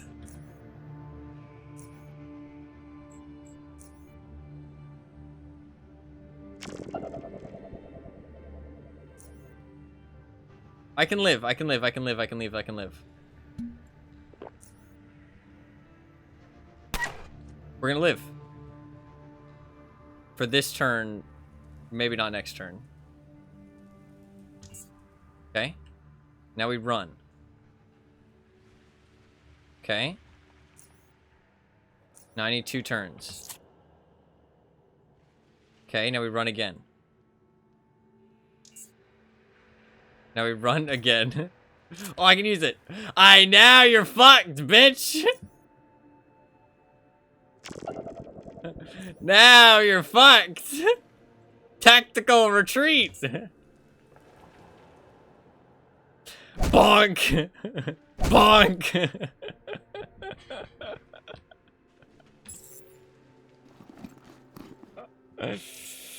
Alright, we bonked him. Clutch a little bit. That antidote that I bought earlier. Nice. Rathounds are one of the least perceptive enemies in the game. They require a bare minimum about 15 to 20 stealth for them to instantly spot you. Some enemies are as high as over 200 effective. Stealth is good, but requires a troop with commitment, whereas stuff like agility, buffing the effective is so crucial. 1 point would be 100% the same as 0. Okay, okay. How do you get that effect of seeing the eye above their head? I mean, I'm not surprised you have to commit to the stealth thing, but I thought, like, I'd at least be able to know, like, the range of where they're going to be able to spot me at. I don't understand why we couldn't be nice to that guy and let him live here. To be fair, I guess I chose to be mean to him, but there's a lot of cowardice happening here. There's a tactical retreat. Tactical retreat.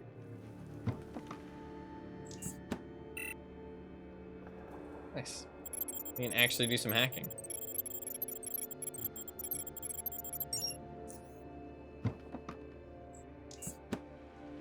Oh, I need to do my quest. Fuck, I forgot.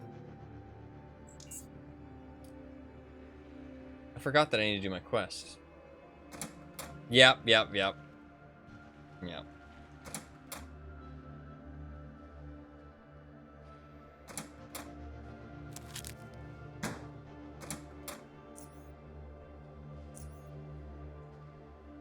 Elevator?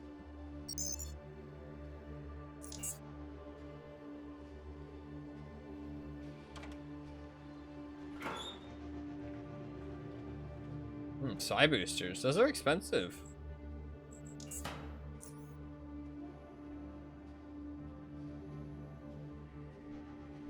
Where the fuck are my lockpicks? There we go.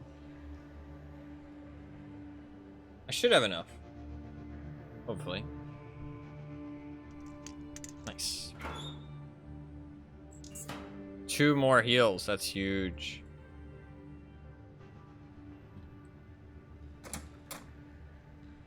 I was running out. I used a lot. Oh, I should use a bandage.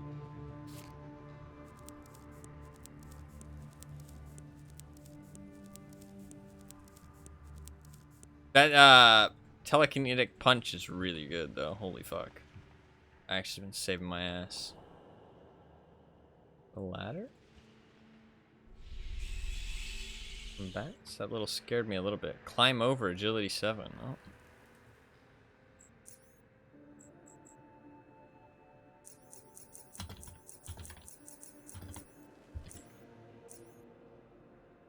Action economy, yeah. Some ladders.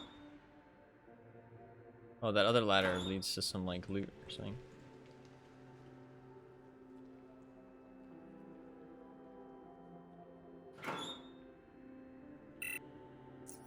Oh, I like that I'm actually getting to start hacking stuff. That's why everything in that other area had such high requirements, is because it was a higher level. See, the thing is, if I had played the game before, like, okay. The thing is that from now on, any area I go to, I'm gonna know if I'm in the right area or not. But because it was my first area, I had no idea. You know what I mean? I had nothing. I had no control group, nothing to compare it to.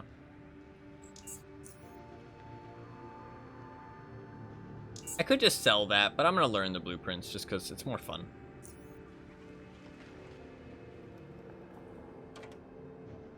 Oh, there you go. Leads me back up here. Let's not use the Mark II.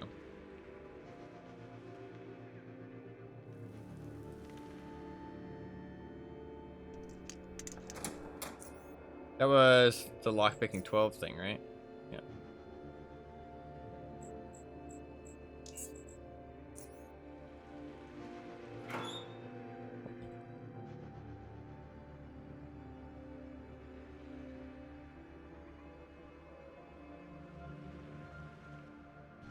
To climb over agility 7 thing reminds me of RuneScape.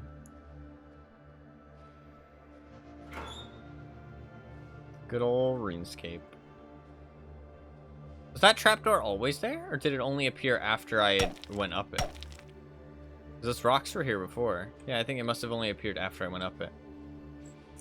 There was, yeah, another power switch in there. I need lockpicking 10. That should be all good. I think I did everything in all these other areas, so should just be go back, hit the switch, and we're good to go. I killed all the fucking rat hounds, though, for my quest. That's really annoying. Shit. My bad. My bad. That sucks.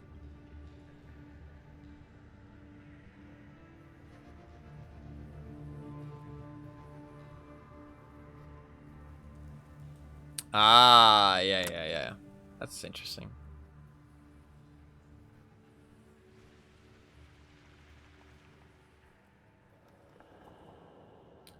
More rocks. I should be able to open this now, though.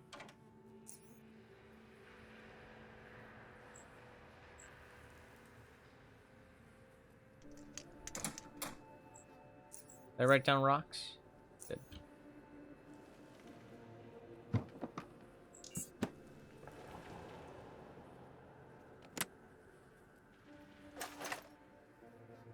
What, like, what would you do if you don't have enough lockpicking to get in here, though? Because don't you need to do power switches for the quest? The power switches are the quest, are they not? So what would you do if you didn't have lockpicking? Are you just fucked? You just have to go somewhere else, level up, and get lockpicking?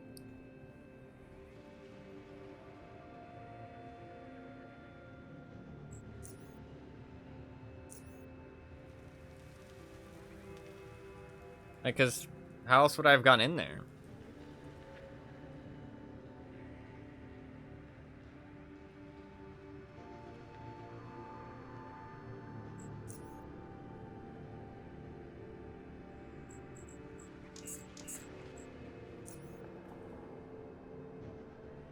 Hey. Got a lot of stuff. Back again? What can old Jonas do for you, youngster? I think I found your watch. Yes, that's the one. Where'd you find it? In the belly of rat hounds. I knew those things would devour anything, but a metal watch. So can I have it now? There's a few special items I can offer you for it. I've got this here powerful submachine gun. Fucking hell, dude. Now they're just throwing shit at me. It's so obvious I went to the wrong area. I've got a set of healing hypos. They're good for you. I've got these fine looking boots. Look at them. They are fine. So what's it gonna be? Oh, I could just give it to him. I really want the submachine gun though. I think I'll keep it for myself. Wow. Trade it for all of it. That's greedy. Come on. He's been really nice. Even though we are a Sith Lord, he can be my second in command. I'm gonna choose the submachine gun. We're not gonna be greedy. We're not gonna be an asshole. We're not gonna be super nice. We'll just take the submachine gun. Come on, no, I can't. Submachine gun. Here you go, may it serve you well.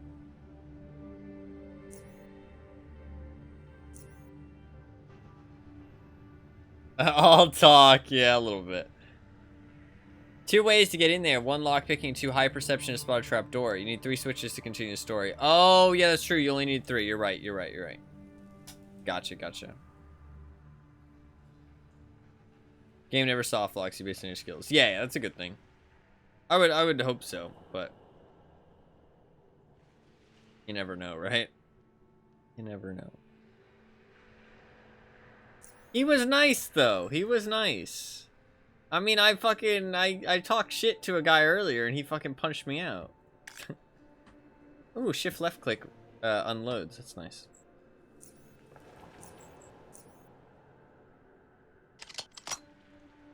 These are JP rounds, which I think do more damage. Yeah.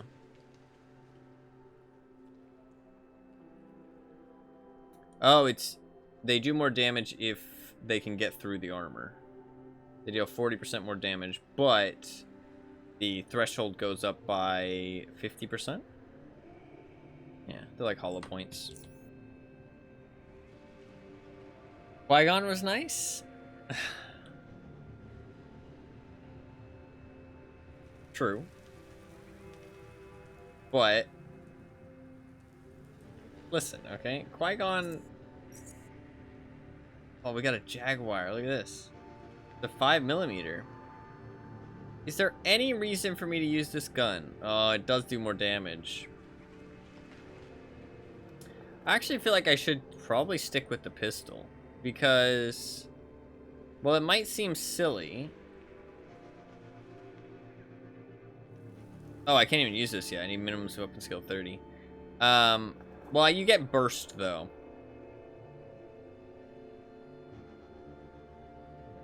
Burst is pretty nice. Yeah. I can sell this pistol. There is a 9mm hammer. But I don't have any 9mm ammo. But it's way better. Way, way better.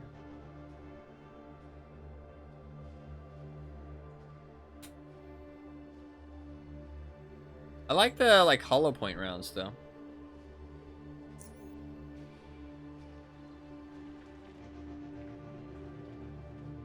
Nah, yeah, I don't really want to use crossbows, though. No desire for the crossbows.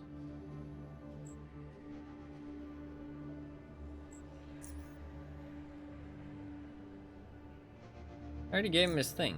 Right? I guess it's just saying that yeah, okay, it's just saying that I recently completed it. Alright, we can go back now, though. We're good. We are all good. We finished the first quest.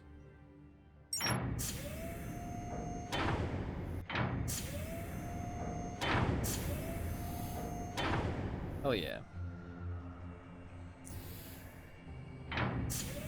Hell yeah.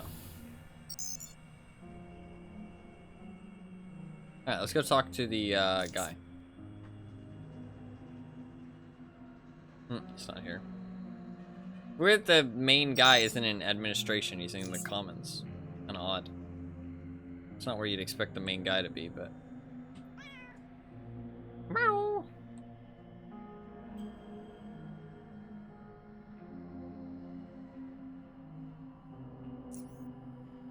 Works heisted this, now we can start the restoration progress. Here are your credits. Oh, hell yeah.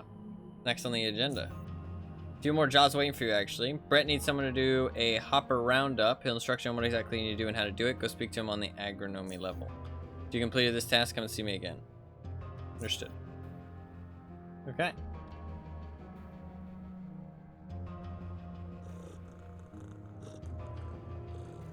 No, yeah, I do plan to do the quest. I'm gonna keep one crossbow, but I don't think you need a requirement to actually use it, right? Just good damage. Yeah.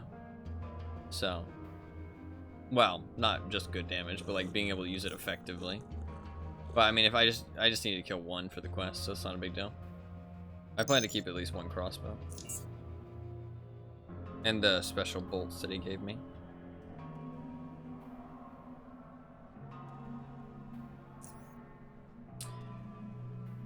I would like some 9mm rounds.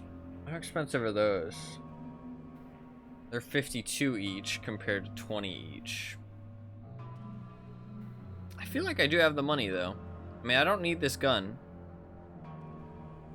I can sell this gun. 8.6mm. I don't really need the bolts. Not interested.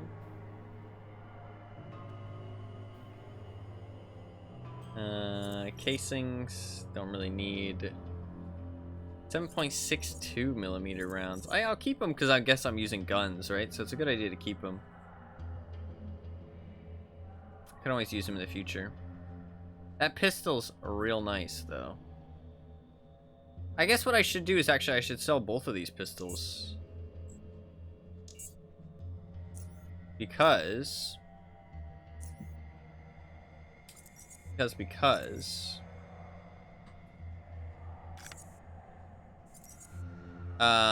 I can use the hammer instead. And because the hammer is just better.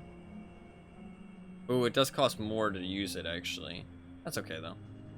But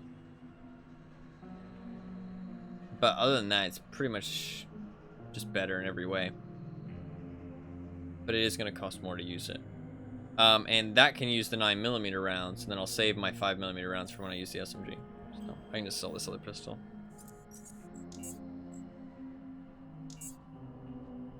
And now I need some 9mm, which $400 at 9 mil.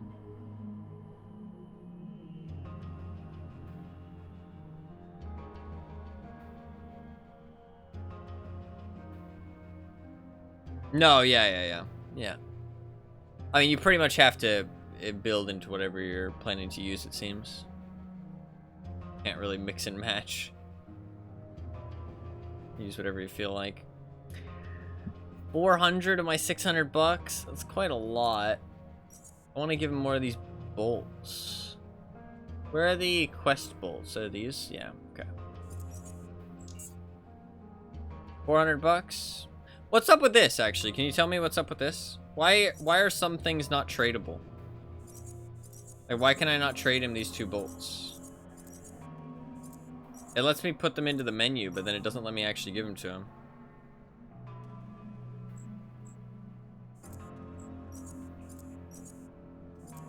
Oh.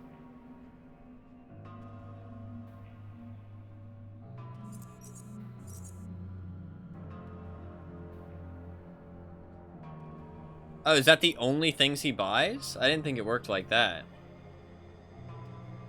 And I guess these, I can't, they don't, I actually can't sell them. That's interesting. I thought I could, because I thought they had a background, but I guess not. But it just looks like they're colored in. But they definitely are. They're not grayed out like the other things are. That's weird. I guess maybe that's, I don't know what the point of that is. I'll buy the ammo. I think ammo's useful. That's a lot of money, but I think it's useful. I mean, I might end up finding a whole bunch, but... Oh, look, those are a lot bigger bullets.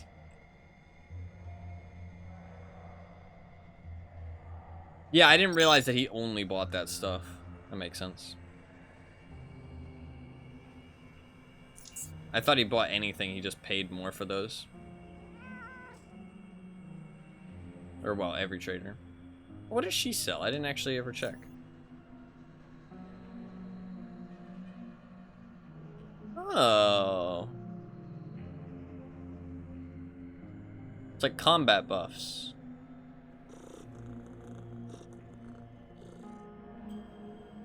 Or is it a permanent buff?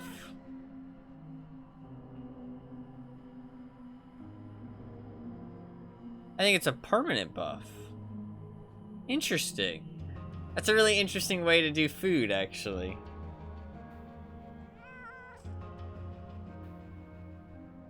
That's a really interesting way to do food, actually. It's a permanent buff. That's really cool. Huh. No, yeah, obviously. Obviously.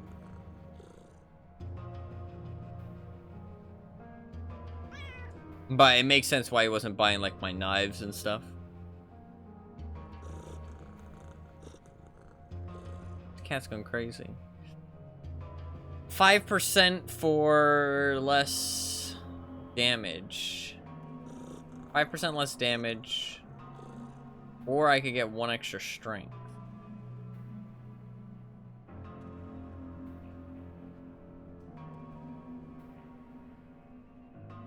Oh, it reduces perception and dexterity by 2. Oh, and it decreases. So the mushroom brew is really good. It's both of the other foods combined, but it has downsides. Gotcha. I feel like strength is just... Strength doesn't go into guns, though, does it? I think... What is it that goes into guns?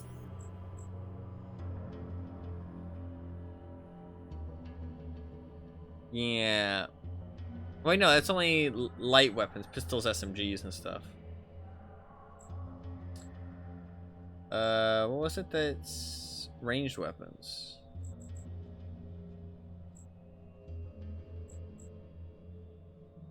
I guess this is heavier weapons. Snipers, assault rifles. I want an assault rifle.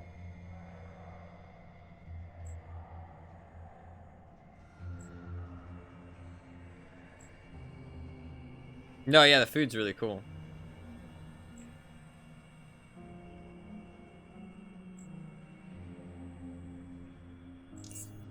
I guess I'll probably just do the damage resistance.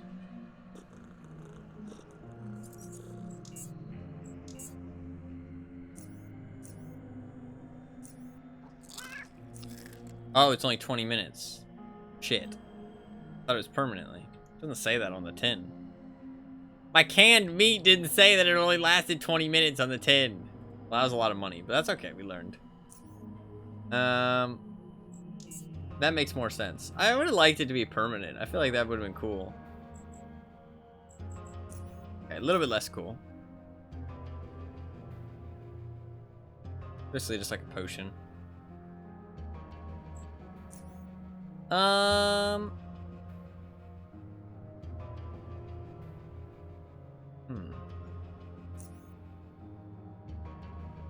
Does he buy anything?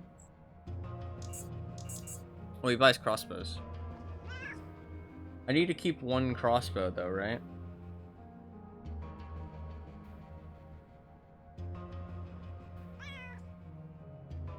Okay.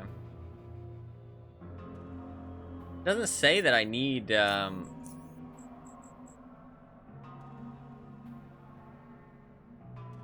Oh yeah, ranged weapons. I was looking for that. That's what I was looking for earlier. Yeah, that's why I put a little bit into it.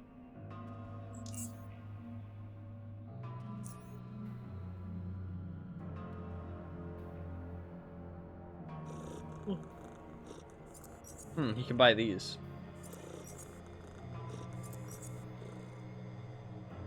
Doesn't want all of them though. I need at least one of these crossbows for the quest though.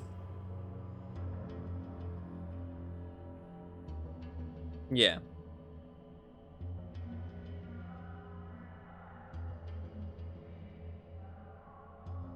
I'll probably just keep the normal one. I guess I can trade these to people? That's a lot of money. Holy fuck. That is good value right there.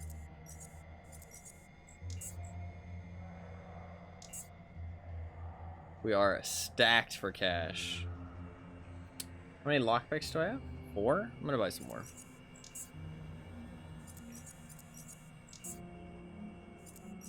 I want to do these.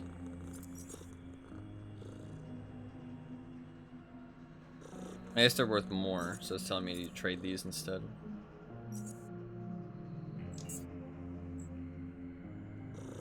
These are 60 each. Should I just buy those too? I want to use these.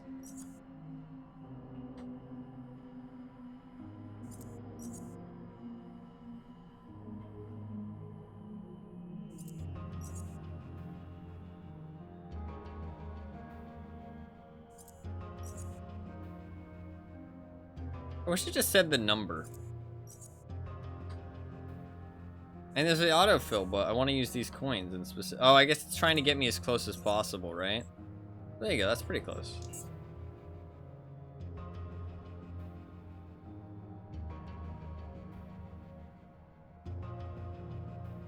That's nice.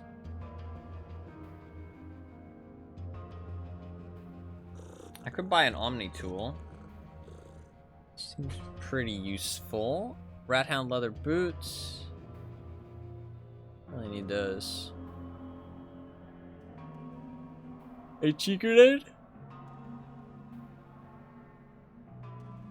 I don't really need those. I can't do throwing weapons either.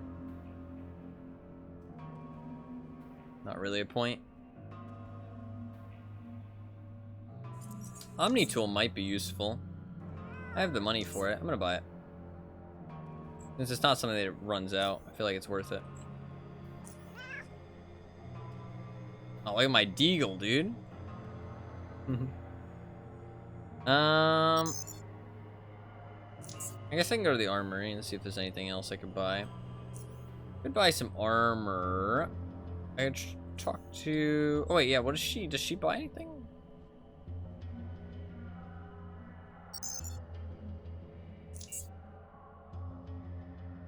I feel like I have so much money now.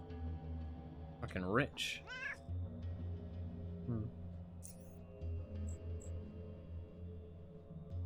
She will buy my food.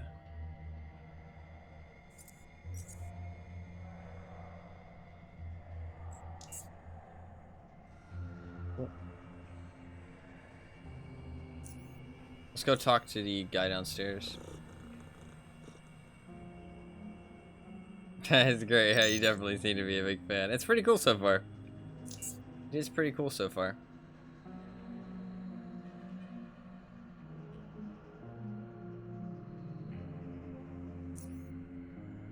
It is always cool to see people excited for a game that's like lesser known. Oh, I can sell him all this hide. Let's go. So he only wants 3, right? Yeah, okay. He also wants the special bolts, which is nice. He wants 4 organs. So I should sell him the more expensive ones then.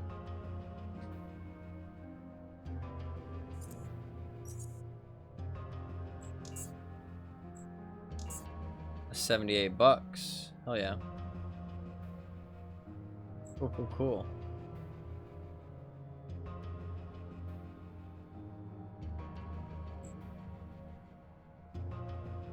Where is...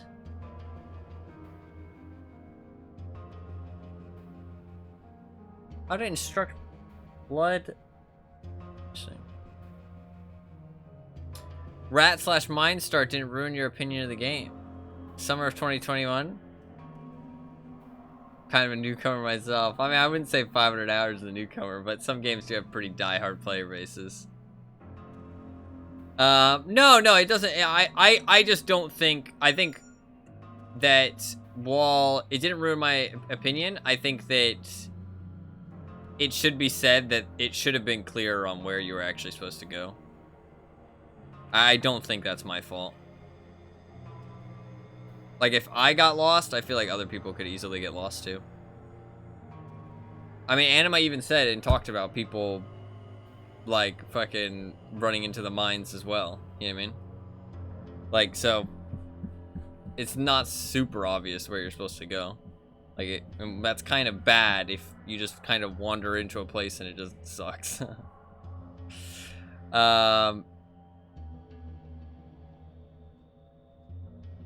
No, I mean, backtracking happens in RPGs a decent amount.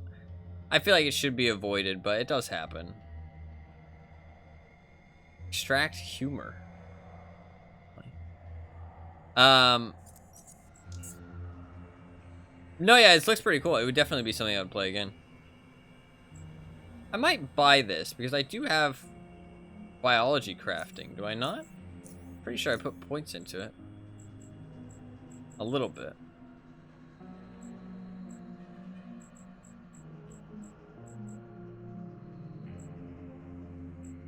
Put a little bit. Tempted to buy it. I just have so much money that I kind of feel like I can splurge some money a little bit. That kind of seems useful.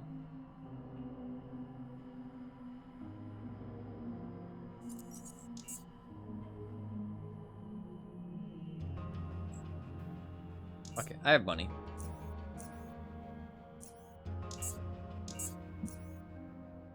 I want to go to the other guy.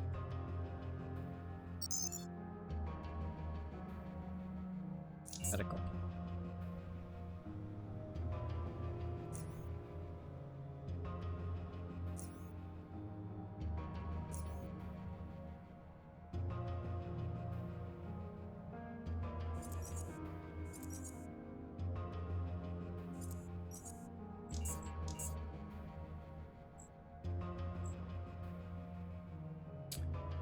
He has the things for, yeah, health hypno. I want that. That I want. That I need.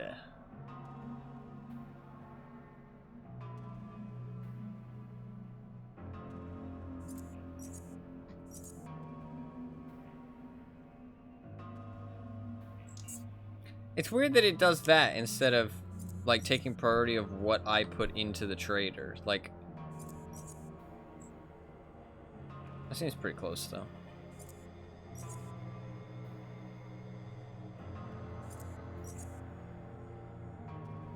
I guess why wouldn't it just do this and then just put like 1?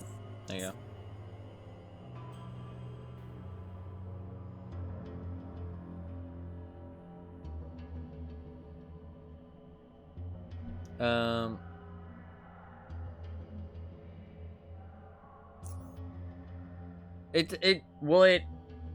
Will it actually like hurt my health though, or will it just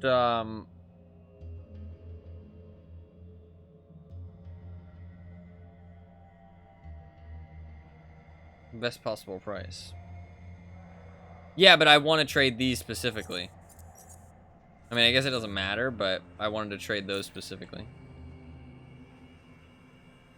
I guess also disassembling stuff. Oh, you can't disassemble everything though. If it just means that I won't have enough size stuff, I'm not really too bothered about it. Not the end of the world.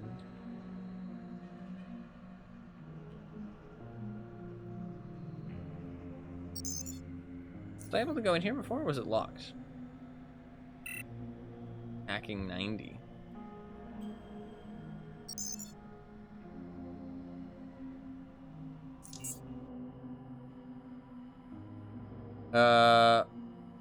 Psi empathy feat. Oh, okay. No, yeah, I already read the thing about the base health. I know that. I think that's why it made the start even more rough, to be honest.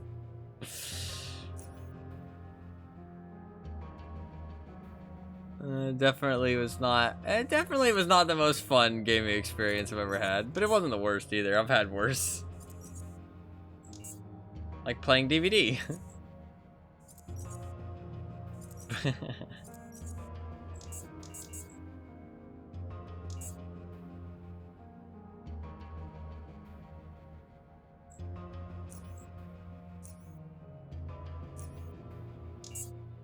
And Overwatch.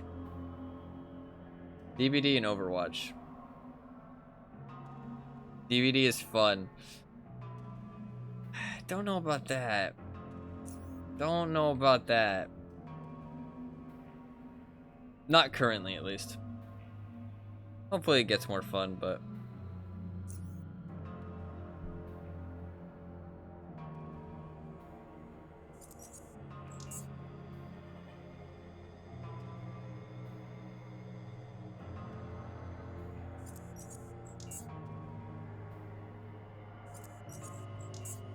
Oh, so much money, dude. I'm absolutely stacked. I got money for days. Night vision goggles? Oh, 17,000. Fuck that. Fuck that. Taser.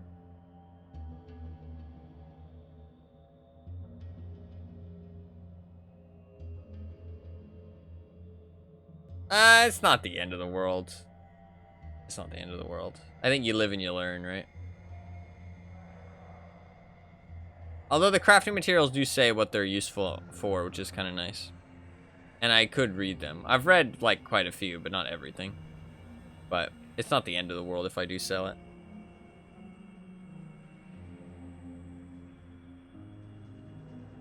I do need some more batteries. I'll buy... 4? Sure.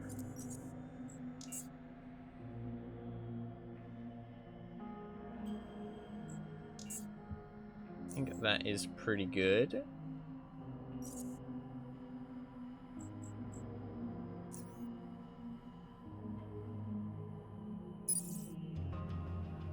Nice. We got an upgraded hacker thing. We got a lockpick. Got a whole bunch of lockpicks. We got some knives. I have the sledgehammer now, though. I don't really need the knives. I guess I can go to my quarters.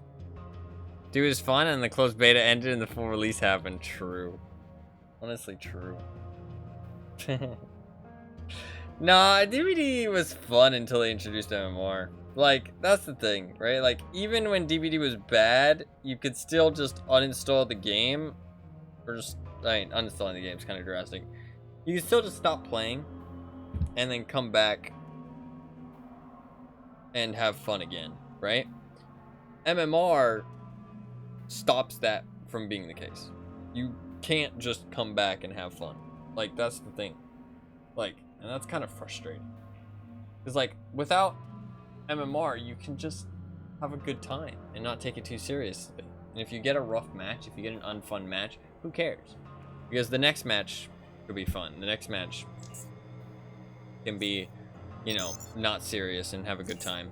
But with MMR, it's just you consistently get the unfun.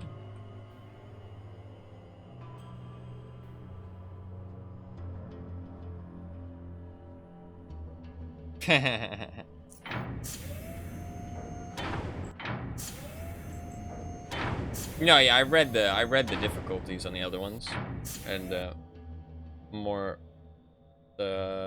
higher prices seems pretty rough. I think I'll buy some bear traps. I'm also kind of tempted to buy a fishing rod. One extra utility slot's nice, but the extra health's really good.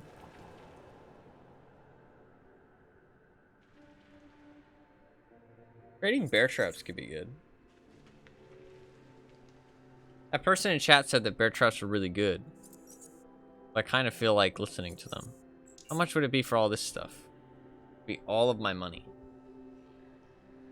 Only all of my coins, though. Or all of my credits. I mean, it's like, what else am I saving my money for? Nothing. Fuck it. We now have bear traps for days. Can I trade these for coins? At a non-ranked, non-MMR queue. I don't think they will. Ever.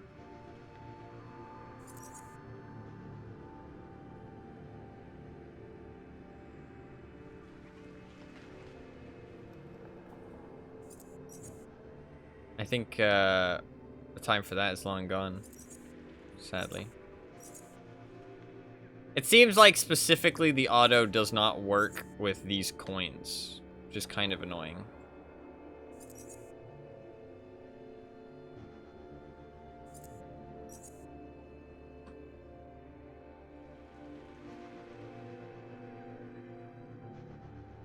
That is fair. Hey, as long as you were having fun, right? That's what matters.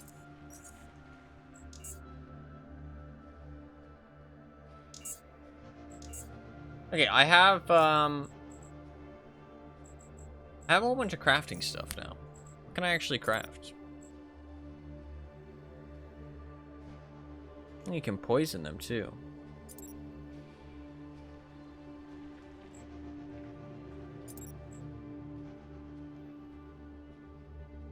Oh, so you actually need to figure out the recipes, kind of. Well, not really, but it's interesting. Okay. It's kind of interesting. Interesting.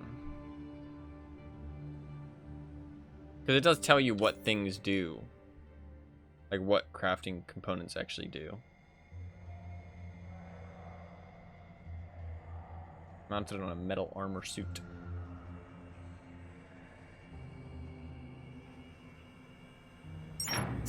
Ah, okay, that makes sense. That's probably something I would have figured out by myself. But it's all good.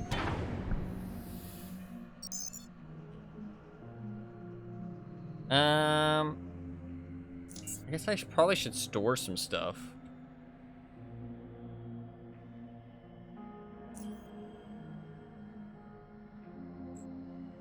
Like, I can't sell anything else. So, I guess I'll store in this footlocker, shall I?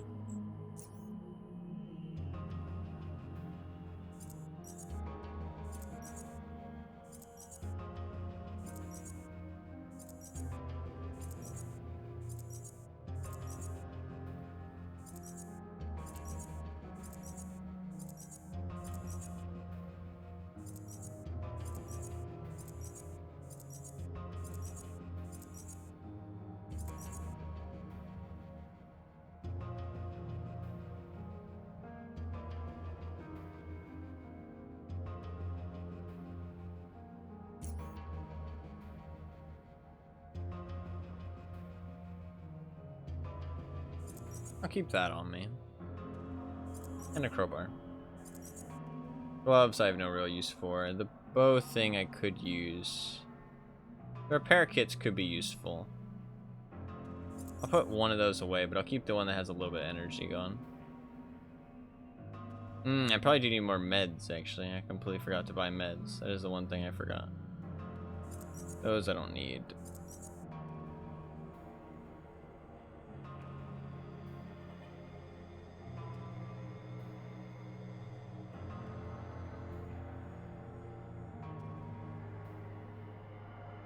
Alright, we should be good. That is a lot more space.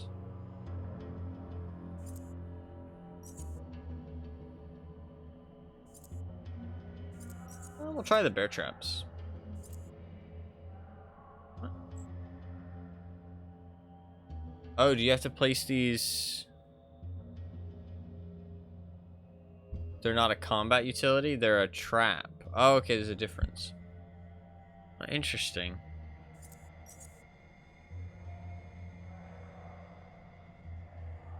Okay.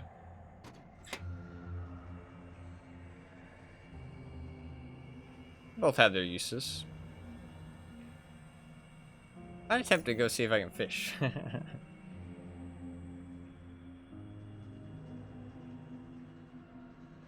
No, you're all good. Don't worry about it, man. You're all good. You don't have to apologize. I appreciate somebody being, you know, passionate about the game that they like and wanting to share or help that info. There's nothing to apologize for. It's all good. It is all good. I'm curious what fishing is like, because usually fishing in games is a very mixed bag. Some people love it. Some people hate it. I'm tempted to fish, though. Where did he say the fishing thing was? Let's go ask him. Go ask him. I probably can't be on for too much longer. It's already 1. I honestly probably stayed on for longer than I should have, but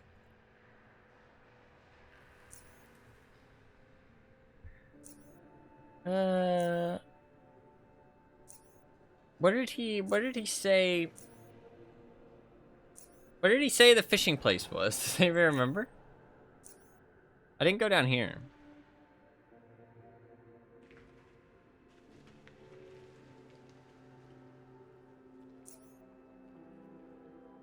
Playing again? No, it's fun. It's fun. I would play this again. I mean, honestly, I was kind of tempted to play the As Divine Hearts game again, but that's because I'm a weirdo. That's a lot of weird trash. Not a weirdo in that way, but weirdo, like, I don't know, I just like to play games. Like, I'm okay with playing bad games, as long as I'm having fun. I don't know, I can have fun playing a bad game. Oh, look, we can fish. And I'm not saying this is a bad game. Or that the As Divine Hearts game was a bad game, because honestly, it was kind of fun. Can I fish? You got addicted to the waifu wars. It was kind of fun. It was entertaining. It was fun, but it was stupid. It was stupid as fuck, but it was fun. Because it was fun on stream. Playing it off stream would be weird, but playing it on stream was fun.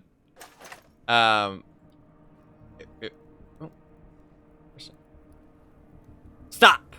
Shouts you with an armed woman who's struggling to catch her breath. You don't belong to the group I've been keeping an eye on. Don't you? What? I guess he's saying you don't belong to the group.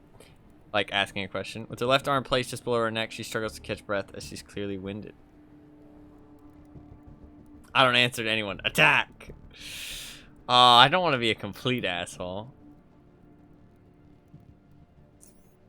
Oh, I see. Rest of sigh relief. We've been scavenging these warehouses until suddenly we got cornered here by a group of maniacs trying to kill us. Since then, we've had few small skirmishes with them. We weren't able to break out. This time, though, I just saw a bunch of them on the move. Should we go Sith?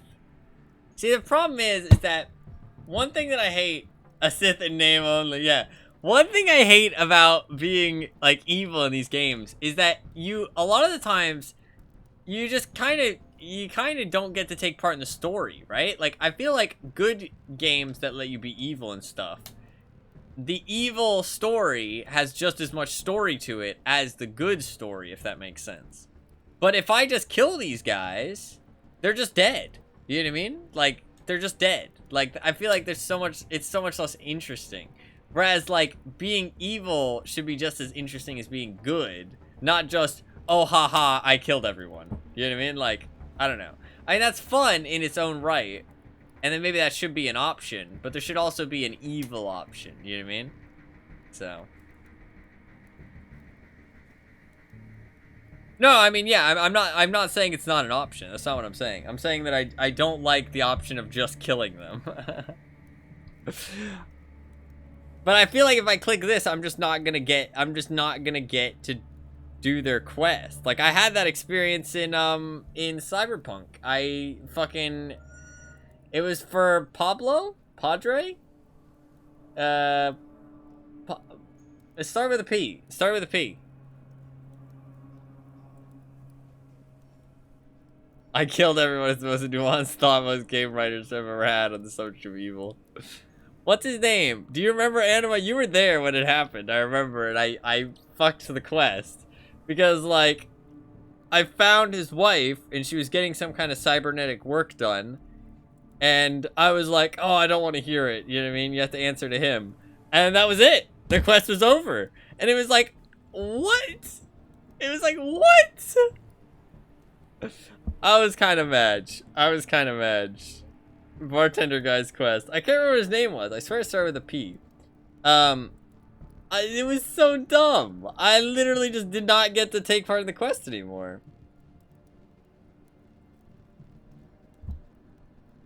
I've not played New Vegas. I've heard that one's really, really good though.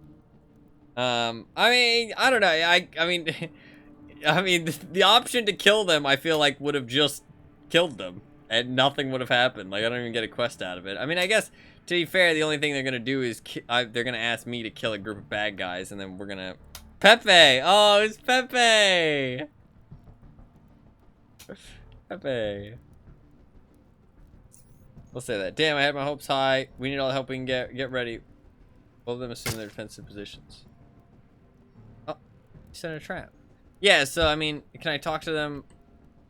Yeah, so, I mean, it's just, I get... I mean, unless they attack soon. Oh, they're attacking. Are they attacking me? Oh, no, they're attacking other people. I'm stuck. Oh, shit. Oh, okay, I get to take part. Okay. Okay.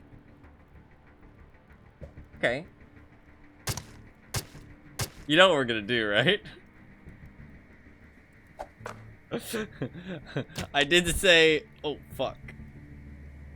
This looks scary.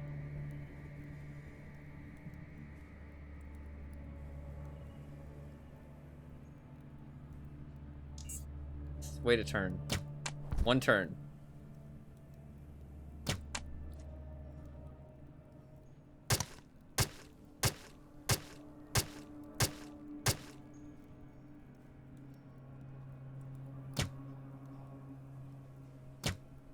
Hey, he's shooting me.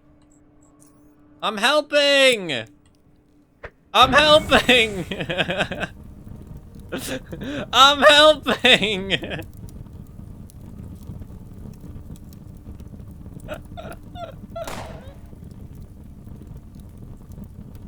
I helped!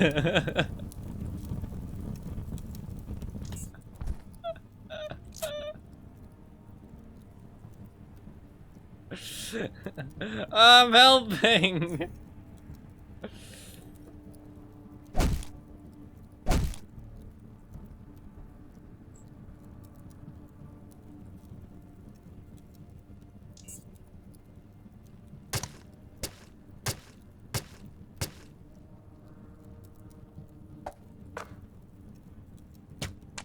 Oh fuck, I'm gonna die. No, I pressed space! I meant to press tab. Fuck! I meant to press tab! I'm so mad. Yep. Okay.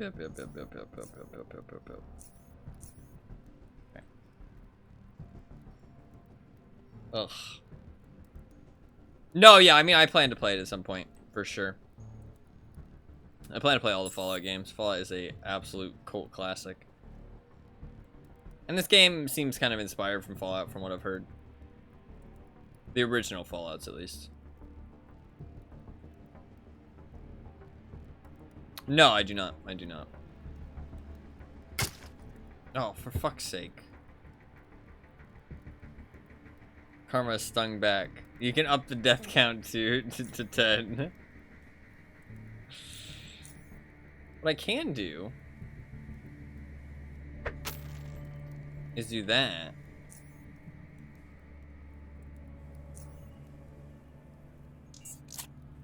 I'm trapped, though. For a long time. Shit. Dude, that guy hurts.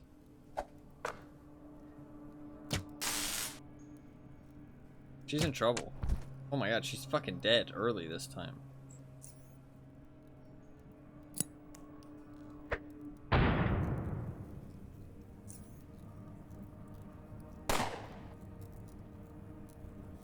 Shit.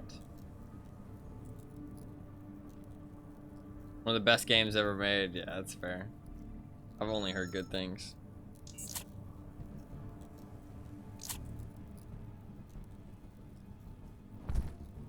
Okay, this is going good.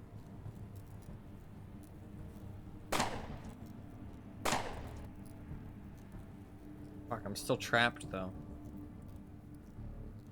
He might just fucking one-shot me, though, dude.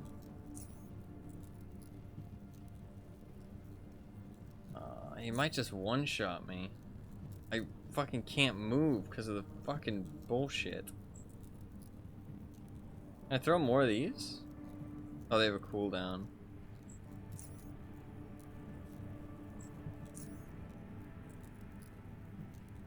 Like the other 3D Fallouts, which are technically a couple of games.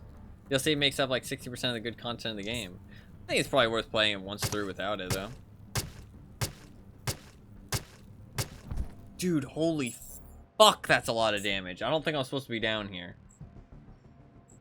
I do not think I'm supposed to be down here.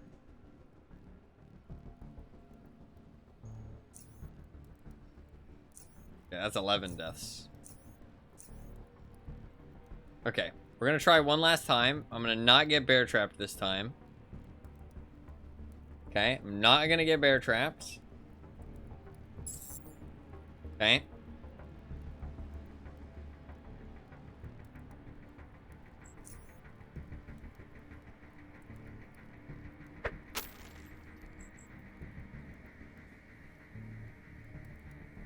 To not get caught by Trapper.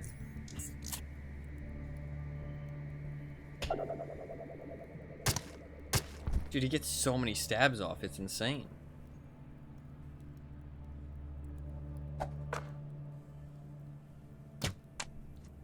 Into body piercing. Wow, what a catchphrase.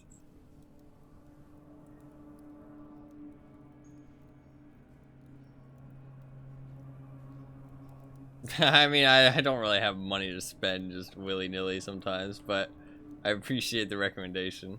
I already own New Vegas, I'm pretty sure. But DLC, I usually wait to buy DLC until I'm, like, pretty confident I really enjoy a game. Should I damage her or should I damage him? I feel like I should damage him.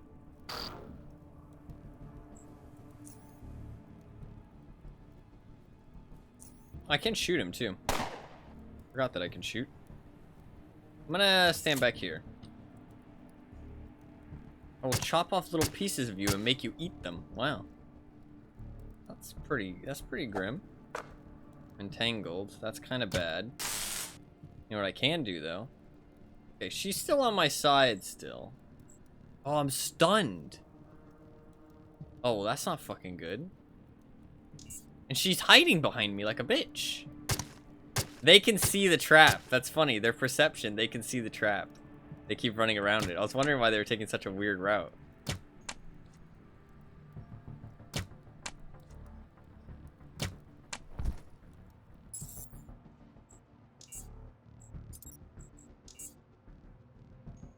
Okay. Wait, I loaded the wrong save. Thank God it saves 2 autosaves. Holy fuck. Holy fuck. That was almost really bad. No, I mean, to be fair, I'm choosing to do this the way I want to do this. I know it's not the easiest. And also, I'm not even supposed to be here. I mean, if the smartest thing to do is just leave. But it's not fun to just leave. Games are about having fun.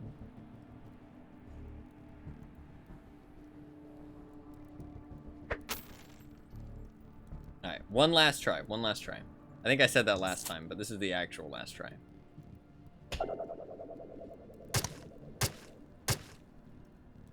God, they deal so much damage, it's crazy. I think this guy is supposed to die, though. Because he dies really quick. Yeah. Maybe you can save him, though. And if you save him, there's probably, like, extra dialogue.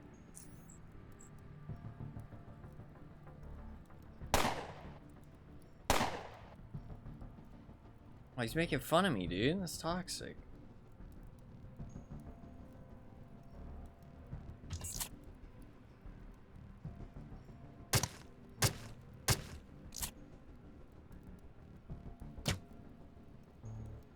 Fuck.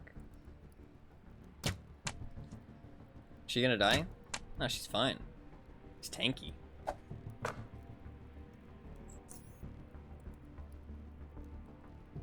How many more of them is there?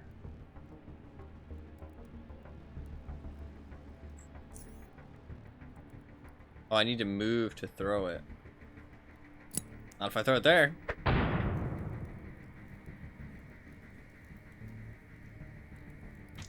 Alright, that's definitely the last try.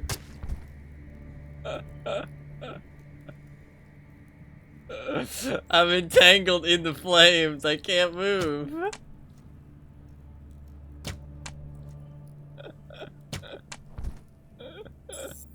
It was a good try, yeah.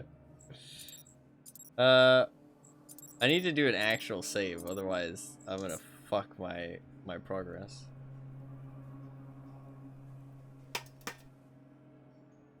Alright, let's save. I just wanted to do some fishing, man. That's fine.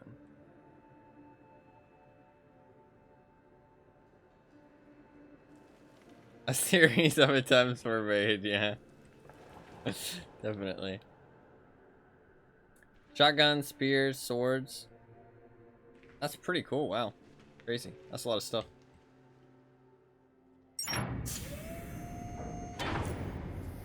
Series of attempts were made.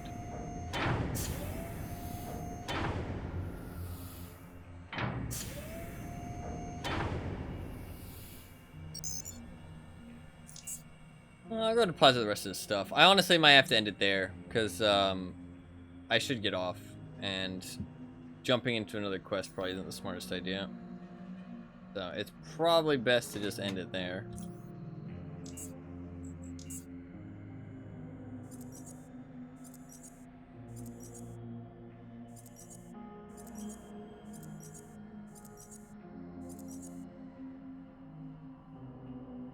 It's good. Bunch of random junk in my room. Love to see it. We're close to getting another level up. I'll be level 4, I think? Yeah, level 4 with one more level up.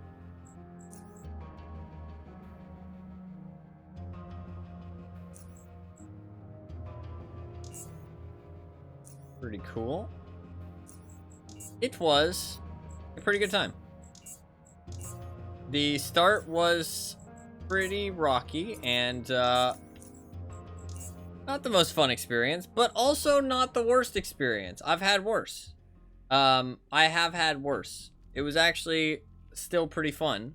I like games like this. The stats and stuff are very Divinity-esque, but I mean, I think they're both derived from like D&D, right? At the end of the day. I can definitely see some Fallout inspiration for sure. And supposedly it's like the original Fallouts, right? The original isometric ones. 6 hours, managed to beat the first quest. Yeah. It's probably similar to something like Wasteland as well. I think Wasteland's turn-based, right? I've always wanted to play Wasteland. This is the type of game that I'm really interested in, but I haven't played enough of, honestly. Like the whole like RPG. I mean, there's a lot of games like this actually, if you think about it. I'm surprised there isn't more different genres as well, because it seems like they're always like apocalyptic. It was pretty cool though. I liked it. It was actually really fun. I think that the direction at the start could have maybe been a little bit better, but I mean, if I had just gone to the right place, it would have been fine. But I don't know. I don't think it was entirely my fault. I think that other people have probably done it too. I mean, I think Anima, you said other people ran into mines and died. But to be fair, they might have already been level 3 or whatever and then ran into the mines and died. Whereas I was level 1 running into the mines and dying. So potentially maybe it was just me. Maybe it was just me that went to the wrong area. Who knows? I don't know. I feel like it was a little bit unclear. I feel like instructions were a little bit unclear, but maybe I'm just an idiot. Who knows? It was a good time though. Overall, I had a lot of fun. I'm glad I gave it a shot. And I would like to play more. I could play more over the next couple of days because I didn't really have anything I wanted to play specifically. I did say I was going to play Resident Evil, but I'm not going to say. Fair enough. I went down there though. I just didn't know I could talk to the guy through the gate. That was like the main thing. I mean, I went down there because I saw like cave in the elevator, so I went down, but there was nothing down there. So I was just like, oh, okay. But I didn't realize I could talk to him through the wall. I kind of just interpreted it as a wall. Also, he just looks like a normal guard, so I just thought it was another guard. But I should have hovered over him, to be fair. That is my bad. Also, there's a lot of talking at the start, but to be fair, most RPGs are that way. Most RPGs have a ridiculous amount of talking at the start, so I kind of just wanted to start playing the game. You know what I mean?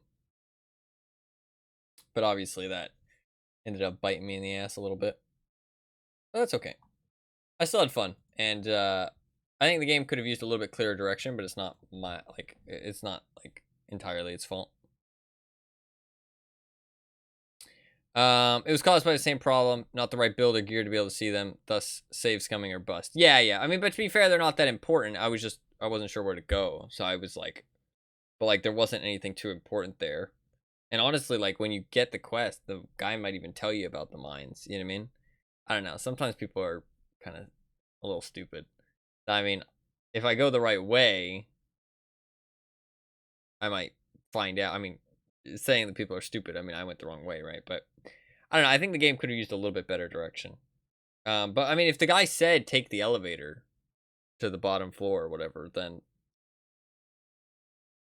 I don't know. I don't remember him ever mentioning it, but there was a lot of reading and I might have skipped through. Also, I'm really tired, to be fair. So maybe I missed something. But I don't think he mentioned it. He just said like go to the caves to the north. That was it. So I looked for caves, and I mean, fucking, the walls are made out of rock. Seems like a cave to me. Like, I mean, it's basically, that is literally what a cave is. So I don't know. I think that what I went through and what I looked through easily could have been classified as caves. So it was hard to tell the difference. But if I had talked to that guy, it would have been super apparent. So I don't know. But it's not the end of the world. It's not a big deal. It was only like an hour. It was only like 2 hours actually. But yeah, 6 hours. We finished the first quest. It was a good time though. In the future with the wheel, he does explicitly state to talk to the door guard. Fair enough then. Fair enough. I do not remember that. We used to have a fun story to tell. Yeah, exactly.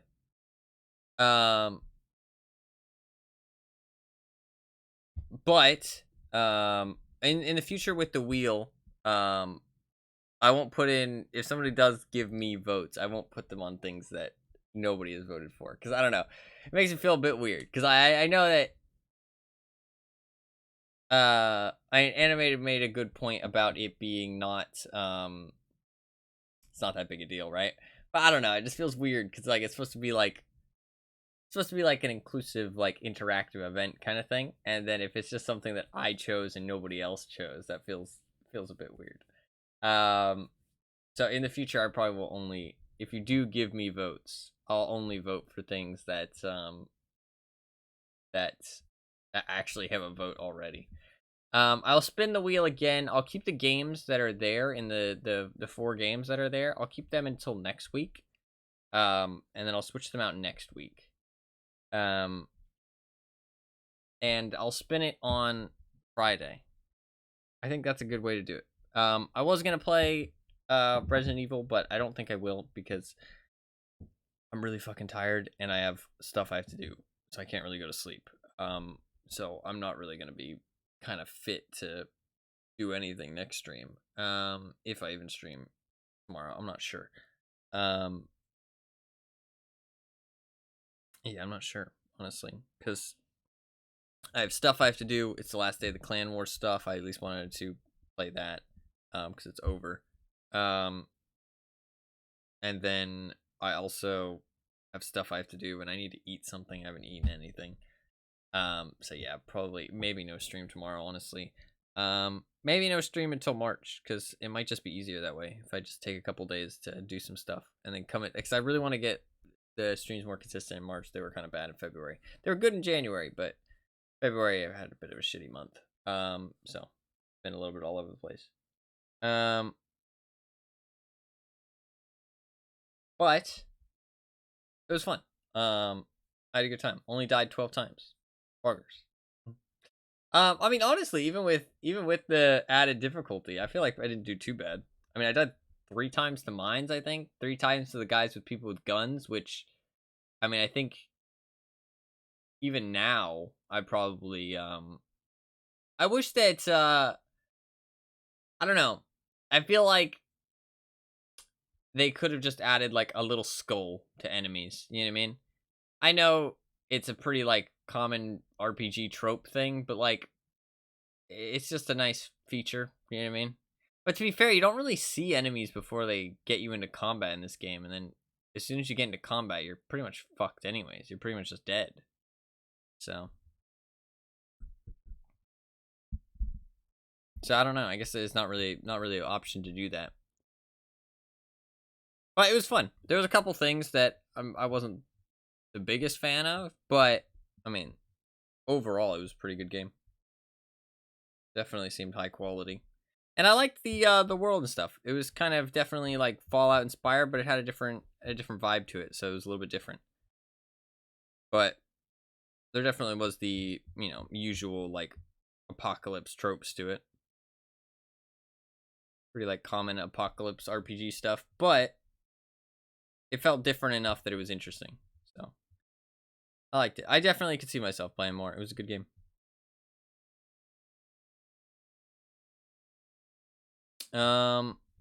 What is the plan? Do want to do more World of Tanks. I'm really addicted to World of Tanks. I'm not gonna lie. It's really bad, the addiction. It's like really bad. I don't know why I'm so addicted, but it's like it's really bad, man. Like I'm really addicted.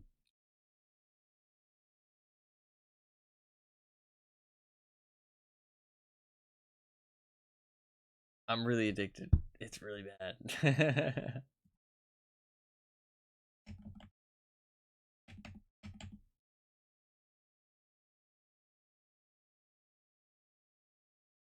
The addiction has got me. It's got me in its clutches. It's fun to watch you play. Glad you put in the votes for it. Oh, I'm glad. Thank you for spending your points to let me put in the votes for it. Yeah, the world seemed kind of cool, honestly. I don't know what I'm gonna do tomorrow. I might just end up skipping tomorrow's stream and then maybe the stream after that too, to be honest, because I just don't really have anything. I mean, I could play this game again, so we'll do this, okay? Just because I don't like to leave it in the air because then people don't know if I'm gonna be online or not. There'll be no stream tomorrow, right? I know it sucks and February's been a bit shit, but I'm gonna try and make sure that March is better. And you can hold me to that. So, no stream tomorrow. Possibly stream the day after. Actually, to be fair, the World of Tanks thing. Let me see. The World of Tanks thing starts that day. It doesn't actually start on March. It actually starts in February. It starts on February 28th. Maybe I could just do that. Not a bad idea. Let me see. Starts at 8 ET on February 28th. As long as I stream after 8 ET. So we can just do that. It'll just be an early stream on February 28th. Just way better. I mean, no, there was nothing wrong with it. There's nothing wrong with it. I just have a lot of other things I want to play. So I was giving it. I do like a weekly. Well, I mean, I've just started doing a weekly event thing again, where you can vote for games and they go up on that wheel, and then I can spin said wheel, and I do spin said wheel every week, and then play whatever game the wheel lands on. So that was this week's. Next week, it shall be something different. But it's fun to try out new games, and I could definitely see myself coming back to that for sure. So yeah, I think I'll probably skip tomorrow's stream, and then I'll do World of Tanks on the 28th, because I am really addicted. I'm not gonna lie, I'm really addicted. I'm hardcore addicted to the World of Tanks. And then the Battle Pass will be starting then, which is cool. And that is kind of exciting. And I don't know, I just want to play World of Tanks. I want to play World of Tanks. I'm really addicted. It's bad. The addiction runs deep. Got me in its clutches. Send help. Send help. I don't know what it is. Like, I really enjoy it. Like, I see so many people on Reddit. That's cool. That's cool. So many people on Reddit complain about World of Tanks really badly. Like, on Reddit, on Twitter, on Twitch, on YouTube. Like, everybody talks like World of Tanks is like this very unfun experience, and just like it's never fun to play, and every match is frustrating, and oh, how do you play this game without smashing your keyboard? It's like, I don't know, man. It's just a game. Like, I mean, I don't know. It's funny, actually.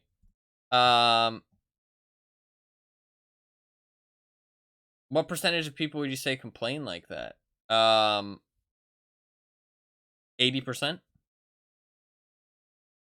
80%?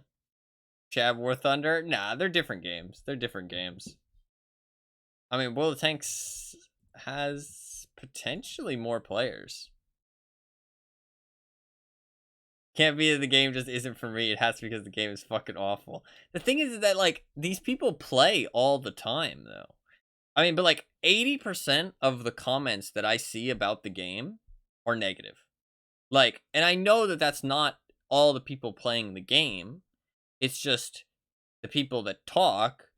Like, they're just just negative people are just more vocal, right? That's just the truth. But, Rust is so bad, 5,000 hours, yeah. If their experience with the game is entirely negative, they should play something else.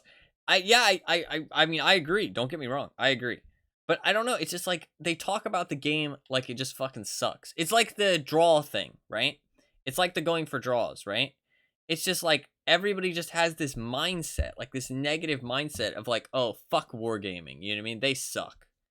And it's like, let's do anything we can to get one up on them. You know what I mean? And it's just like, I don't know. It's just the shitty like mentality that people have. Game's bad, yeah. I think that the thing is though is like the way that some people complain, like the way that I complain about DBD, for example, right? I think that the way I complain about DBD, I shouldn't play it. But I think that the way I complain about it is good because it comes from a place of their player base is their problem. True. It comes from a place of wanting the game to be better and seeing issues, not just being, oh, this game sucks. You know what I mean? Like I make those jokes sometimes too, but it's like I'm not actively being like negative about it. I'm being negative when there's negative things happening. You know what I mean? And I can still have fun when there's fun times. But I don't know. I mean, to be fair, of course, you're always gonna think you're in the right? Like that's just how people work. But I don't know. I mean, like I think DVD definitely has just gotten worse. I think that I don't know. They were blown away. That's funny. I've heard that show's really good, actually. I need to play that game, but I think the PC version's coming out soon, right? Yeah. Super exciting. That's cool. Cool. March 28th. March 28th.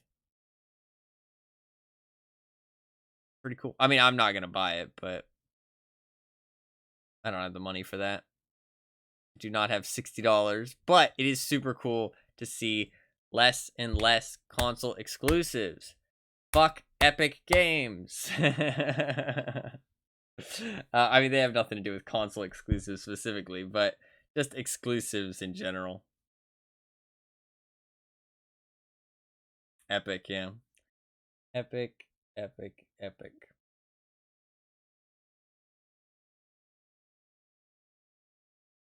mean, I hate Epic personally, but that's just me.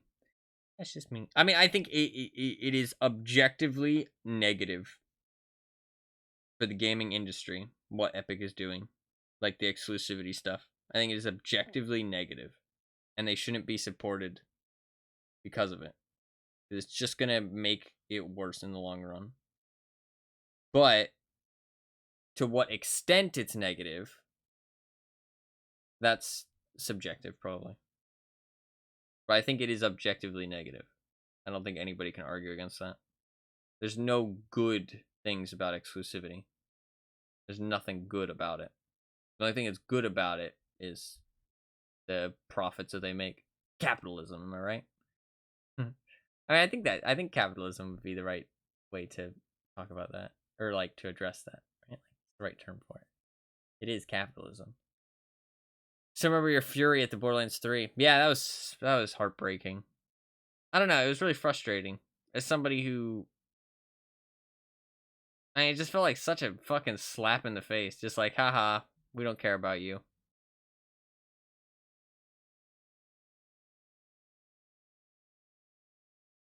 But it's the truth. The truth, and it's something you got to realize is that these companies don't care about anything but your wallet at the end of the day. That's all they give a shit about. The big companies, at least. I'm not saying that every company, but I mean stuff like Epic Games, they definitely don't give a fuck. Then I would say the thing is that it's like,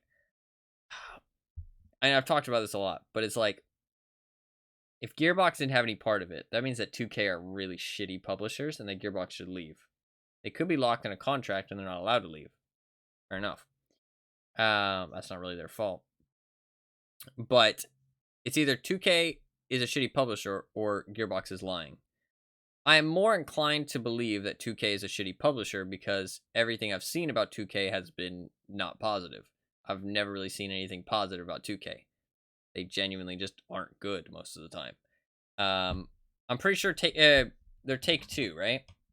Take-Two Interactive. They publish GTA, do they not? Am I wrong about that? Oh, don't add a fucking bookmark to the Wikipedia for Take-Two Interactive. I don't give no fucks about these motherfuckers. Yeah, Grand Theft Auto. Yeah. Yeah. I've just heard negative things about 2K. 2K is just bad, in my opinion.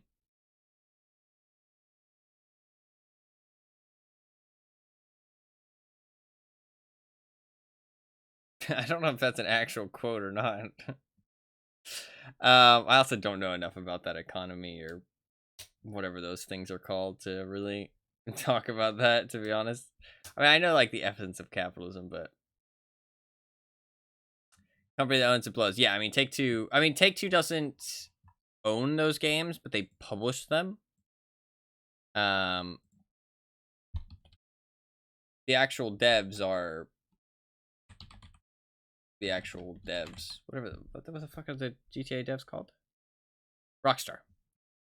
Rockstar. I don't think Rockstar is actually that bad. I mean, they make great games. I mean, they know how to milk their player bases, but I mean, who can blame them if the player basis goes along with it, right? It's like,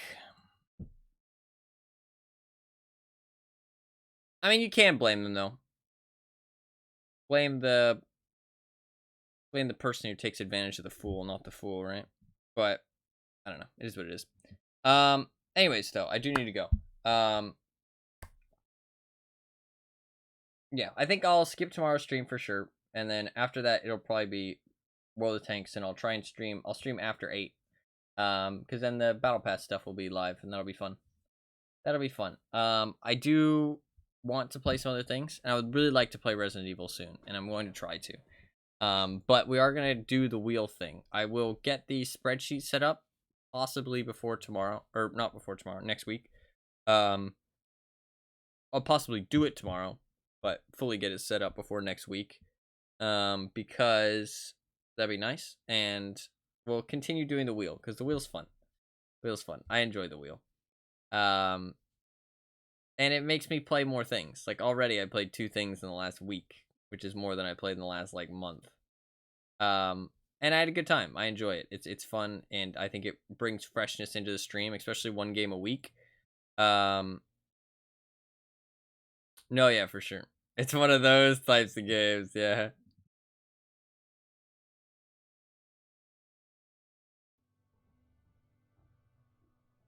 This only has 3 functional buttons. Remaining.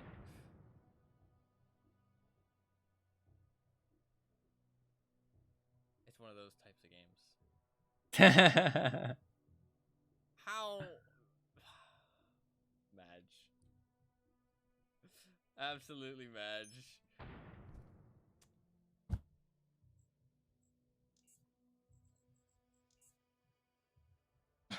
Okay. Oh, I have to do the combat again? Oh, fuck off.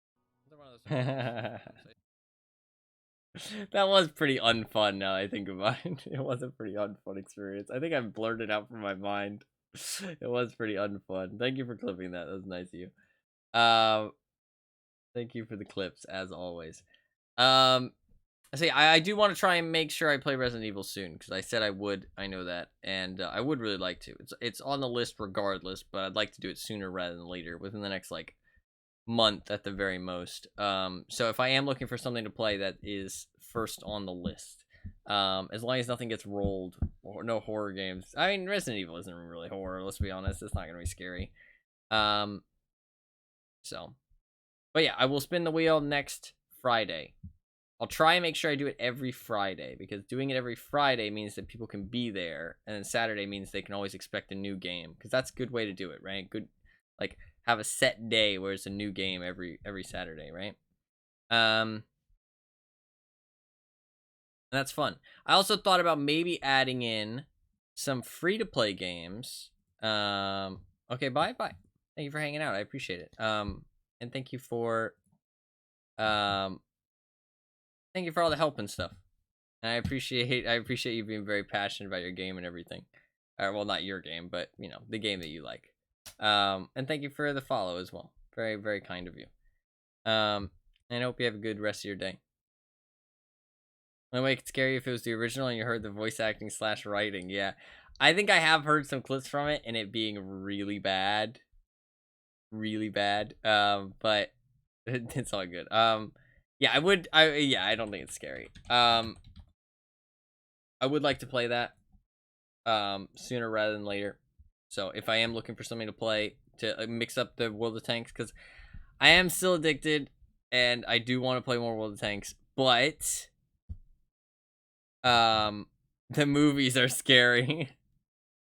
What do you mean? It's got Mila Jovovich, dude. What's not to like? What's not to like? Most popular actress ever.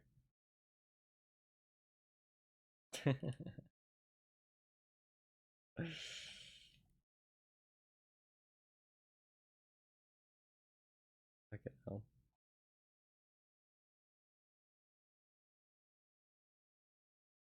Scarily terrible, yes. So yeah, the plan is March. So no stream tomorrow. Stream after that. I'll start at like 8 a.m., which is like 6 hours ago. Couldn't think of a single thing. Yeah. Um, 6 hours ago from now.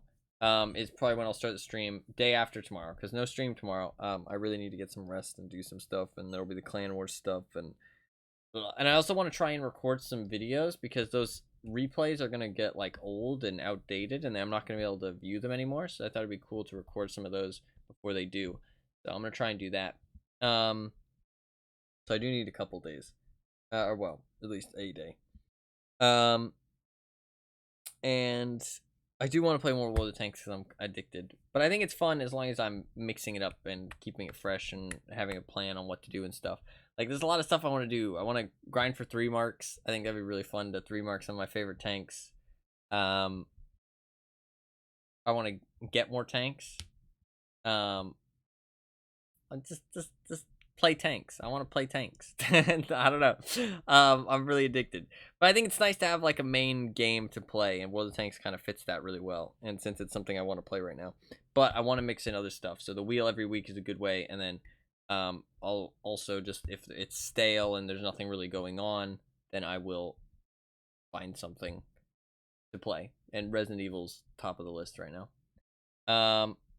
And yeah, and March should hopefully be better in terms of consistency for the streams. I know this month has been kind of shit, but I'll stop talking about it. Well, I'll probably mention it a little bit more, but I'll try not to complain too much about it, because I probably complain more than, well, I mean, I do complain. I mean, nobody else has complained, not a single person. But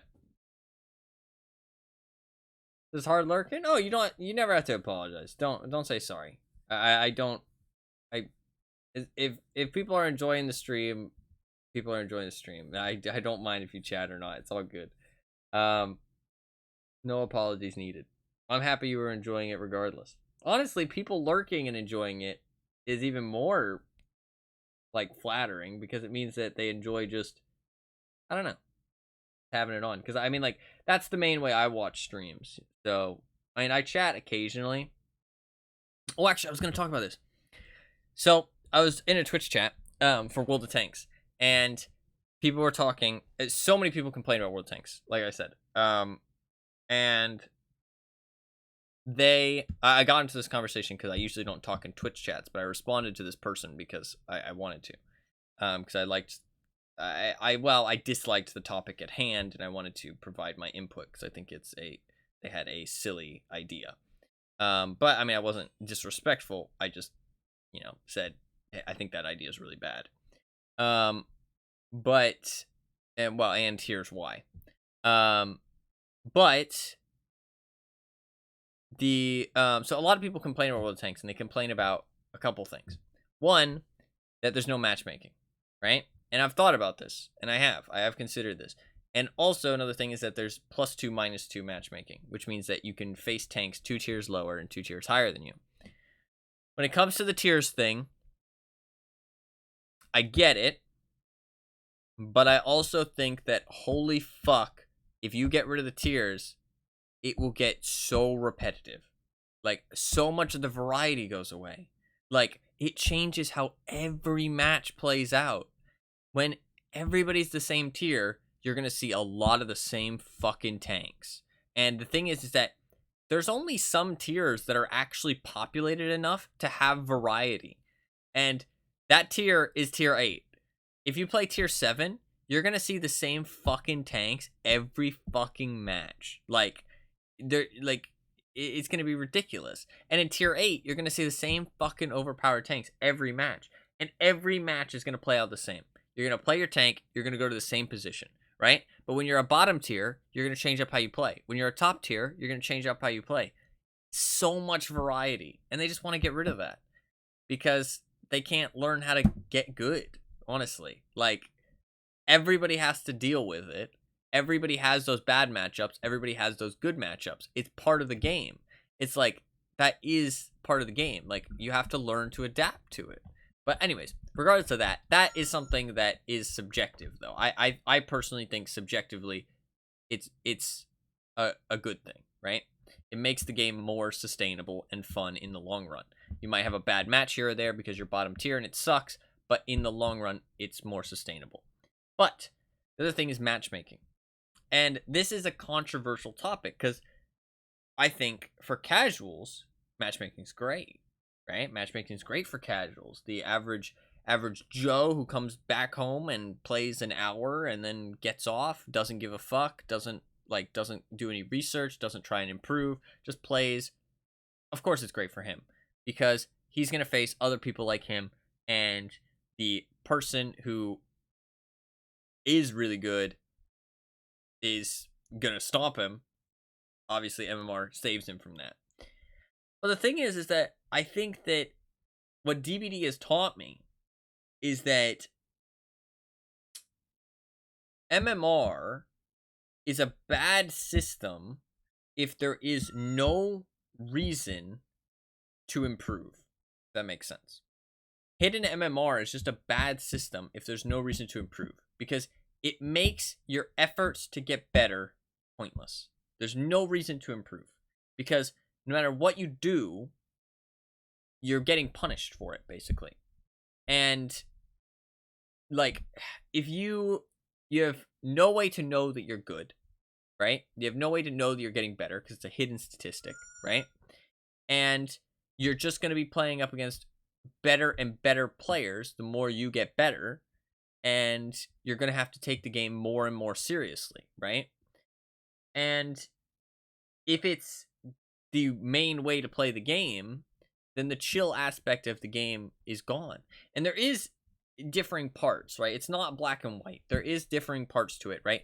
Is there a separate ranked queue? You know what I mean? Is the game balanced around like high level play? Is the game like competitive? You know what I mean? Like, is it a team based game? Like, there's a lot of aspects to whether or not this will really fuck up the game having MMR. I think DVD is possibly one of the worst, where it balances around the bottom level, or well, the low level. It has no separate queue system. It's a hidden MMR system, and it's semi-team based game, but also asymmetrical. So it pretty much is the worst of all worlds, and that is what compounds DVD's issues. Also just the entitlement, and the survivors just feeding into the entitlement. But I think that skill-based MMR for World of Tanks, if they added skill-based MMR, I can imagine exactly how the games would go. Because everybody would play properly, right? And you'd think, okay, well that sounds good, right? And while yes, it could create some cool competitive matches, and it would reduce the amount of blowout matches for sure. But the thing is that is the game balanced for everybody playing properly? I don't think it is. I think that if you make everybody play properly, while people make mistakes, don't get me wrong, it's gonna get real boring. And it's gonna be real unfun. Like, definitely not. Well, I'm talking about World of Tanks, not DBD. I mean, DBD definitely not. But World of Tanks, I don't know. I'm not. That's not an objective statement at all. There's no way for me to know that it's true. But I think that if it was high MMR, a lot of people, it just would get real boring real fast. And the thing is that you don't get rewarded for getting better, right? You only get punished for it because the game gets more and more serious and you face better and better opponents. So what's the point of improving? You know what I mean? Right now in World of Tanks, if I go out of my way and improve, I will see myself get better. I'll see my statistics go up. But if I get better in an MMR system, my statistics will never go up because I'll be getting better, but my opponents will get even better too. It's something that I said the other day and I realized it, and it's a really weird way to look at it, but in CSGO, right, for example, right, it has a hidden MMR, but it has rankings. Your ranking is the only thing you are actually earning because the game is fighting its hardest. It is literally designed to make you win 50% of your matches. It is designed. No matter how good you get, no matter if you fucking got top tier, it is still going to try and make you win 50%. Even if you were the best in the world, it'll place you on a team with people lower than you, and the enemies will be on average higher than your teammates. It'll even out because it wants you to win 50% of your matches. The better and better you get, it doesn't matter. You're still going to be, like, the game is forcing you to try and only win 50% of your matches. And it's the ranking is the only thing that you're actually trying to earn. Everything else doesn't matter. Doesn't matter how many wins you get because eventually it's going to average out to 50% anyways. And it's like, if you think about it that way, in these games where they make MMR, what's the point of even improving? You know what I mean? Like, what's the point of even improving your game? What's like improving as a player? You know what I mean? Like, what's the point of even taking it seriously? There isn't one. So 1 point start to stomp everybody. No, I agree with that. And I think that something does need to be done about that. And I understand that. I'm not saying that, oh, they just deserve to get stomped. But it's also, well, I understand the argument, and I agree. And I don't want to sound like an ass, but, like, if that person has gotten that good, do they not deserve to win? You know what I mean? Like, they are good. They got good. You know what I mean? And it's like, but I get it. Games are supposed to be fun. You know what I mean? Games are supposed to be fun. But, I don't know. It's also not the majority of the player base are that good. You know what I mean? It's like, it's a small percentage. It's not like you're getting stomped constantly. If you're getting stomped constantly, you might just be bad. If you're just bad, I don't know, you could get better, but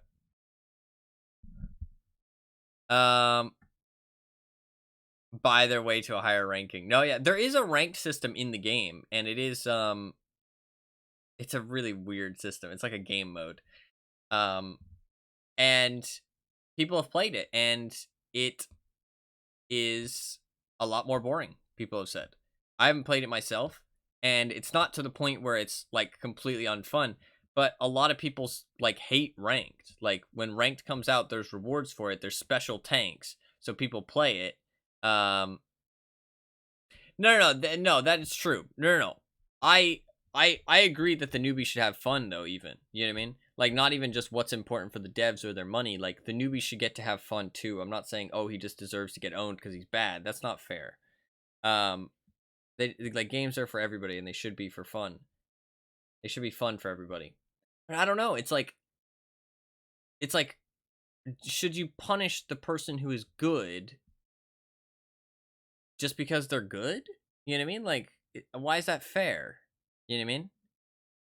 Like, I don't know.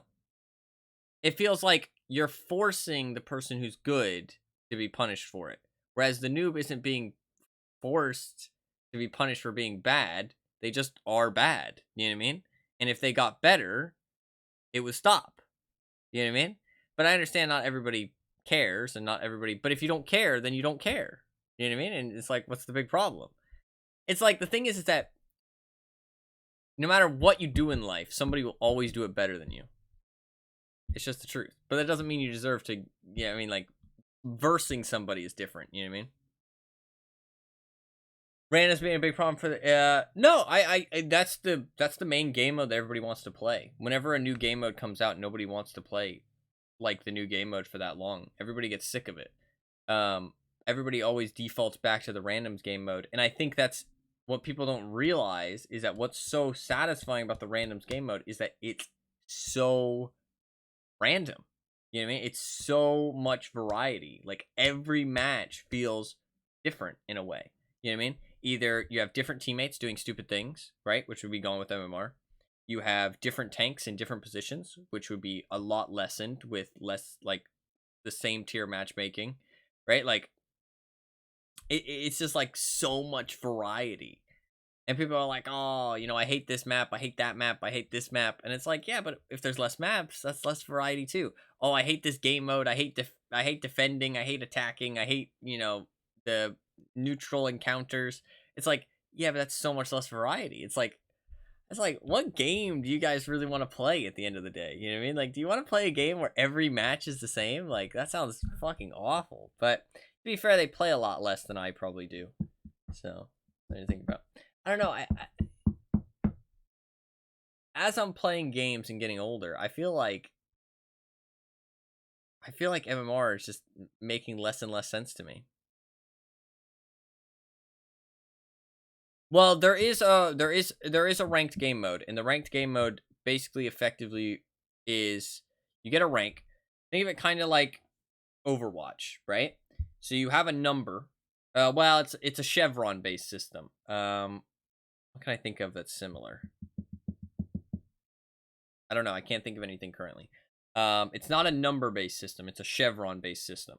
So you get chevrons from each match you play, right? If your team wins and you're one of the top performing players, which is an argument in and of itself, but let's ignore that. Because it makes it like about personal performance, which is stupid. It should just be about your team winning, but the game isn't really a single player, like it isn't really like, I don't know. Your team winning should be tier 10 only, tier 10v10. Yeah. Which is definitely an issue. They did make it 10v10. It used to be 15. It used to be 15 vs 15. A lot of people disliked that. They're not talking about ranked coming back, actually. There's a new mode which is kind of replaced ranked called Onslaught, which is more of a thing.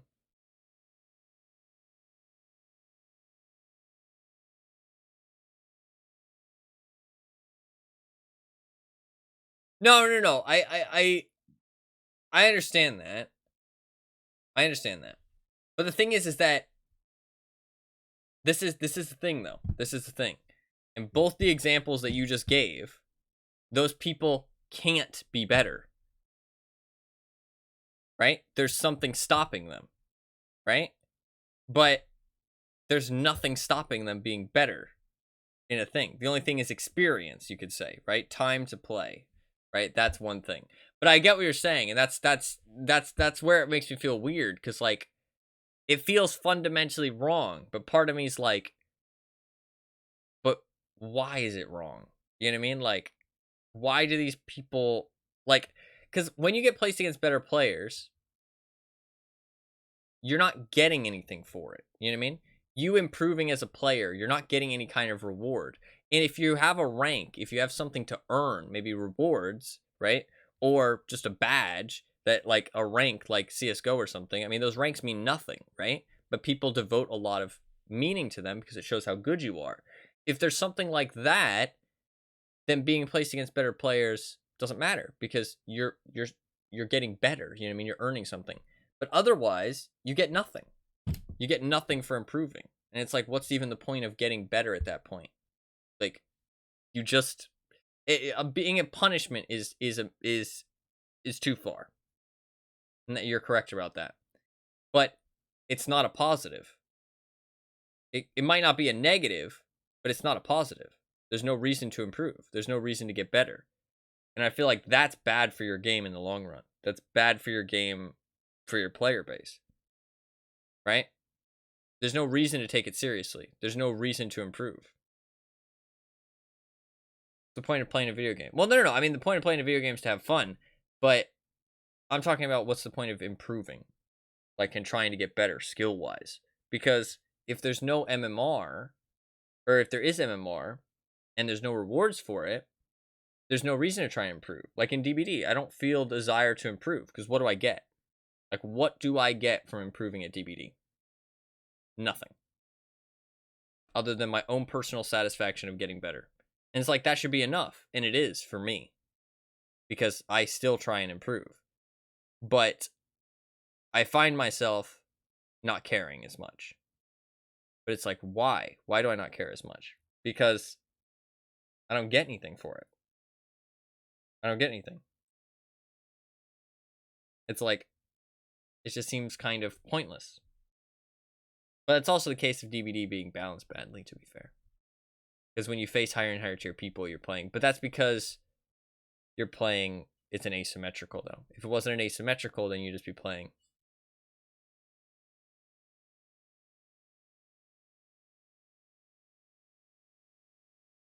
No, yeah, I agree with that. I agree with that. I also, like, but the thing is, it's like, something like a battle royale. Would you agree for a battle royale? Do you think it easily applies over instead of a statistical advantage, the luck aspect of it? I mean, there's ways to mitigate luck in a battle royale. I'm curious if you guys would agree. Because battle royales are something that very commonly has hidden MMR. Very commonly.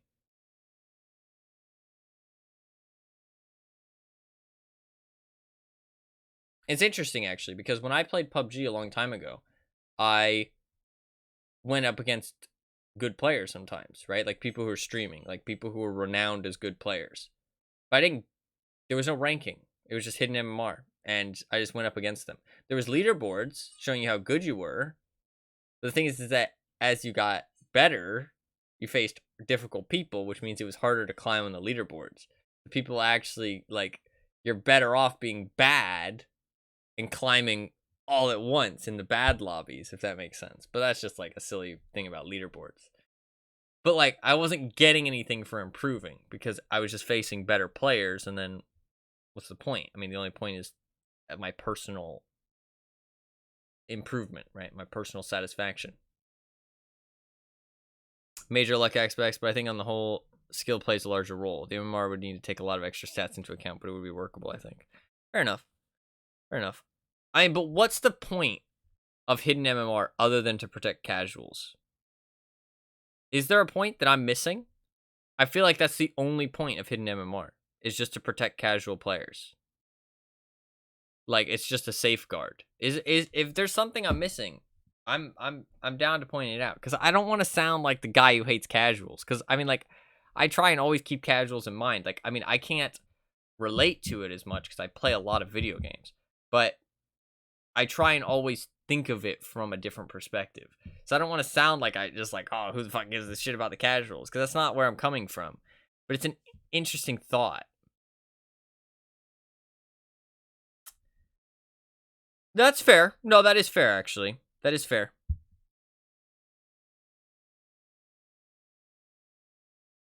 That's a good point. That's a good point.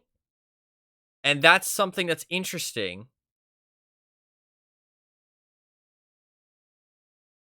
That's something that's interesting because in World of Tanks, it doesn't need MMR because it's a team game. If it was a 1v1 game, imagine something like a Counter-Strike 1v1 that had no MMR system. If you were good, you would just curb stomp everybody, and that would get really boring. So that's a very good point. If it's a team game, and it's also true for a battle royale, if you're really good and you're just curb stomping all the time, the game would get boring. You need the lows to make the highs feel good. That's an interesting point. I've never thought about that. So there is a positive to it. Because it would get boring. It is actually a thing that if things get too easy, it does get boring, and people don't realize that. It can also be quality of life, right? Things feel less impactful if you're not working for it, right? Something is too quality of life, it feels like you just kind of tune it out, right? So like something that feels like a fun journey, you speed it up, if you cut it short, if you cut corners, you don't get to experience the journey anymore. You don't get to experience the fun journey. Give a match to be competitive. I think that the idea of it being a fair playing field is competitive in of itself, though. Because the idea is that the game should be balanced, but your skill should be the impactful feature. I'm not saying that casuals should just get curb stomped all the time. That's not fun. But every match is competitive. If the enemy is just better than you, they're just better than you. You know what I mean? I mean, like, that happens even with MMR. You know what I mean? Sometimes there's just the enemies, they're just playing better than you. And you just lose. And it's not competitive. But they deserve to win. Because they're better than you. But if that happened all the time, that's an issue. Obviously, MMR is trying to make that happen as little as possible.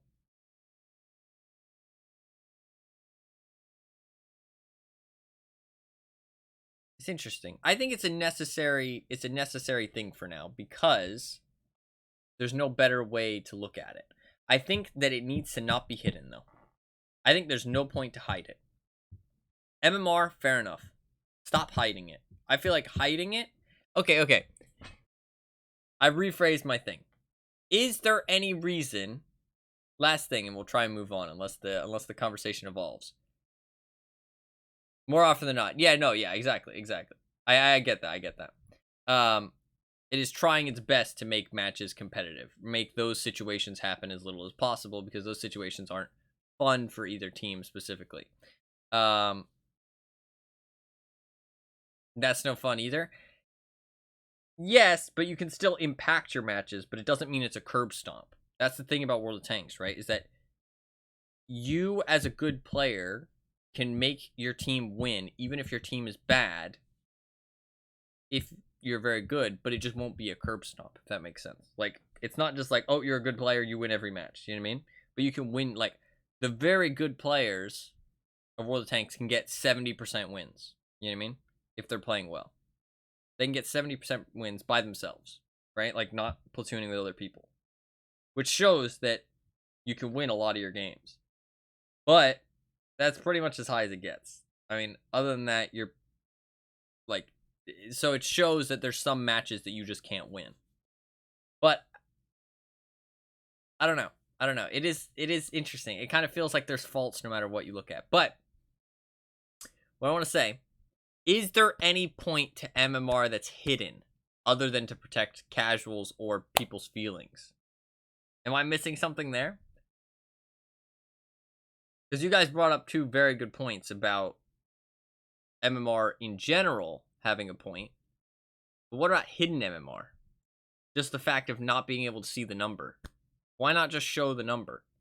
What's the point of hiding the number other than to protect casuals from knowing that they're bad and to protect people's feelings?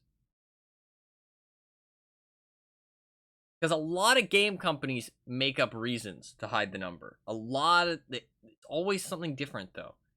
And I don't know.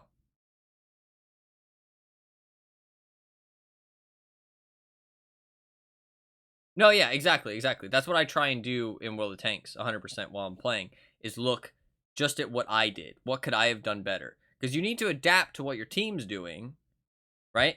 But within what your team was doing, within the situation that you were put in, what could you have done? Could you have done anything better? If not, it is what it is. Team was bad.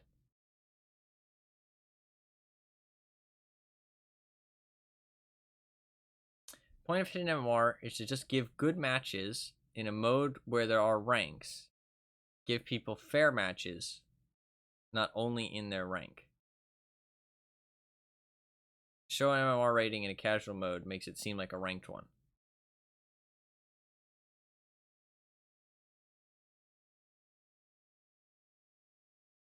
Yeah, it makes it seem like a ranked one, but it is.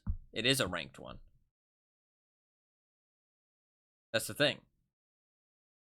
That's something that people don't realize, I feel like, as well. Maybe not you specifically, because, I mean, it's over text chat, so it's hard to gauge what you're saying exactly. But some people don't realize that the system that, like, DBD has for their MMR is exactly the same as a system. I mean, like, not fundamentally, but, like, it's exactly the same as a system like CSGO. It's just that CSGO actually shows ranks. That's it. That's literally, like, basically the only difference. I mean, the actual algorithm is different. CSGO's is a lot more fucking, like, better, don't get me wrong, but it's the same system. So, DBD's mode is ranked. It just doesn't show you the rank. That's the only difference. It is a ranked mode. Those Battle Royale casual modes you play, that is ranked. It just doesn't show you the ranked. Like, and that's what I'm saying is that if it's exactly the same as rank, it just doesn't show you the rank. What is it doing other than protecting people's feelings of seeing that they're a bad rank or seeing their rank go down? What is it actually doing? Like, what's the point of hiding it other than that? Because effectively, it is a ranked mode. It just doesn't tell you. Nothing. And that's the point. So you're agreeing with me. Unless I'm missing something. Are you agreeing with me that it basically does nothing? There's no reason to hide it. That's my statement. Try and prevent people from seeking out easy ways to artificially boost MMR. That's true. That is true.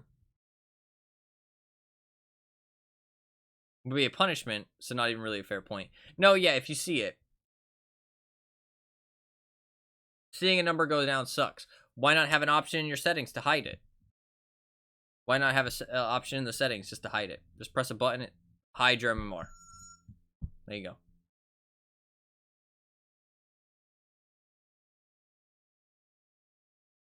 I feel like there needs to be more stuff like that, actually. It's really stupid. I feel like there's so much, like, little quality of life things that games could do. Like, for CSGO, for example, I thought of something, right? And obviously there might be issues with this idea. But why not just make it so that there's a setting in CSGO, right? It's disabled by default. You can go into the settings, and you can select from a drop-down your primary language that you speak, and then your secondary language that you speak, if any. And then when the matchmaker is queuing, it tries to match up people who have the same language as each other. Why isn't this a thing? Like, is there an actual reason that that's not a thing? Like, that seems so easy to do, and the matchmaker can just work as normal. Just completely disregard it, right? Like, don't even take it into account. No, exactly.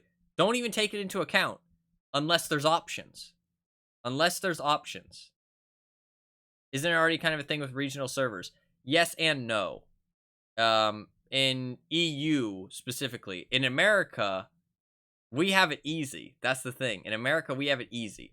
You pretty much only get people speaking either English or Spanish.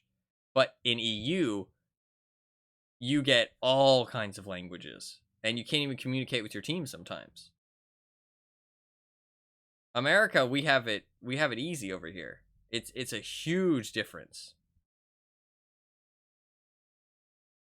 Basically always English. Not all servers though. And when you're playing a game when you need to communicate with your team, it can just be a positive thing. That's the thing. You guys are saying, oh, it's not that positive of a thing, but you're not saying any negatives. Where's the negatives? Because if you just completely disregard it and only use the feature when there's options, like between the people, so it can't make the queues longer, what's the problem? I don't know. When I've watched people play CS:GO, sometimes you get people speaking tons of different languages on your team, and you can't understand them. So it depends on what server you're on. So I feel like it would be just a good feature. But I do agree with the queues longer thing. That is true. But I think that it should No, this is true. This is true. That is the only thing I can think of, is that it would take too much effort for too little positive. That's the thing.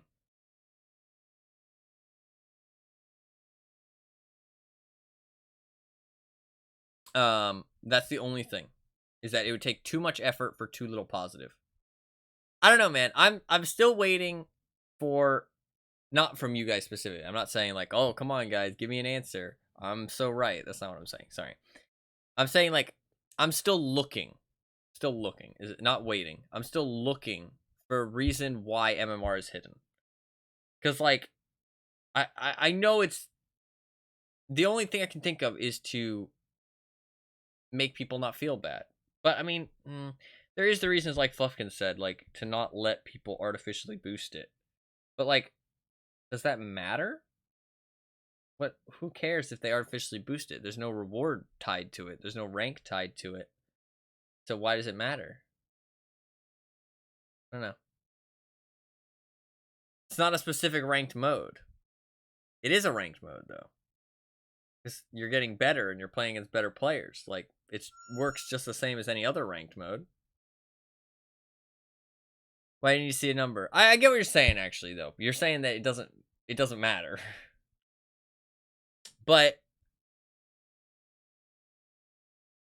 it's like, but then why even take the game seriously? You know what I mean?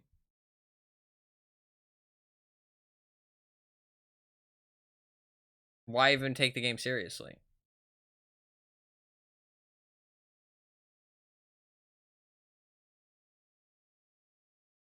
They could teach people how to trick the system, though. Like, for example, CS:GO, different answer depending on the game. That's true. That's true. CS:GO, for example, people had data mined that the more you plant the bomb and get MVP stars, you get more MMR. It's like a small amount. The win is so much more of it. It's like 90%, but the more MVP stars you get, you can up your MMR. So knowing how it works can make people play differently than they should. But that's just a bad system, and the system should be fixed, not MMR should be hidden as a result. The system should just be better. Because if you have to play in a certain way to up your MMR that's different than how the game should be played at a good level, then that's just a bad system at the end of the day. MVP stars should not be taken into account. So I do kind of think that it wouldn't really matter if people kind of artificially inflated it. You don't take it seriously, obviously. No, yeah, you're right. You're right. But I don't know. I feel like it's frustrating. And I'm trying to think about the issue, if that makes sense. Not like, I want to know more about it, about why it is the way it is. I don't personally think World of Tanks is the kind of game that should have matchmaking. No, I don't think it is either. I think we have different reasons why, but I agree that I don't think it should. But that originally, that's what I talked about. Like, somebody was talking in chat about how the game should have matchmaking. Oh my god, like, it's crazy how it doesn't have matchmaking yet. It would fix everything. And I said I don't think skill-based matchmaking is a good idea. And they were like, "What? Why?" And I said, because it's well, I said that I don't think that skill-based matchmaking in a game with no reward for getting better at the game is a good idea. But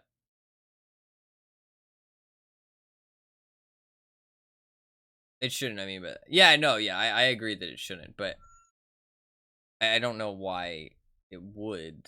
But I mean, there is a ranked game mode. The ranked game mode is weird. People don't like it because it is a bit boring. People play the meta, and but the thing is that, like, that's the thing with MMR too, though, is that you can't have fun. You know what I mean? And I think that's something that sucks. Because, like, sucks. You'd have to make a system that's different. Because, like, okay, say you play Call of Duty, right? Let's use this as an example because it's a really easy example. Play Call of Duty. You play team deathmatch. You run around. You farm kills, whatever. You're just having a good time, right? You're laughing and having fun. You use a gun for a while, right? And you use a gun for a while, and it's one of the better guns in the game. But you're only using it because you're having fun, right? And you're doing really well, and you get pumped into higher MMR, but you're still doing well because you're using one of the better guns, right?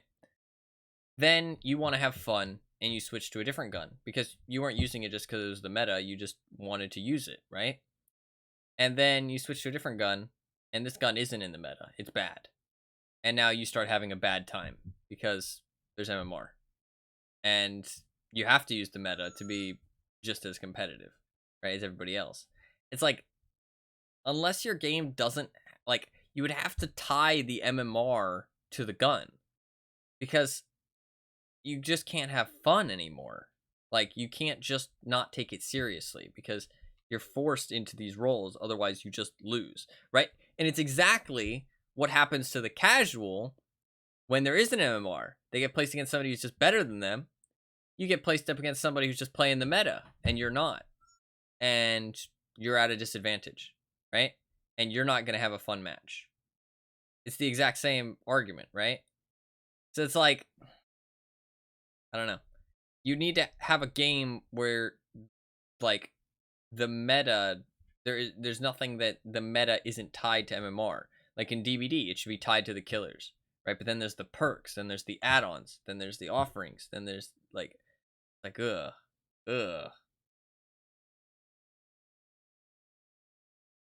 No, yeah, and I think that's that was what Anna was saying about the statistical differences and stuff. I mean, that ties into meta pretty much exactly, right? The idea of using overpowered tanks is the same as a meta. So,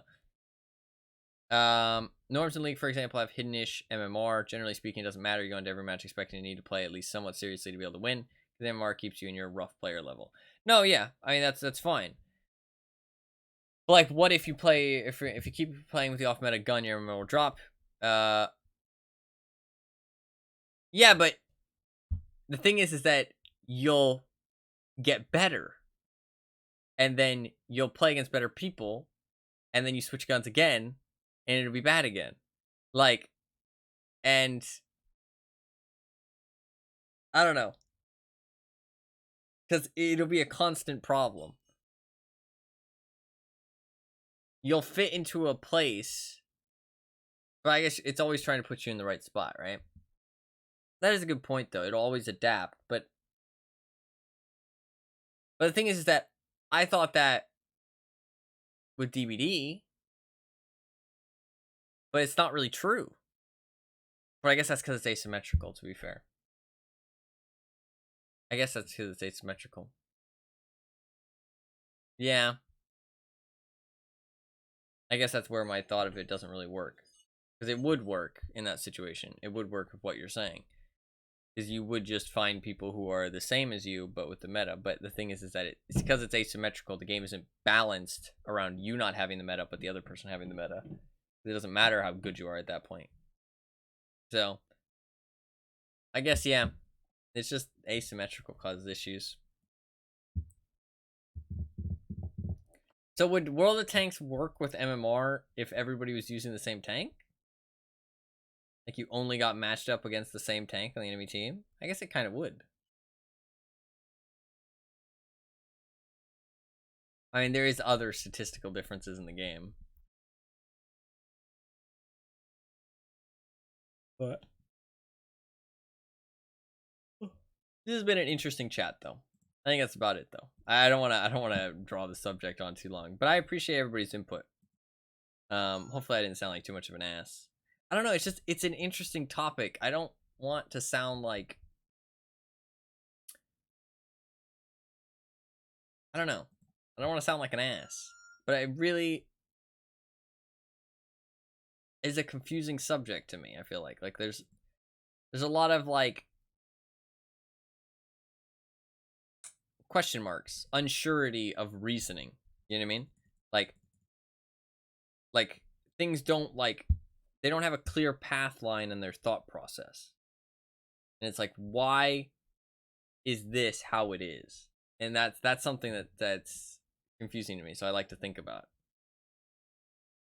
You're making a choice to play inefficiently, and overall, most you probably won't yo-yo very much. You'd sort of find a balancing point where you drop to the bottom of the leaderboards and rise to the top before switching guns again. Yeah.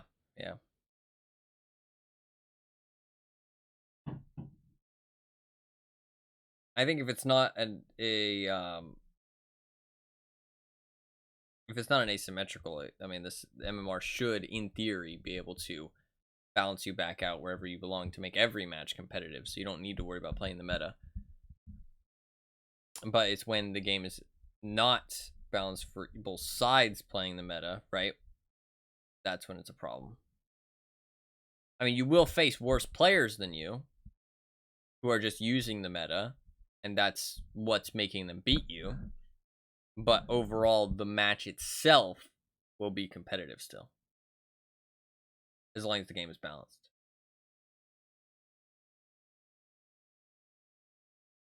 So, and even if the game isn't balanced, then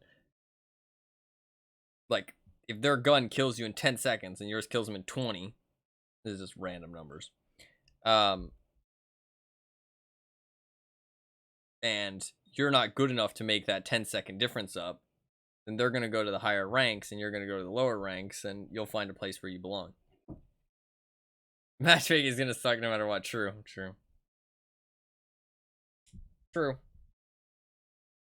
It's an interesting thing, MMR, though.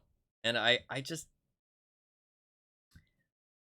really still feel like it should just be shown. But that is a subjective opinion. Because I can't objectively say it should be shown. But I don't think anybody can objectively say it shouldn't either. I think it's a subjective thing on whether you want it to be shown or not. I personally think it should be. I think it'd be better for everybody. But that's not an objective thing. That's just my opinion. But as long as there's a way to hide it. Because I can understand people not wanting to take it too seriously. As long as there's a way to hide it. There should be a way to hide it. Because if there isn't a way to hide it, you don't want to see your number going down. I completely get that, right? Like, I don't want to see that either sometimes. So, I'd be down to hide it. You know what I mean? Sometimes.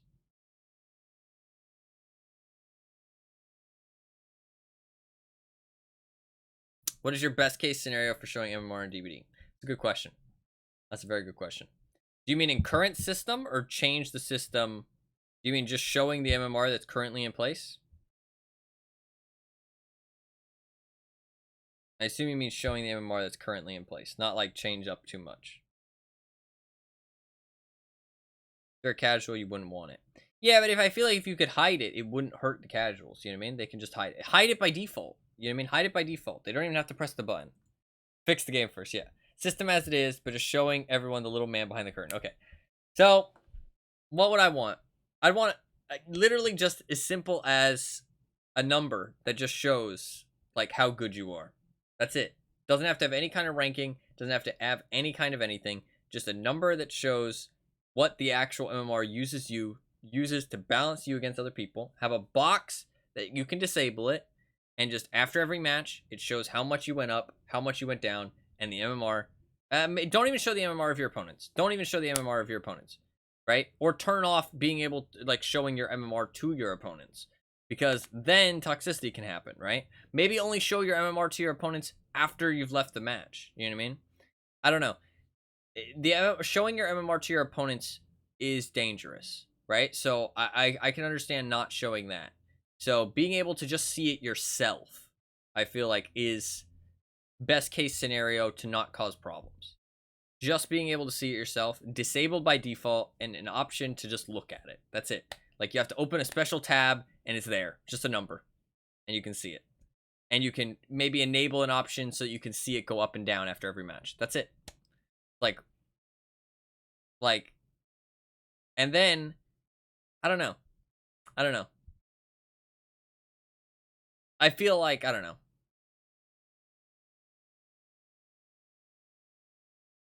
know.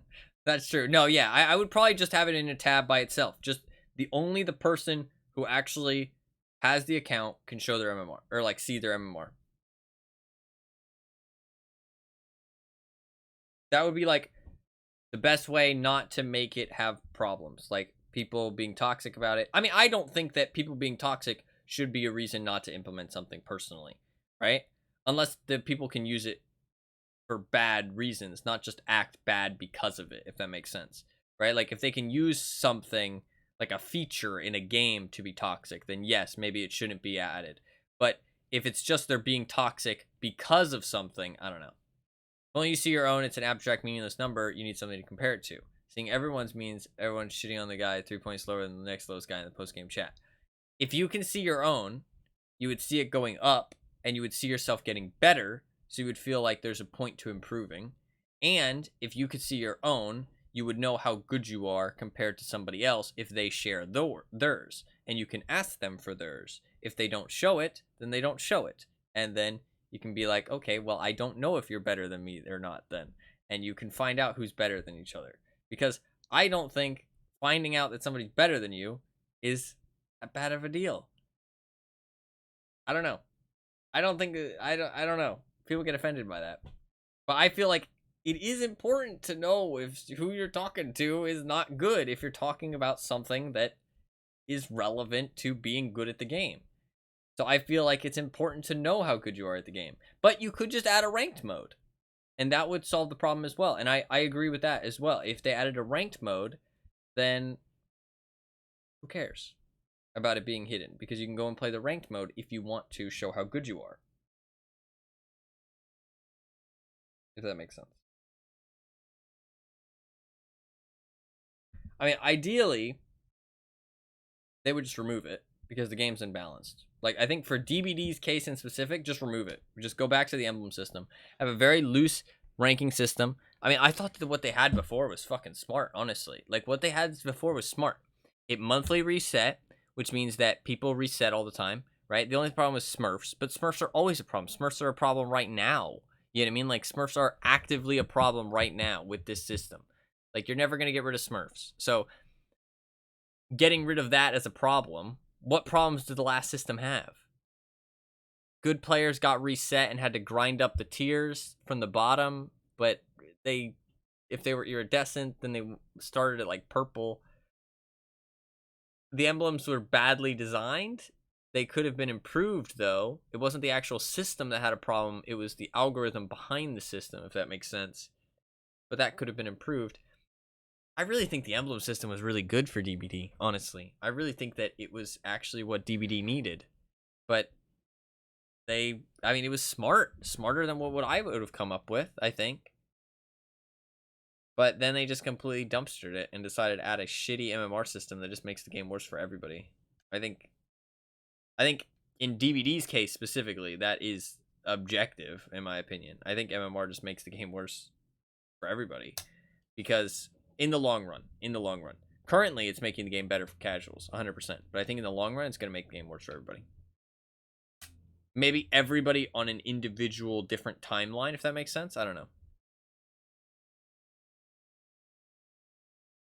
No. I hate that as well. I don't think, but that's the person being shitty. You know what I mean?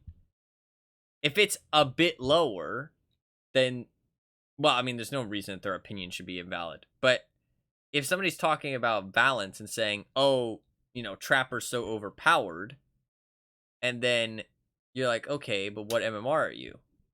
And they're like, okay, well, I'm 1,000 MMR, right? Let's say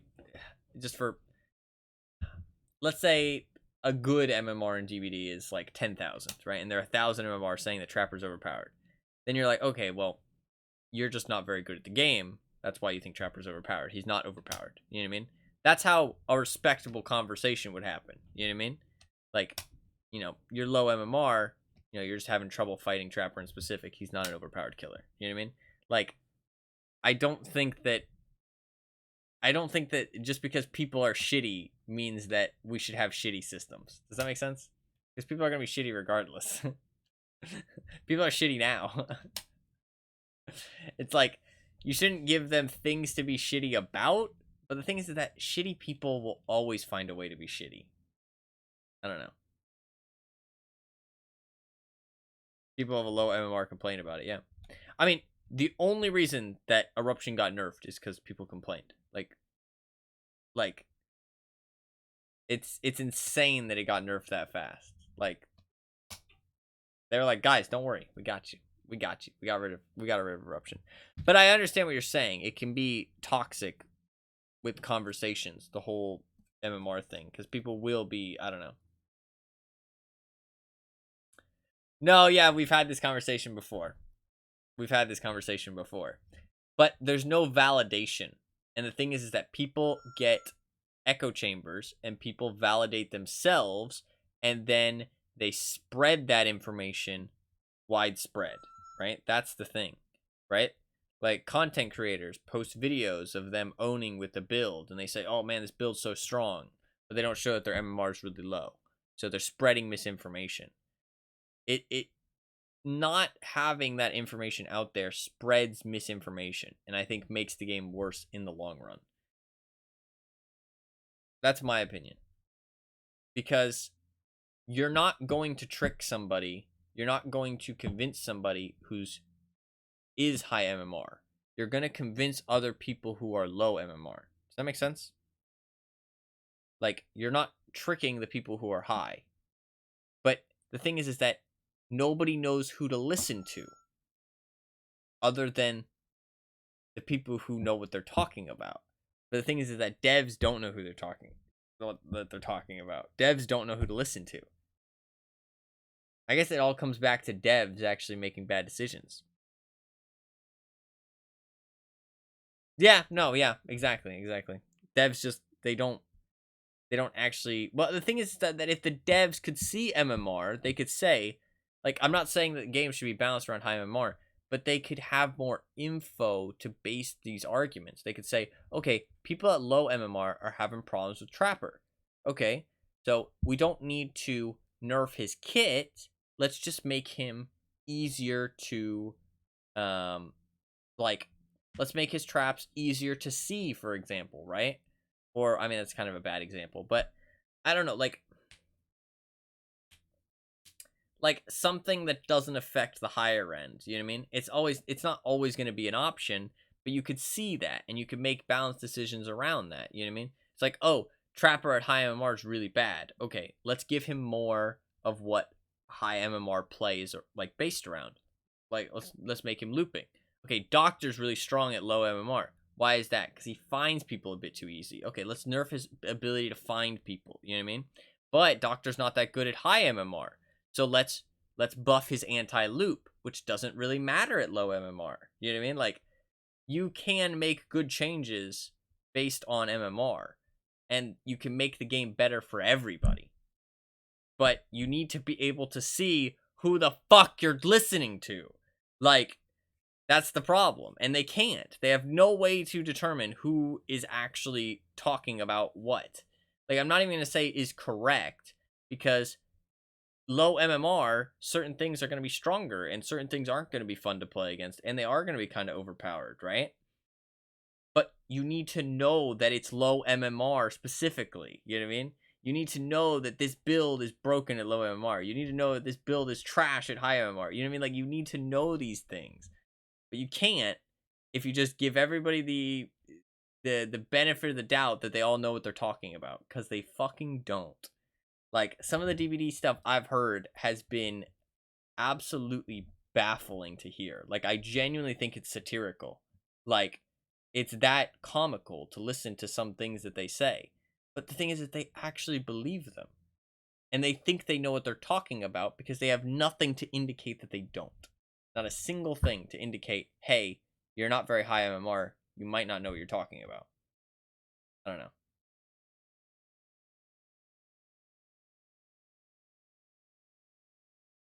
No, yeah, exactly. 98% of opinions on games online are ridiculous. Yeah. Yeah. Yeah. I wish that there wasn't. I think misinformation really pisses me off, though. I think misinformation. I really hate when people give bad information. Either, I mean, if it's unintentional, then it is what it is. You know what I mean? And I think it's not somebody's fault. I think why I get so worked up about the DB stuff is that it's so much misinformation, and it's kind of like it's like they're just like dragging the game down. You know what I mean? Like they're actively making the game worse with misinformation that they spread and they talk about, and they have no there's no way to objectively prove them wrong. They can always come up with some kind of bullshit excuse.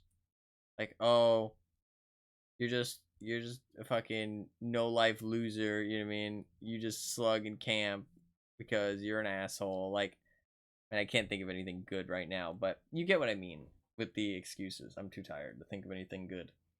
Um, like they always come up with some kind of excuse to invalidate your opinion. No, yeah, exactly, exactly. I mean, they could even play against bots. They could even play against bots. Um,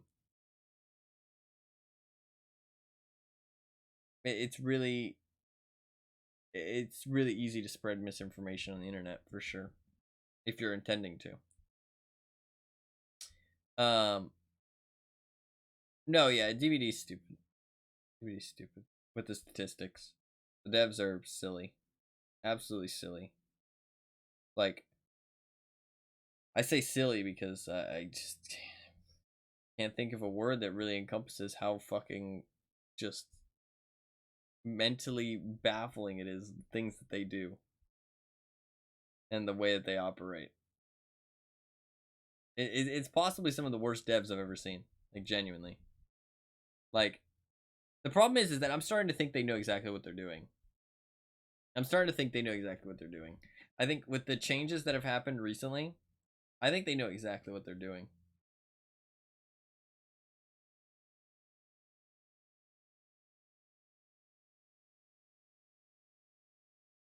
No, yeah. Beauty's really bad. Funny though, because I see people all the time, like it's like the thing is that people who are aware of how DBD is, you know what I mean?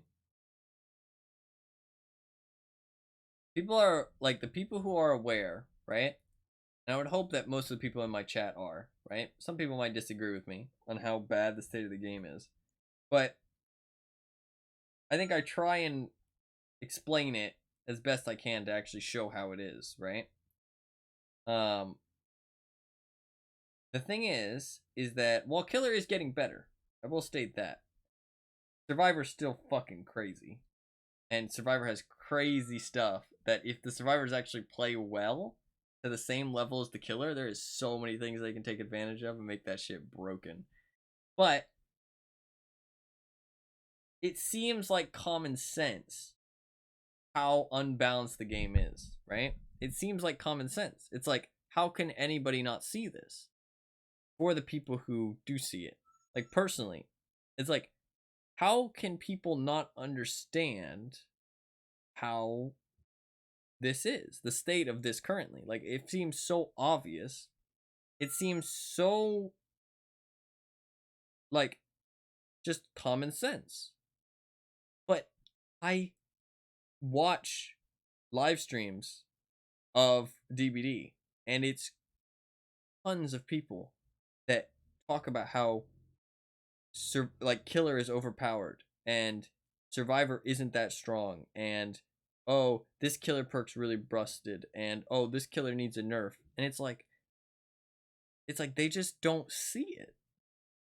And you can't explain to them because they find some way to invalidate what you're saying. Even if you're just like explaining it is like just like objective as you can, like trying to just state facts. They find some way to invalidate you. And it's like it's crazy. It's crazy. Crazy. But I don't know. The MMR question talk is stupid though. It's not gonna change anything. But and then you're just talking to a wall, yeah. But the thing is that like they think that they're right, and you can't convince them, right? Like there's no point arguing with stupid. Like there really isn't. Like they'll just like, and like the thing is that these people who are wrong about the state of GBD's balance, right? They're not stupid. The stupid ones are the people who don't try and listen to somebody else's side, somebody else's opinion, right? Like if somebody told me like, I don't think the killer's that overpowered because of blah blah blah blah blah. I always listen and I try and look at it objectively. I think they're fucking crazy, but I still listen and I'm like, okay, you know what I mean? So they didn't get reasoned into. Yeah, true. That's actually true. Yep. It's really weird. It's really weird to me. And it's like I genuinely feel though. It's like I really get like I feel like I get gaslighted by the DVD stuff. I find it interesting to talk about because I'm pretty sure most people have never even thought about why hidden MMR might not be a good thing. Yeah, I would agree with that, but also I wouldn't say most people. I don't know. I think. Well, I mean, some people don't even know that DVD has MMR still, which is fucking baffling still. Um, but I mean, casuals will be casuals, man. They don't look up stuff on YouTube. They don't, you know what I mean? Like they don't go out of their way. They just stay in their little like casual way of enjoyment, which is perfectly fine. Um, but there's no way for them to know because the game doesn't tell them. But I don't know. I think that there is some reasons why it's hidden, but I think that they're not good enough. I guess that's my place on it. They're not good enough reasons. And I think it causes more harm than good. If it was implemented in a way that just lets you view it independently. Right?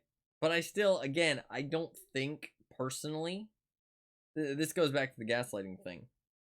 I don't think personally that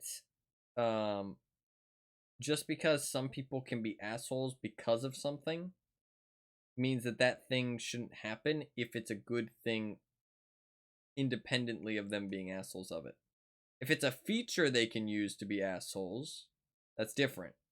But if it's something they're going to be an asshole about, I don't think that that's really like MMR being visual, for example. I don't think that that's reason enough not to add it. But this is where it goes back to the gaslighting. I am in the minority for that, right? And they people don't add features because of that. And they don't. So it makes me think that I must be wrong. I must be wrong and that it's not a good idea to add things like that. And not in my mind it's like they're going to be assholes regardless. You know what I mean? They're going to find something to be assholes again about those. That's just how those people are. So not adding a good feature or a good thing is just stupid. But because so many people, so many companies, so many devs, so many people, like even just outside of gaming, don't add these things that people could be assholes about potentially, makes me think that I must be wrong. Because there's no way that they wouldn't add it if I'm right. You know what I mean? So I get kind of gaslighted into thinking that I'm wrong somehow. But I can't find a reason that I am wrong. But I don't know. I don't know. It's the same thing with the DVD stuff. It's like, how can so many people not realize? I mean, DVD, I'm pretty fucking confident. And I mean, I get I get objectively confirmed on my suspicions pretty much anytime I watch high-level DVD content. I'm like, yep, this is what I expected. Like, I don't know. I don't know. But the thing is that those people do too. They feel like they get objectively validated just like I do. They feel like they do just the same. But one of us is wrong. And that's the part where I'm like, is it me? You know what I mean? It's like, how do you know? How do you know? Really weird. It's a weird thing if you think about it, because the mind makes you think that you're right. You know what I mean? And it makes everybody think that they're right, but not everybody can be right. At least not when you're on two different you're on two different sides of a subject. But you both can fundamentally think that you're right, regardless of what the evidence shows you. Very weird. Very weird. I'm sorry though. This is a long conversation and a long drawn out stream. At the end of the stream. I apologize. I don't know. Went on a tangent. I appreciate you guys talking in chat though. Doesn't mean you give them more ammo. It's a rub, I guess. To you, the downsides outweigh the upsides. I only see downsides. Neutral utility of having a number. No, that's fair. I think you meant the upsides outweigh the downsides. But you swapped the two words around. I think that's what you meant. For me, specifically. And then for you, you said the downsides. I'm tired? Yeah, I'm tired too. It's all good. A sole mark of achievement in League punishes half of the player base, so their MR will decline over the course of the season, which sucks because most of them are gradually getting better at the game, so is everyone else around them. This is from a Riot designer, which oh, that's interesting. Sole mark of achievement in League punishes half of the player base, as their MMR will decline over the course of the season, which sucks because most of them are gradually getting better at the game, so is everybody else around them.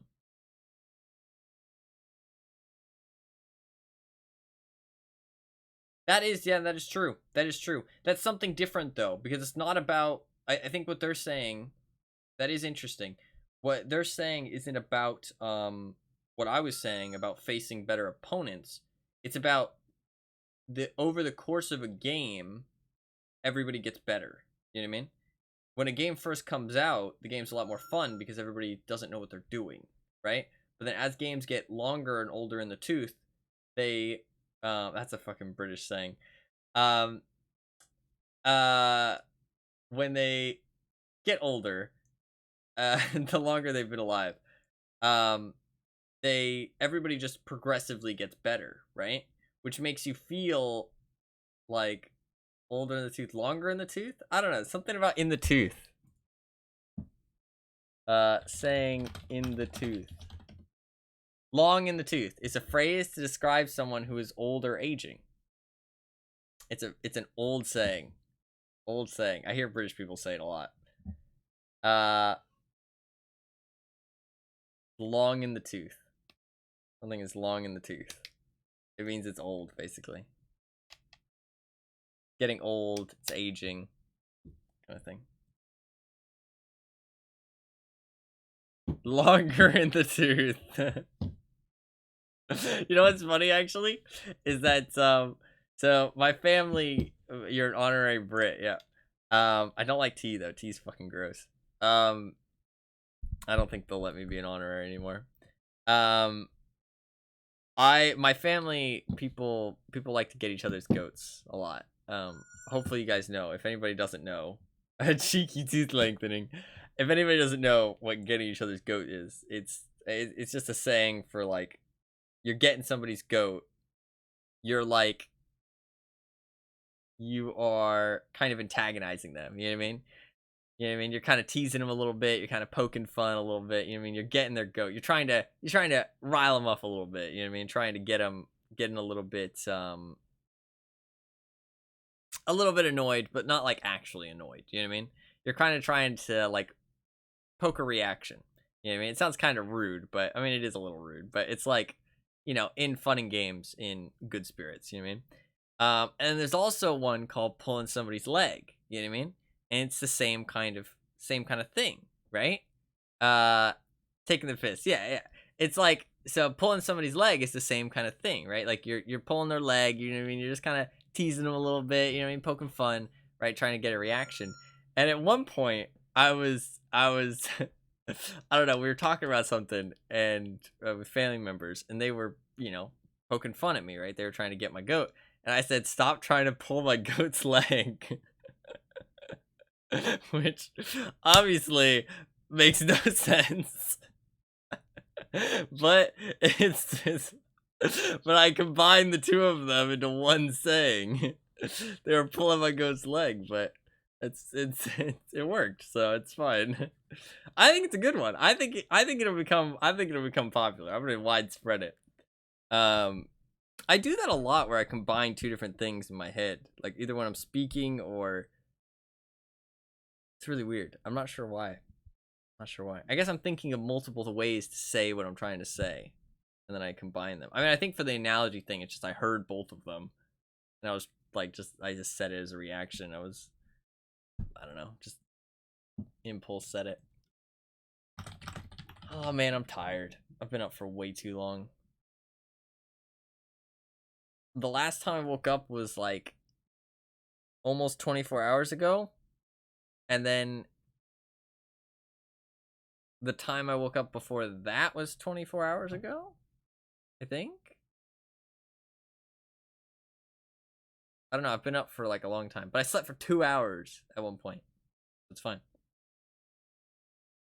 I've been up for like 2 days, but I slept for 2 hours at one point, so it kind of works. I don't know. I don't feel that tired though. I do really want to go to bed though. Definitely time for bed. Yeah, I need some food though. I had some cobbler actually. That's one thing I did eat. I gotta go though. I'm sorry. You guys don't want to hear me fucking talk about nothing. The MMR talk was good though. I appreciate people listening to what I have to say. I know I'm just some fucking random nobody. I'm not saying I have good ideas. I'm not saying I'm right. I just find the topic really interesting because to me, I feel like a lot of these things don't have a reason, like a clear reason to them.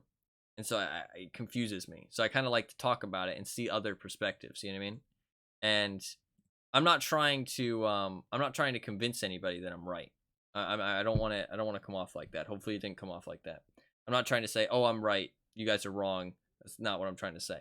I wanted to hear other people's opinions. Hopefully it comes off like that. I always want my stream to be a place where people can disagree with me, like completely, as long as it's respectfully.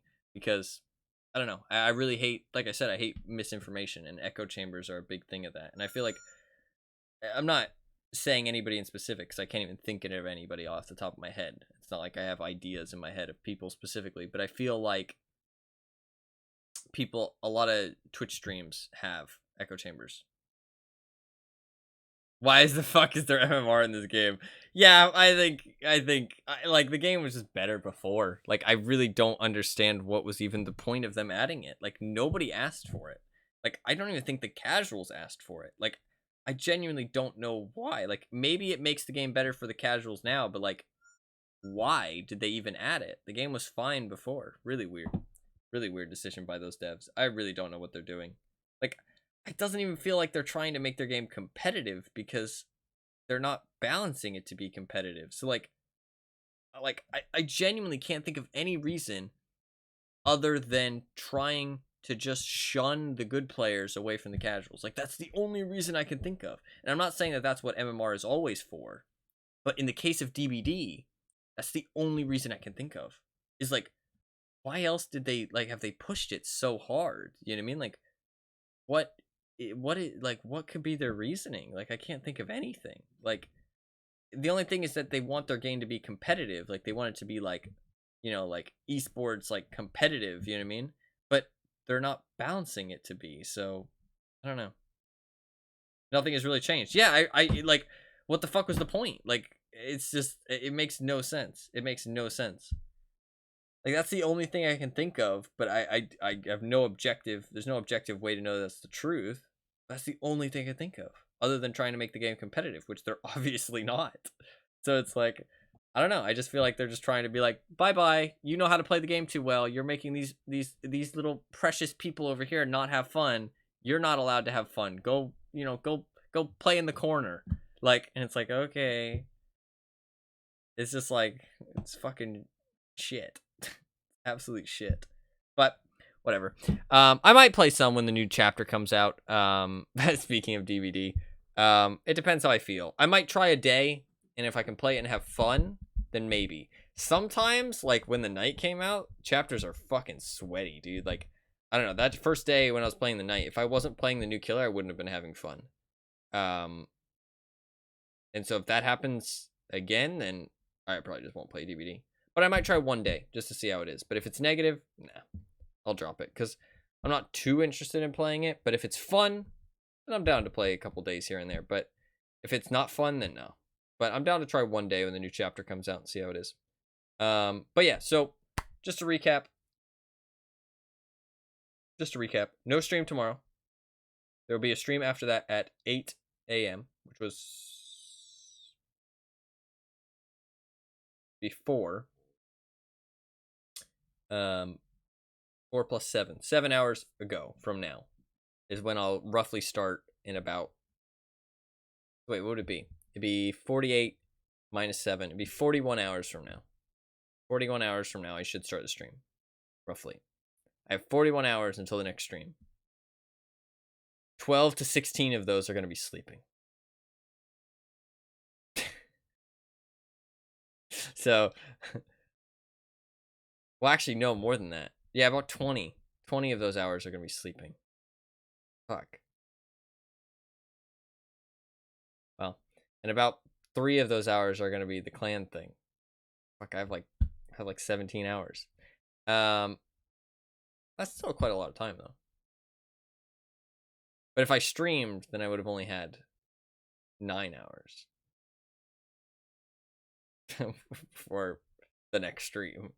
9 hours of, well, I mean, the stream is the clan stuff is technically personal time. But anyways, sorry. I'm tired. Yeah, so I'll stream World of Tanks in 41 hours from now. I'll skip tomorrow's stream.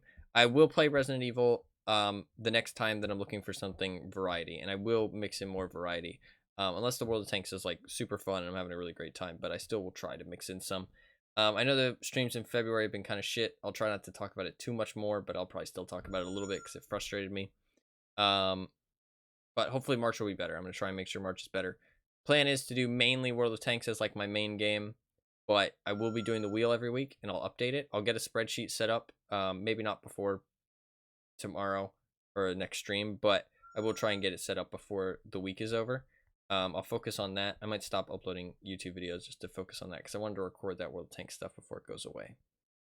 So that might be the two things I set for Friday. Yeah, next Friday. You can see the wheel up there. I'll only switch the games next Friday too, so you got 4 games for the rest of this week. But yeah, I'll spin the wheel on Friday. So be there end of Friday stream for the wheel spin. Be there Saturday for whatever the game ends up being. Smiley face. And that'll be a nice break from the World of Tanks as well. That'll be a nice break from the World of Tanks. You can always come by on those days on Saturday if you don't really care for World of Tanks, and then otherwise World of Tanks or potentially other games if I feel like it. But yeah. But the Battle Pass stuff is happening, and I do want to play some more World of Tanks. I'm really addicted, I'm not gonna lie. The like theory crafting builds and stuff has been really addicting. I think I sat for like 2 hours yesterday, maybe longer to be honest. But I was watching something and like eating and stuff. Just like theory crafting builds for tanks, different tanks on like the fucking website. I learned a lot though. I feel like I know so much more about the stat side of the game and like the garage side of the game. I feel like I'm like getting better, like a lot better. And I've had some really good games, dude. I've been kind of owning the clan battles. I'm not gonna lie. I've been kind of owning the clan battles. I'm not gonna lie. Usually I don't toot my own horn, but there's been a couple battles where I've popped off and like kind of single-handedly saved the game sometimes. Not saying that I could have done it without my teammates, no chance.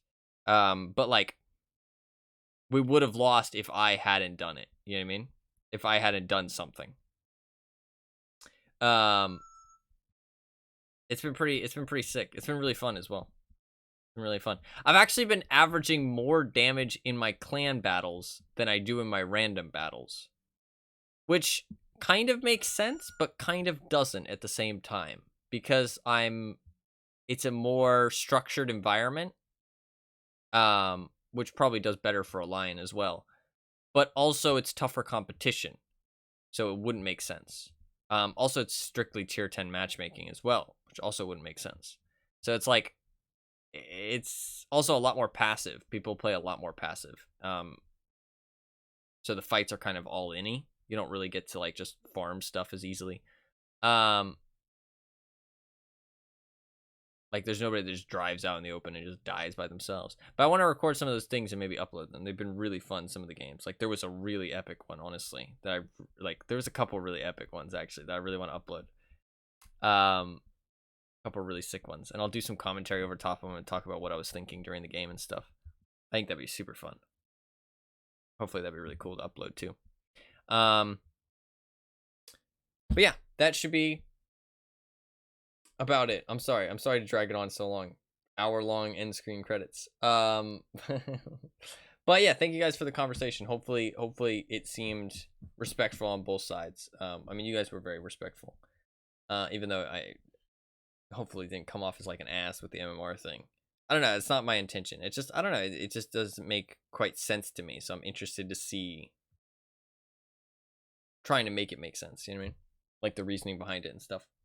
And like I said, I don't want it ever to seem like I'm trying to like I am trying to convince everybody that I'm right. That's not what it is. I like my stream to be productive, respectful, and people can disagree. All that good stuff. But yeah, World of Tanks, day after tomorrow. No stream, 41 hours roughly. It was fun today. I enjoyed that game. It was a good time. Respectful, I was trying to embody the spirit of online debate and rage hard, yeah. It seemed open discussion. You actively asked for different opinions and stated that you could be wrong. Yeah.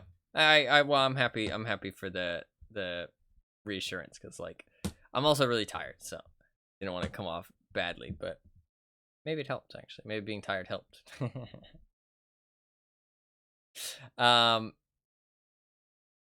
But I think that also, like with the DVD stuff, it sucks because I'm on the side that is frustrating for, if that makes sense. I'm not saying that like that gives me any kind of high ground. I'm just saying like that I get frustrated by it, you know what I mean? And that's why I talk about it so much, and that's why I like want to talk about it, because the casuals don't really like, I mean, they don't even see an effect of the MMR, you know what I mean? Like Anima joked earlier, you know what I mean? Like they don't even see an effect. Like nothing changed for them. Some people don't even know that there is MMR, you know what I mean? So it's like, of course I'm the one complaining about it, because I don't see any, like I'm the one who gets affected by it. But that doesn't mean that I'm right, though, and that it should be removed. I mean, I think it should be, but I mean, I do kind of feel like MMR is objectively, the way it's implemented currently in DBD is objectively bad. I think that is objective. But is MMR in DBD objectively a bad thing? I don't know. I don't know if that can be said as objective. I think the way it's implemented right now is objectively bad, and it should just go back to the system it was before. I don't see a reason for the system we have now, and I think it's just made the game worse, but I don't know. Anyways, stop talking about DVD. That game sucks. I'm excited to play some more World of Tanks. I'm honestly really addicted, and that is a fun game. I have fun with that game. Lots of other people don't, but I have fun with that game. I enjoy that game. But yeah, anyways, I'm gonna go. Thank you guys very much for watching. I do really appreciate it. Hopefully you guys enjoyed the wheel game today. There'll be more wheel games every week, like I said. You can see the wheel up there. You can vote when I'm offline, by the way, too. If you do want to vote, you can. I will upload the spreadsheet so you can look at it off stream and see what games are on the list, and like there'll be a command in chat just like the current one. It'll be a whole new spreadsheet, so I will make one before next week hopefully, but not before next stream, probably just before next week. I'm going to focus on just recording some stuff before the next stream, because when the World of Tanks updates, my replays I don't think will be accessible, so I want to record those before those go away. So I'm going to focus and take my free time between now and next stream to record those. At least have the recording, because then I can upload them whenever I want. But yeah, that should be about it. I'll be back on 41 hours. We'll play some World of Tanks, new Battle Pass stuff. No stream tomorrow. Resident Evil as soon as possible. And wheel spins every Saturday, next Saturday. That should be everything. And more consistent streams in March. Yes, yes. That's everything. Yes, yes. Yeah, but if you enjoyed the stream and you're new, hit the follow button down below. If you're still here, that's crazy. It's been like an hour of just me talking. I really appreciate you guys all being here. Hopefully you guys enjoyed the stream. I had a really good time, even though I'm really tired. I always have a really good time, so thank you guys very much for hanging out. Hopefully you guys enjoyed the stream. Hopefully you guys had a good time, and hopefully you have a good rest of your day as well. I really appreciate you guys watching and being here, all that good stuff. Even if you just lurked, even if you didn't chat, all that good stuff, I always really appreciate it.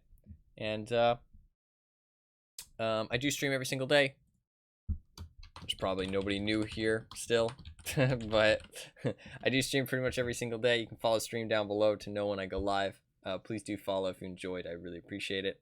You can come back next time.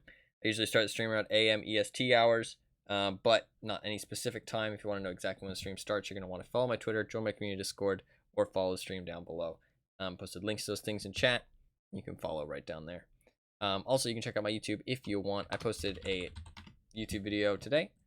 Just some highlights and stuff. The YouTube video today is just a DVD video. Just a random DVD match that I thought was relatively entertaining. I'm trying to upload a video like every couple days, but that's probably going to stop for a little bit because I got to focus on getting some other stuff done.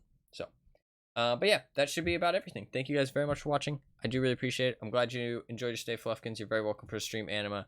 I'm going to go get some sleep, get some veg, and maybe some bread. No, there's no bread, I don't think, but I'll get something to eat. But yeah, that'll be it. Thank you guys very much for watching. I do really appreciate it, and I will see you guys in about 40 hours. Peace.